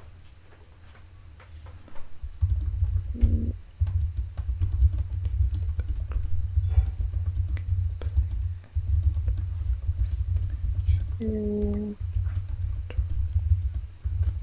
not sure. Oh, okay. So the bands haven't started yet. Oh yeah, because both AX and Tevet are having issues due to the overrun. So I offered them that if both teams are truly having issues, and this was my fault to begin with.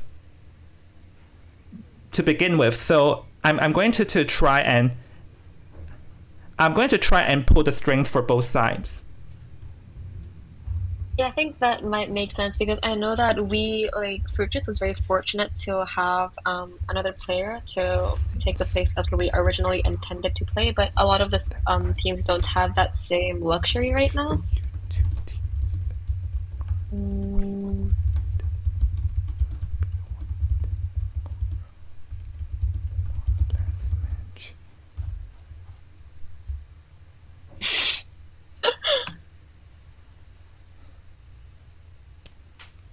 So currently it currently we are negotiating stuff behind the scenes, so hold on a second. Yep.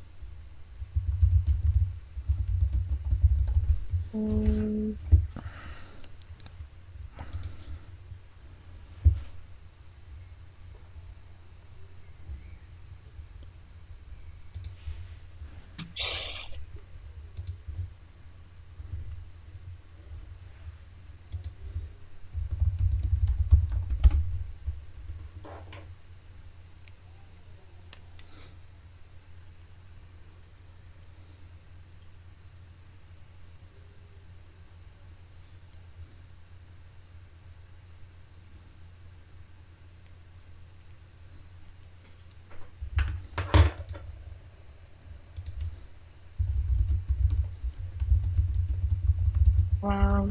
Sorry, No, we're just still negotiating behind the scenes. So, while we're at it, I really appreciate all you guys supporting me, even though like I screwed a lot of things up today. So yeah, I really appreciate each and every one of you for supporting me and not like and like tolerating all the technical issues and disorganization, because I am very well aware that I was so disorganized. I mean, it takes a lot of time and effort to organize a tournament, honestly, especially since you don't have like a complete team overseeing it, even though you have a lot of very friendly staff helping you out. I was watching the replay because I refused to believe that I really got terror shocked like that. No, I'm telling you, I got terror shocked before I touched the chair. Like in the replay, and I think the world should know that. So yeah, I actually hit the pause screen, so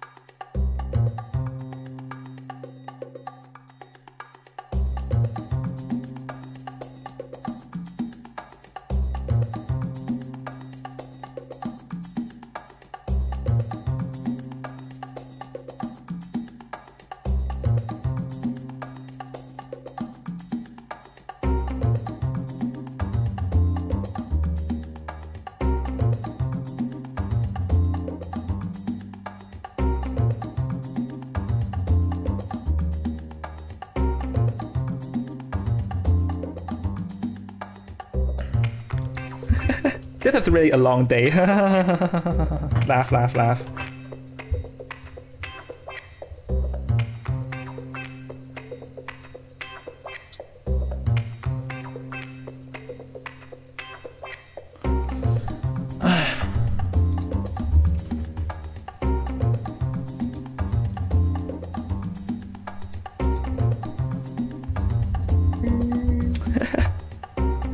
Wait. Oh, let me see. I think I will prepare the scoreboard first. But yeah. Okay. But yeah, I think this time I had like big dreams, because the thing is that the screens are a lot more complicated the more a tournament goes, but I never increased my manpower behind the scenes. That is true. Have they started with the band picks yet, Drew? No, they haven't. I think one of the members is asking for you to check their team chat. Oh, I think I addressed that problem already. Oh, okay, then it should be fine. The bands haven't started yet, I believe. Uh-huh. But the members have confirmed that they are indeed ready.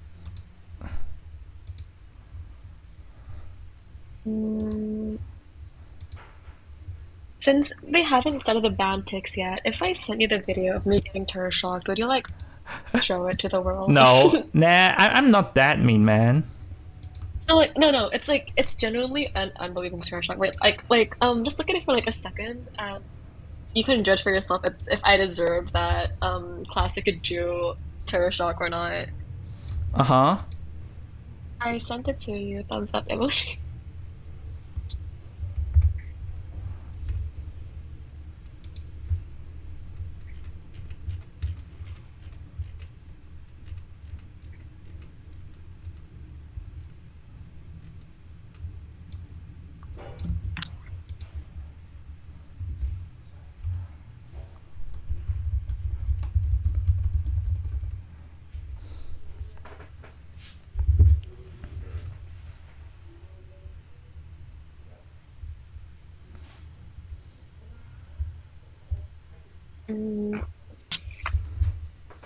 I wonder if this makes...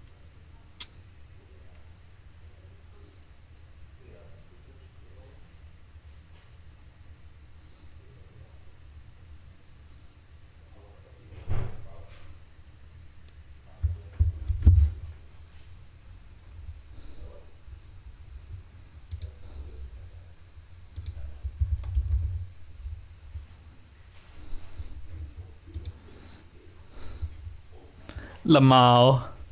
I saw that, Jew.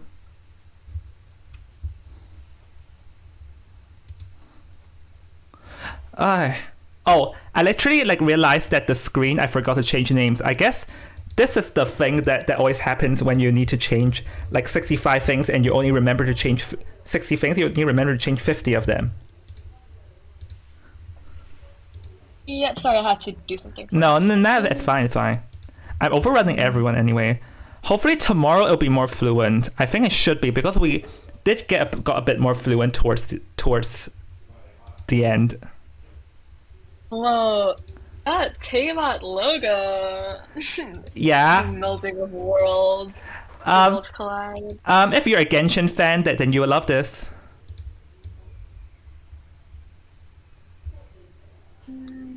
I also really like AX's logo. I feel like this is the most random thing to talk about, but AX's perspective, it's really satisfying to the eye. Okay, anyway, I will say that.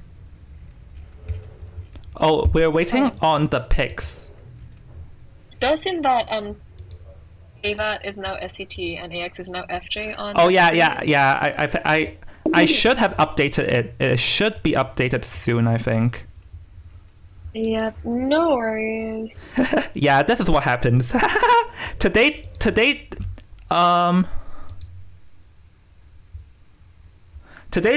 the stream has a nickname called "Let's Watch Jones Suffer." As always.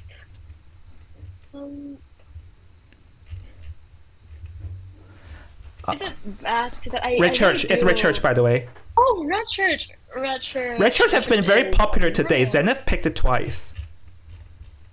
I mean, Red Church is a really balanced map, I would say. Like, although it does cancel out some of the more meta picks, like, Priestess isn't as good in Red Church as she'd be in, say, a bigger map. And I'm, like, relatively certain that a lot of hunters are a bit off-put by how many walls there are in Red Church. Like, all in all, it's difficult to say if it's survivor-sided or hunter-sided. No, I think it's 50-50. Like, they're... And actually... Even majority of the players who complain about the factions fairness agrees that it's 50-50 because over the years, like lots of maps have balance changes, but Red Church is the only one that didn't really have one after the addition of the broken walls. Like both sides agree that both survivors and hunters have a decent amount of chance in this map. So it does look like AX has chosen to put their survivors first. Yep. And the hunter. Here, bye bye. Yeah, I'm just. Oh, they're banning. I'll just follow it up. They're banning now, right? Yeah, they banned Seer. Uh-huh. Here's a fairly standard ban. Earlier we said that Seer's importance has dropped, but if it's Red Church, you don't need to ban Priestess like you would in Ever Sleeping. I mean, or it's still an option because Priestess can potentially be annoying because there are a few annoying portals. Definitely, because Priestess isn't useless on Red Church. We've seen her being used fairly well in Koa, actually. It's just that her world portal, which is a large part of a Priestess player's life, is fairly useless. Mm-hmm. So they've locked in Mercenary and Magician. Oh, wait, Magician first? This is some... Yeah, apologies everyone. I will speed whatever I'm doing fast so I can show it. But they locked in Magician first. We don't see that being locked in early just because there are much better options. And also the thing is that no one would really focus ban at first, you know what I mean? Definitely. And Magician is a little bit more of a selfish character in the sense that he doesn't really offer support or harassing. He's solely focused on kiting and maybe on rescuing, although that's not fairly common. It does seem to be a bit of a mishap, but Mercenary is a very stable ban.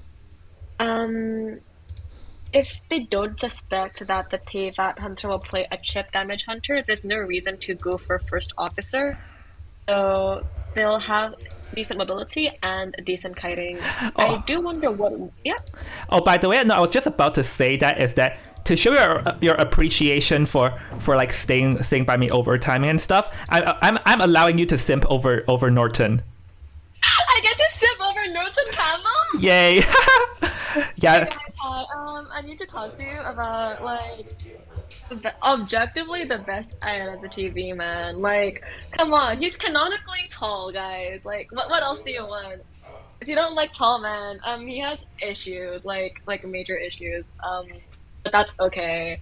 Prospector players, I think they're really great. Especially after like Prospector's really big nerf, which I don't think he deserved. Like, yeah, he deserves a nerf, but not the 6-second cooldown and the whole magnet recharge thing and the magnet stun time. He got like the 1+1+1 of character nerfs. I think that's really sad. I really hope nobody from Fruitus is like watching this because they're gonna be like adding me and not enjoying my statements. No, people will be complaining that why is this is not a Norton, this is a Norton simp stream. It does look like there's a bit of confusion with the bans, actually. While that's being sorted out, may I talk to you about Ronald of Ness? Have you guys seen his like in-game animation? Have you seen the where he like twirls around and when he gets down on like his one knee, there's like a rose in his mouth? And I think that's like really great. There's like two pickles that happens. Like he's skilled in putting roses in between his teeth, which is a very useless skill to have, but like you can't deny that it has like a charm to it. I need to stop talking about him because once I wrote like 1,000 words on him and nobody was very impressed, but it's okay. I have so much to say, but I won't. Oh, there was just like a mishap, like for all your audience, if you're wondering why there is one ban less, it's because apparently Tavet did not remember who they banned, as they attempted to ban a mercenary that's been chosen, and then they attempted to ban a seer a second time. So I'm like, yeah, sorry, the time has exceeded. So one of the bans was voided from Tavet's side, which was unfortunate. And yes, I'm aware that the team names are wrong because I don't bother at this point to fix it. I'm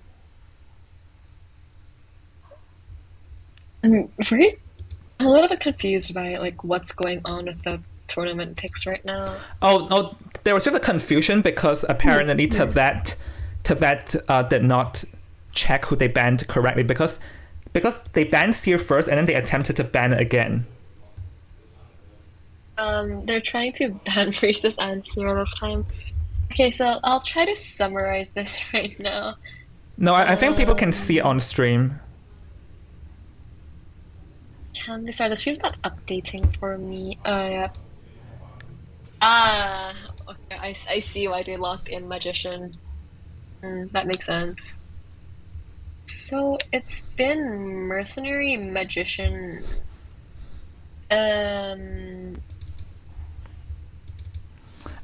The Antiquarian is the last survivor being banned. No, you just have to remember this. Tavet had one ban less because they made an error and then the time has exceeded for them to ban the correct one. Definitely. I really need to figure out who's being banned because they've tried to ban Seer 3 times up till now. They do not like Eli. That's a bit sad, but that's okay. Who needs Eli when you have Northern Campbell? Anyway. Okay, I'm starting to regret letting you simp. I'm regretting it, but I really hope they choose Prospector. No, they did not. It's okay. We still love you. All right, I'll let you simp, but please stop the moment the game begins because we're professionals. I'm very professional. Okay, so Ike is the last pick, by the way. Yeah. Psych, yeah. So Mercenary, Magician, Enchant, and Psych. So I think they're placing a lot of emphasis on this Enchantress because the Magician, I mean, it's a selfish character, as you mentioned earlier, Ju, and the Psychologist Wi-Fi heal, but cannot exactly harass. So I think they're putting a lot of, or hoping on this Enchantress to do something. But then again, Enchantress has dropped down the meta just simply because the fact that there are like other better options. Not necessarily that she's weak, but there are just better options over here, Ju. I would agree. And the issue with this team comp, I would venture to say, is that they're lacking early game support because, for example, in Red Church, a lot of the strategies revolve around having a support in the church, female dancer, antiquarian, priestess, and they'll help the Kaida transition in and out. But with the Enchantress, although she is the only harasser and true aggressive support in the team, she can't do anything early game when her teammates are being chased. Yeah, exactly. Hit the nail on the head over there, Ju. I do wonder where they'll choose to spawn. They're going to expect Psychologist to be the first chase. I'm assuming they'll put her either in God Kite, like in the God Palette area, so she can go either to Backgate or to Dungeon. I do think that Magician is the main wild card here because if he doesn't get chased, then there's not much he contributes to the team, if that makes sense. No, that makes perfect a lot of sense because Magician, if Magician gets found first, it's just a matter of fact of how long that he can last. And with the Psychologist there, I don't think the Hunter will willingly choose the Magician over the Psychologist. It doesn't like the Psycho will take the first kite in most scenarios unless the Hunter manages to spawn completely on the other side of her. Or if they're planning on playing a Hunter who can ignore Enchantress's stuns, like perhaps Undead, maybe BQ.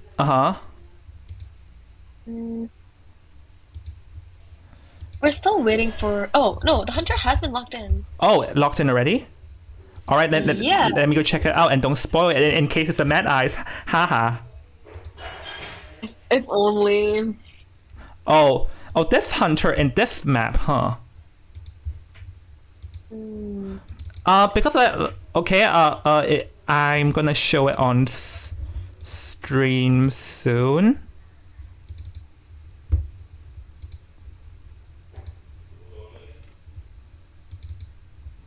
Oh, bruh, wrong button. Oh.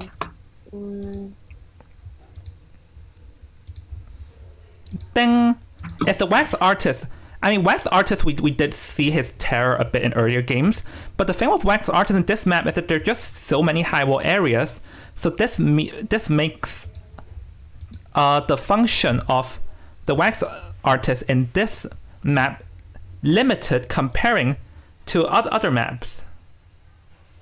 I'd say that's true for most places, with the exception of the church. And here it's where I have to eat my words, because earlier I said that there wouldn't be any decent red church support since there's no priestess, no antiquarian. But they don't need that if it's against a wax artist, because going into church itself against a wax artist is not a good decision, because there's very little obstacles that can shield you from the wax.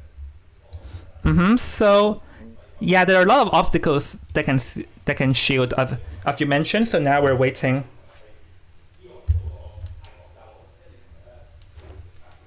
We're waiting on the Armada X survivors to enter the game currently. So, let's see. Wax artist against this team comp. Well, Wax artist counters Enchantress fairly efficiently, which is a little bit unfortunate since they have no other harasser. But I would say that this team comp is fairly decent at rotating, and since Wax artist isn't the fastest hunter, if they waste a little bit of time early on, or someone managed to force the Wax artist into the magician, that would be the most optimal situation for AX's survivors. Oh, you're not in. Oh, wait. Okay, here. All right, so manifesting that I will enter the game. Are you not in the game already? Like, it says you're in here. Oh, I am in the game. I mean, manifesting that later nothing will happen because we all know what happened just now when I was struggling. That was a little bit unfortunate, I will admit. Yeah, so I'm manifesting the same thing will not happen over here. Let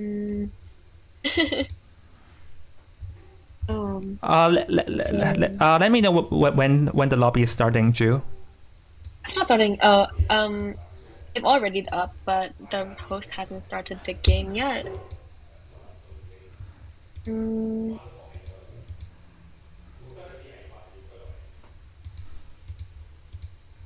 So, based on...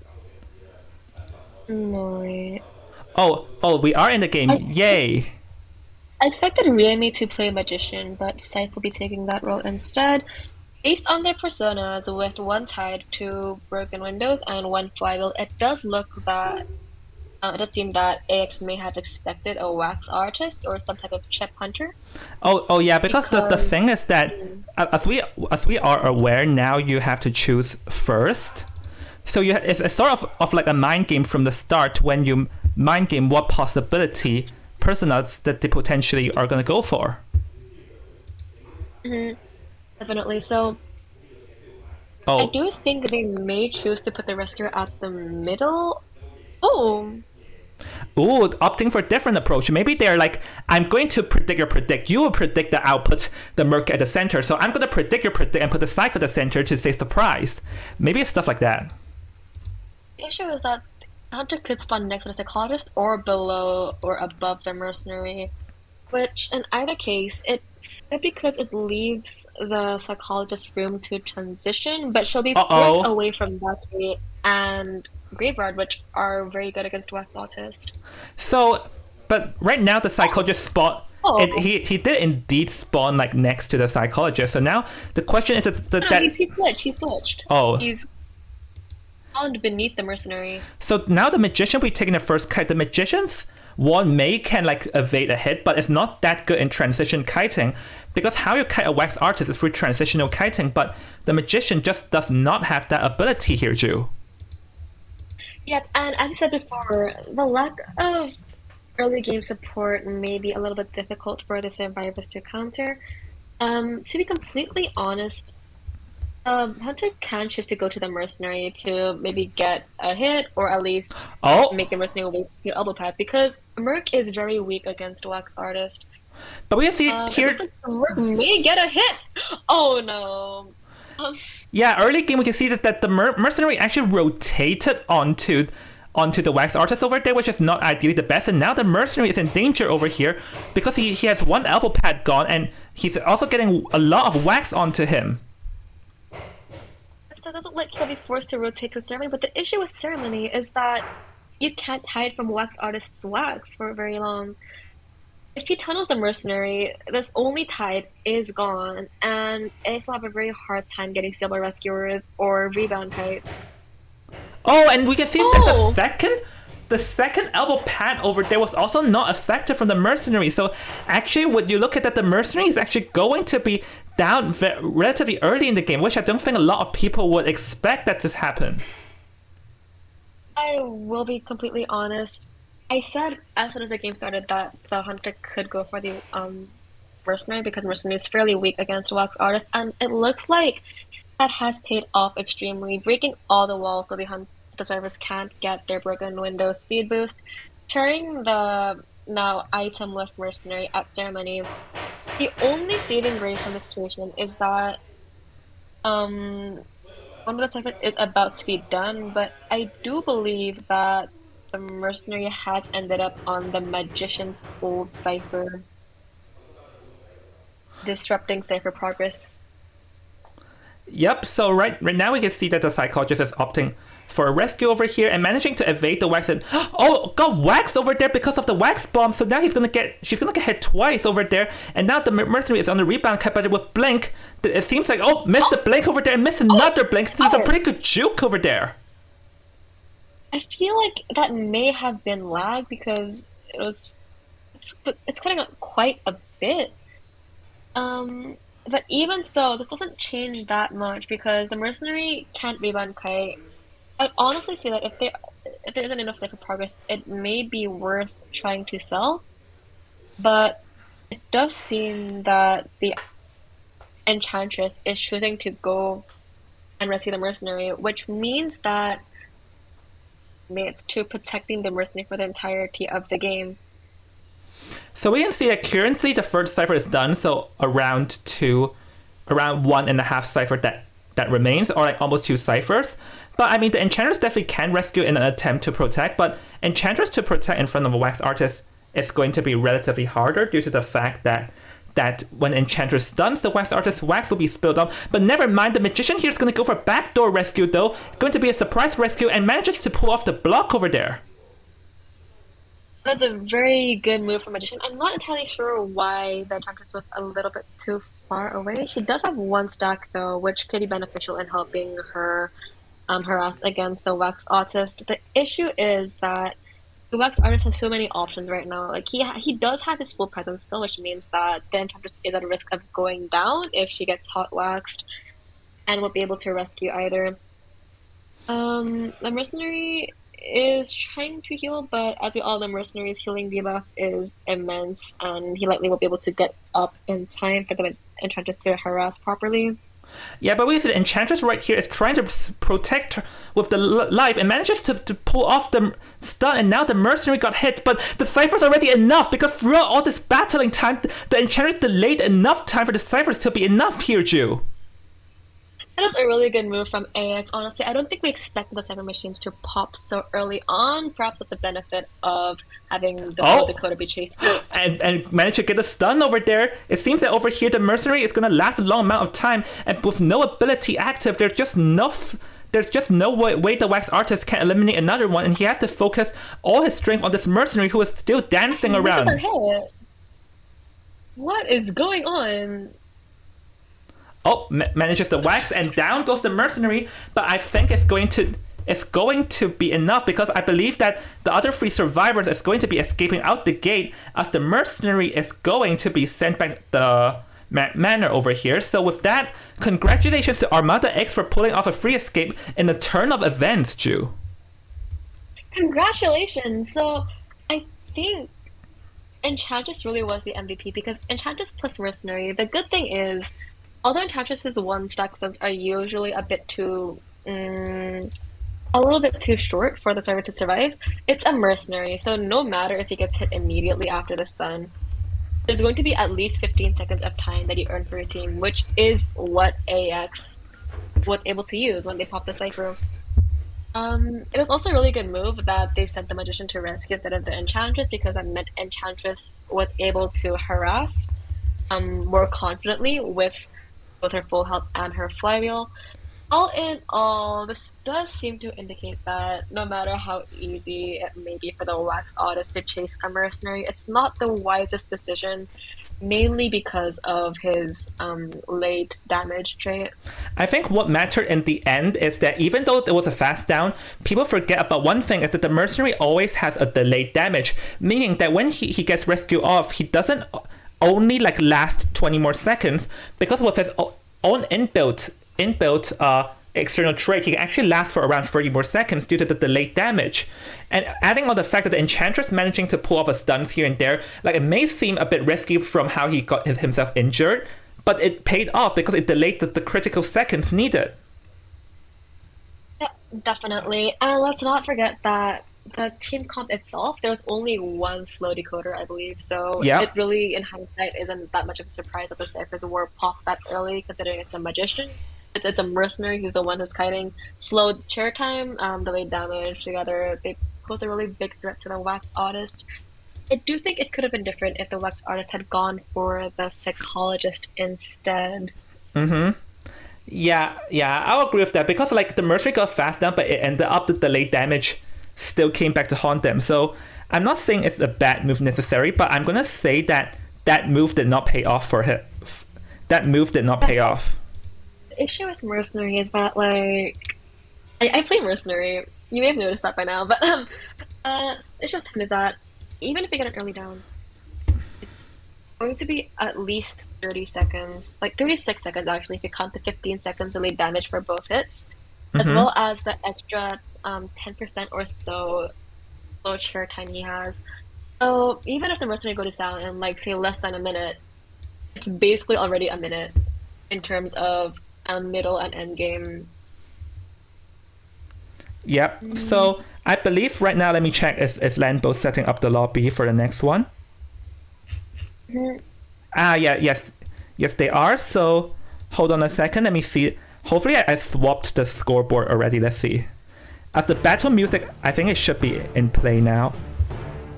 Oh, I haven't swapped the scoreboard yet, so I'll just swap it real quick. But we are going to be switching sides, and Ju, can you tell me, have they screenshotted yet? No, not can yet. Can you help me remind them to screenshot? Like, remind them to screenshot so that we can be aware of the time. No worries. Yeah, thanks a lot, Ju.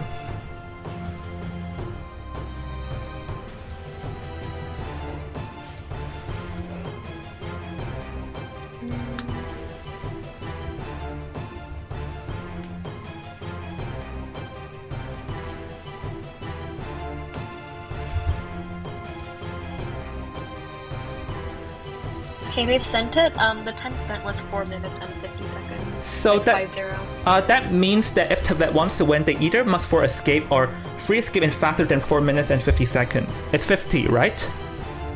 5-0. Yeah. It's going to be very difficult. I mean, you guys pulled it off just now. We had the power of, like, you know, things on our side. We had the power of Joe and Kershaw. I think that really... Okay, we received the news the Seer is the first ban, which, no surprise. And the next two is going to be... Hold on, the audience doesn't know it yet. The next one is going to be the Mercenary and the Psychologist, is that correct? Yes, it is. Yeah, honestly, Psychologist is a very popular pick in this tournament, I'll say. I mean, it's no wonder because she's a very stable character and she can take an extra hit. The next two bans are Weeping Clown and Patient. Weeping Clown? I don't think anyone expected it being selected or banned. Me too. And on Red Church, with all those walls and those corners, I will be completely honest when I say that meeting Weeping Clowns on Red Church gives me a sense of fear when I play Survivor. Weeping Clown and Patient. So it does look like the AX is planning on playing a hunter who doesn't like mobile survivors, want a fast-moving team comp. It's a little bit surprising that they chose to lock in Mercenary immediately, because even if it's a lot more stable, they're going to have to try and push the Cypher Rush if they're going to stand a chance of getting a fast 3-man or a 4K. It looks like they're leaning more on a 4 escape right now, or else they'd probably have locked in at least one decoder.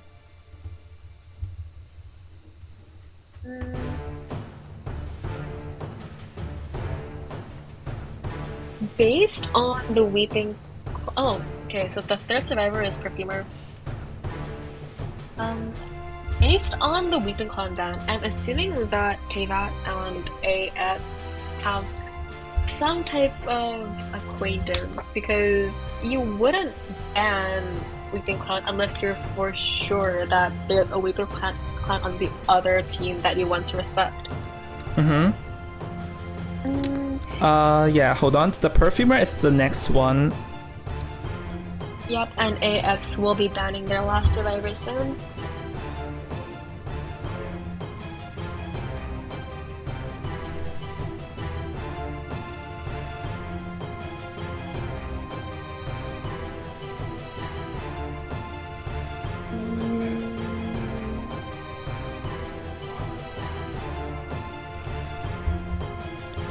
Yeah, so we're waiting on the last one, but here, if they have the free escape, actually, I am a bit surprised that they're not going for a Cypher Rushing comp, because they have the free escape in a fast time. I mean, they either have to play for 4 escape or free escape in a fast time, whatever works. Yeah, that's what I said, like, just now. I don't know if you heard, but I think they're leaning more on a 4 escape, because if they were going for a 3-man fast escape, they would have chosen at least one decoder, even if it's like a post-man. And you can see that the ban that the Hunter is banning, but also survivors with no decoding debuff. So the Hunter's expecting the survivors to go for that fast-paced game. So now that we received the final ban is going to be the Acrobat. So no strong characters allowed it over here, so we are waiting on the very last pick.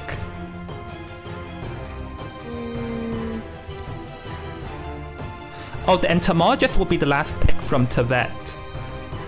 And we're actually waiting for Polar, because Polar is going to be the hunter, and if Polar is the hunter, then I think... If Polar is the hunter, because Polar is actually well known for Soul Weaver, so I do wonder, is that going to be the case here? Soul Weaver... Well, Weaver is honestly a menace. She used to be so meta, now she's not that meta anymore. To Red Church, I think it's a very viable pick, since she's not too bothered by her lack of self-control. She can zoom around very quickly. If it's going to be Mercenary, Psychologist, Weaver, Ento, I can at least see why she chose to ban Weeping Clown and Patient. Yeah.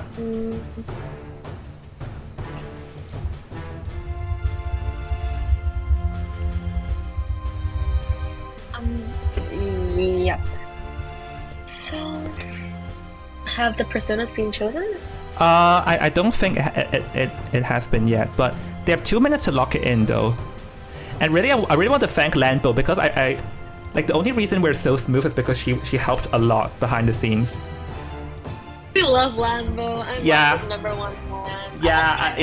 Yeah. I really thank Landbo. Like Landbo, if you're watching this, I really thank. Words cannot express how much I thank you a lot for helping me out, man. Like you're slaying, Landbo. Yeah, like there's the times where I wish I can split myself into 4 people to do 4 different things. Unfortunately, you can't, but luckily for you, Lando has mastered that skill of duplicating themselves and doing lots of jobs on lots of different kinds. Yeah, she's the best. Yeah, thanks, Lando, if you're watching, if you heard this, haha. I'm sure Lando will appreciate your thoughts. Yeah. Sorry, I think it's like a lot of noise, but... No, it's fine. It's fine? Well, let's see. I think it will end around 7:30, so overran around 1.5 hours. But I think it should be fine because tomorrow things should be more smooth for future times. To anyone who's missing out on rank for this, you're a real one. We love and appreciate you. Oh, remember, I reminded that someone almost revealed their personas on stream on the public chat. That would have been a bit funny, honestly. Okay, so do you think they would go for Soul Weaver? Actually, Soul Weaver is good against this comp. Soul Weaver is actually good against this comp if we think about this, Ju. I mean, definitely like not the worst. And Red Church itself is a pretty good map. Yes. I'd say. Oh. Oh. You saw it? Oh, okay. Quite standard. No, actually, it makes sense. It makes sense. I'm going to reveal the hunter on the screen first, and then I'm going to say why do I think it makes sense. I think I understand why it makes sense. As someone who's faced with this hunter so many times, so many maps, Red Church, definitely. This team comp, definitely. No, because... And this situation is also because 100%. The thing, though, is that Clerk is actually very good in delaying time to ensure that no matter what, the survivors cannot escape that fast. And then that means that all Polar has to do is to make sure that he can eliminate one survivor, and then he will manage to win it. So this will, in paper, it will be very hard for to vet survivor. Not to mention, that is the first reason, but the second reason is there's absolutely no harasser in this team comp. Yep. No harasser, nothing to reverse. Like they have the entomologist of the soft harasser, but it's just not exactly the same. Really, Clerk has nothing to be afraid of. No matter how long Perfumer Entomologist, Ecologist can fight for, she can lock the ciphers. She has no harasser to be afraid of. She can just sort of lead the game at her own pace. And since we know that Eva needs a force escape or a fast 3-man, I think they might have a quite difficult time with this game. Okay, so... Yeah, free escape and also under 4 minutes and 50 seconds too, Ju. You have to remember. Maybe if the survivors kite for a really long amount of time, they can get a 4 escape, but it's a Clerk, so 1 very slow game, 2 the end game is almost impossible to get a 4K or 4 escape or even a 3 escape from. Because here's the thing though, against Clerk, one of the important thing is that to make sure that your survivor items will not run out. But if we look at this team comp, all survivor items will run out eventually. That means the end game they won't have much items, and against a Clerk, because Clerk has one of the best base statistics in the game with her movement speed attack hitbox, since she has one of the base attacks, like one of the strongest basic statistics, this means it'll be very easy for her to chase up someone endgame, especially considering that Survivor doesn't have unlimited items. Honestly, all of these survivors, with the exception of Mercenary, are viable picks. I'm not entirely sure why they're choosing this spawn, because it leads the hunter directly to the weakest fighter in the team comp. Yeah, I think it's once again a trap. Like, I'm going to set up a trap for you. Are you going to jump in it or no? And here it seems that Polar, who is using the account name called Bear, is going to say, no, I'm not going to jump into it, and opted for something else, and managing to catch the Psychologist, which is the one best target due to the fact that Psychologist has no item for early game. It does seem that the hunter might have trump card, since that would be a good location to spawn if they were intending on locking the Graveyard Cipher. Yeah, trump card is viable. Also, maybe bring confined space and fast pallet breaking just to put Clerk's racing ability to the max. So never mind, we're in the game, and this will be the final game for today. Thank you everyone for tuning in the stream. As currently Bear is going to be walking his way towards, or Paul is going to walking his way towards the center, and is going to pass by the church and going to move on to the Antiquarian here. By Antiquarian, you mean entomologist? Yes, the Antiquarian. Into the person called Antiquarian here. This heading route isn't very safe because she's running into the hunter. Yeah, Entomologist rotating into the hunter here is not ideally the best move, and here it's going to be in danger, but we can see that right now, got the recording off, and oh no. Yeah, you have to be careful.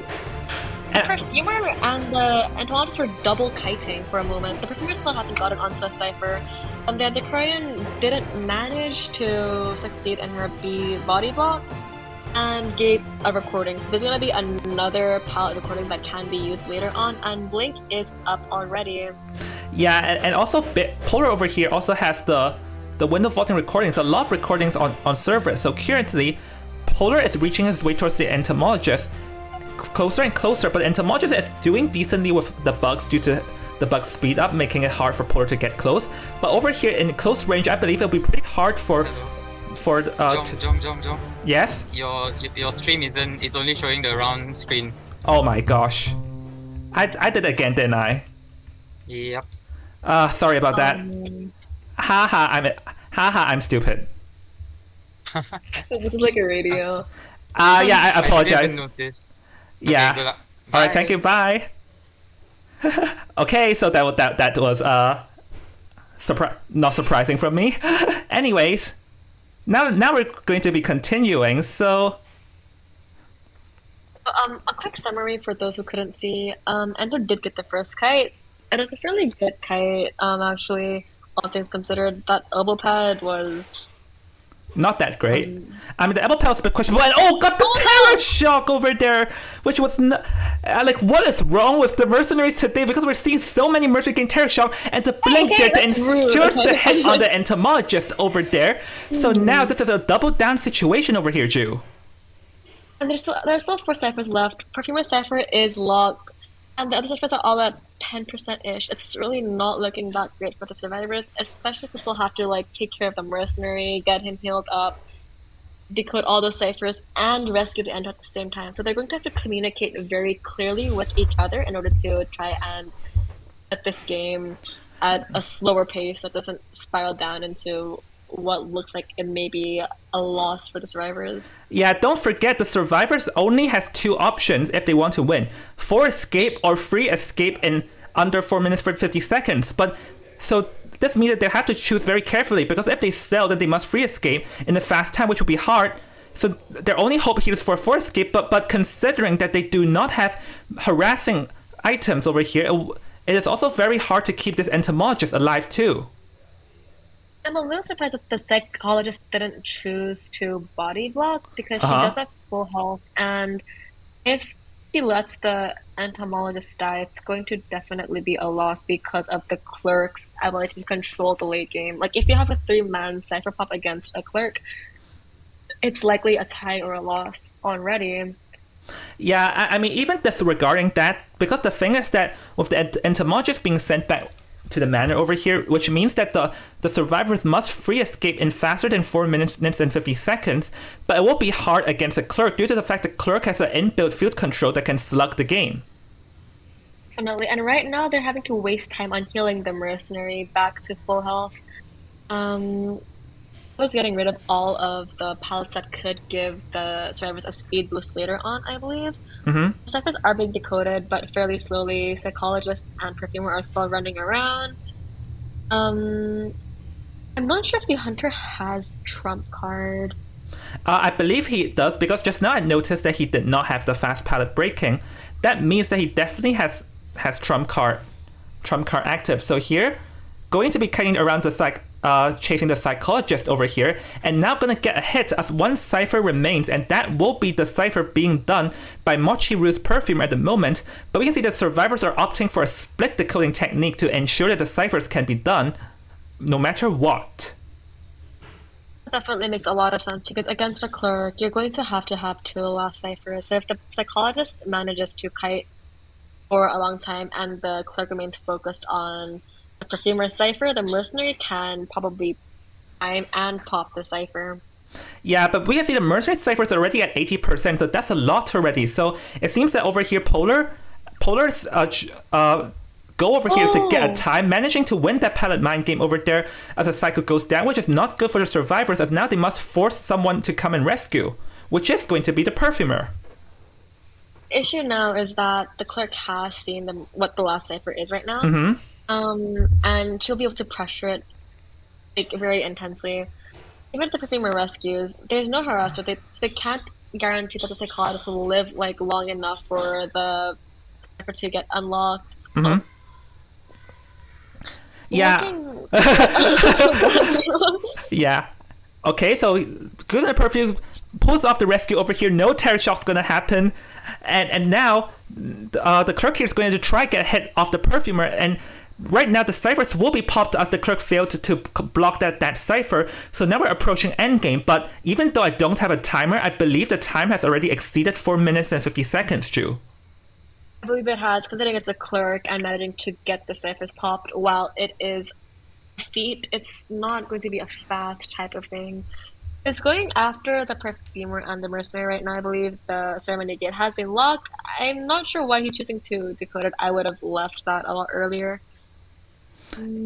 Yeah, forcing a gate in front of a clerk just doesn't work. So here, Polar here, we focusing on the perfumer because perfumers' perfumes are not that effective in front of a clerk kiting. So let's see.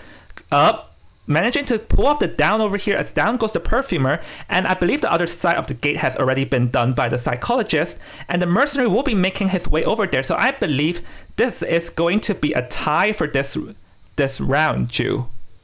Personally did think that since it's a point-based game, if they really wanted to, they could have gone for that rescue after tension was over.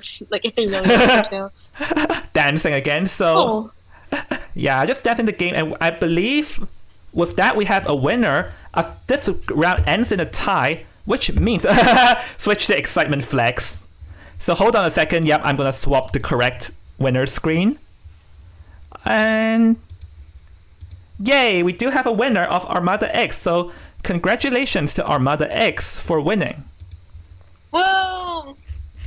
Good job to Tevat though as well. Yeah. It was a really stressful situation with the overrunning first match. But you did great. Thumbs up. Yeah, so we're almost done for today, but I believe that just the early down sealed the deal, and I feel like the team comp choice from Tevat could have been better, I think. Because for a game they have to free for escape, they chose a relatively safe tying team comp that did not work out for them. I think the issue is all these selfish characters, Perfumer is a very selfish character. Yeah. Has debuffs as well, which makes her a fairly rare character to see in any competitive situation, not just tournament, Rain, for example. Entomologist, she's not aggressive enough. There's no harasser, and I think that every team should have at least one harasser, even if it slows down decoding progress, because that's the only chance you have to turn the tables. All right, so yeah, I believe everyone wants to rank, have dinner, or move on with your life. So let's get this over and go to the interview, VC. Whoa! Hello. I'm so excited. Yeah, who is going to face the slaughter of Jong today? I kind of hope it's Polar because actually I love all AX members. I love everyone. I think Tevat is really funny as well. Yeah. So funny because we are still waiting right now. Yes, we are. Whoa. I wonder who is going to. NX. Oh, hey, NX. So, welcome back. I guess you were right about me being sacrificed, huh? And I actually love you. Can you tell Polar I love him as well? I think Polar's watching the stream later, so he probably Hi, will see it. Polar. We love you. Okay. We love K-Bad as well, but don't get me wrong. I love everyone. Okay, sorry, I said that word. All right. Yeah. Let's finish it. So, first of all, you guys won. How does it feel? Yay. Okay, at first we were panicking a little because the Merc got hit early, but like after that the Merc's kite actually helped, and as well as the logic where it's a Merc, I'm an enchantress, so I'm not that scared of it. Yeah, because that's the thing. You completely reversed that outcome, because it seemed like it would be a tie or worse, but you managing to pull off the stunts actually reversed the game outcome to a free escape. I think Yeah, the more subtle thankfully, choice yeah. of like making Scythe rescue instead of you helped as well, because then you could like fully harass without worrying about getting another hit. Yeah, because I originally I wanted to rescue, but then the hunter was too near me, so in the end I decided to be the one rescuing.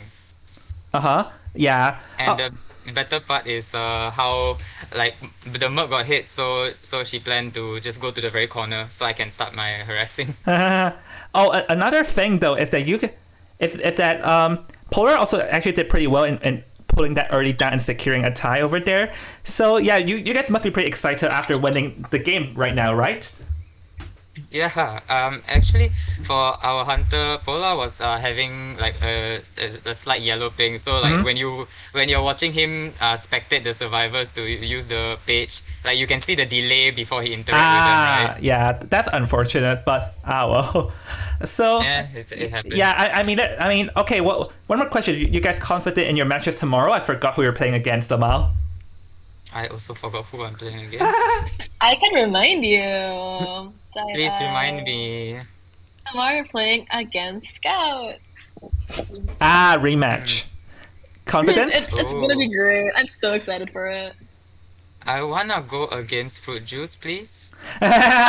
Challenge. I think we shouldn't meet Heart Eyes. I think we should meet and see how we go. You know, Ju. But you're gonna manifest my Terror Shock, and then we're just gonna say classic Ju Terror Shock. It's gonna happen anyways. So. Oh, that's rude. It's like no, I don't want that embarrassment. All right. With that, yeah, I think it wraps up the end of today because yeah, it's getting late. So thank you everyone, and thank you for tolerating all my mistakes and all the technical errors and all the disorganization. I appreciate each and every single one of you, and I love all you guys. So yeah, this is the end of today, and I'll see you tomorrow as more action continues. So yep, guys, see you in a bit. Bye guys, thank you.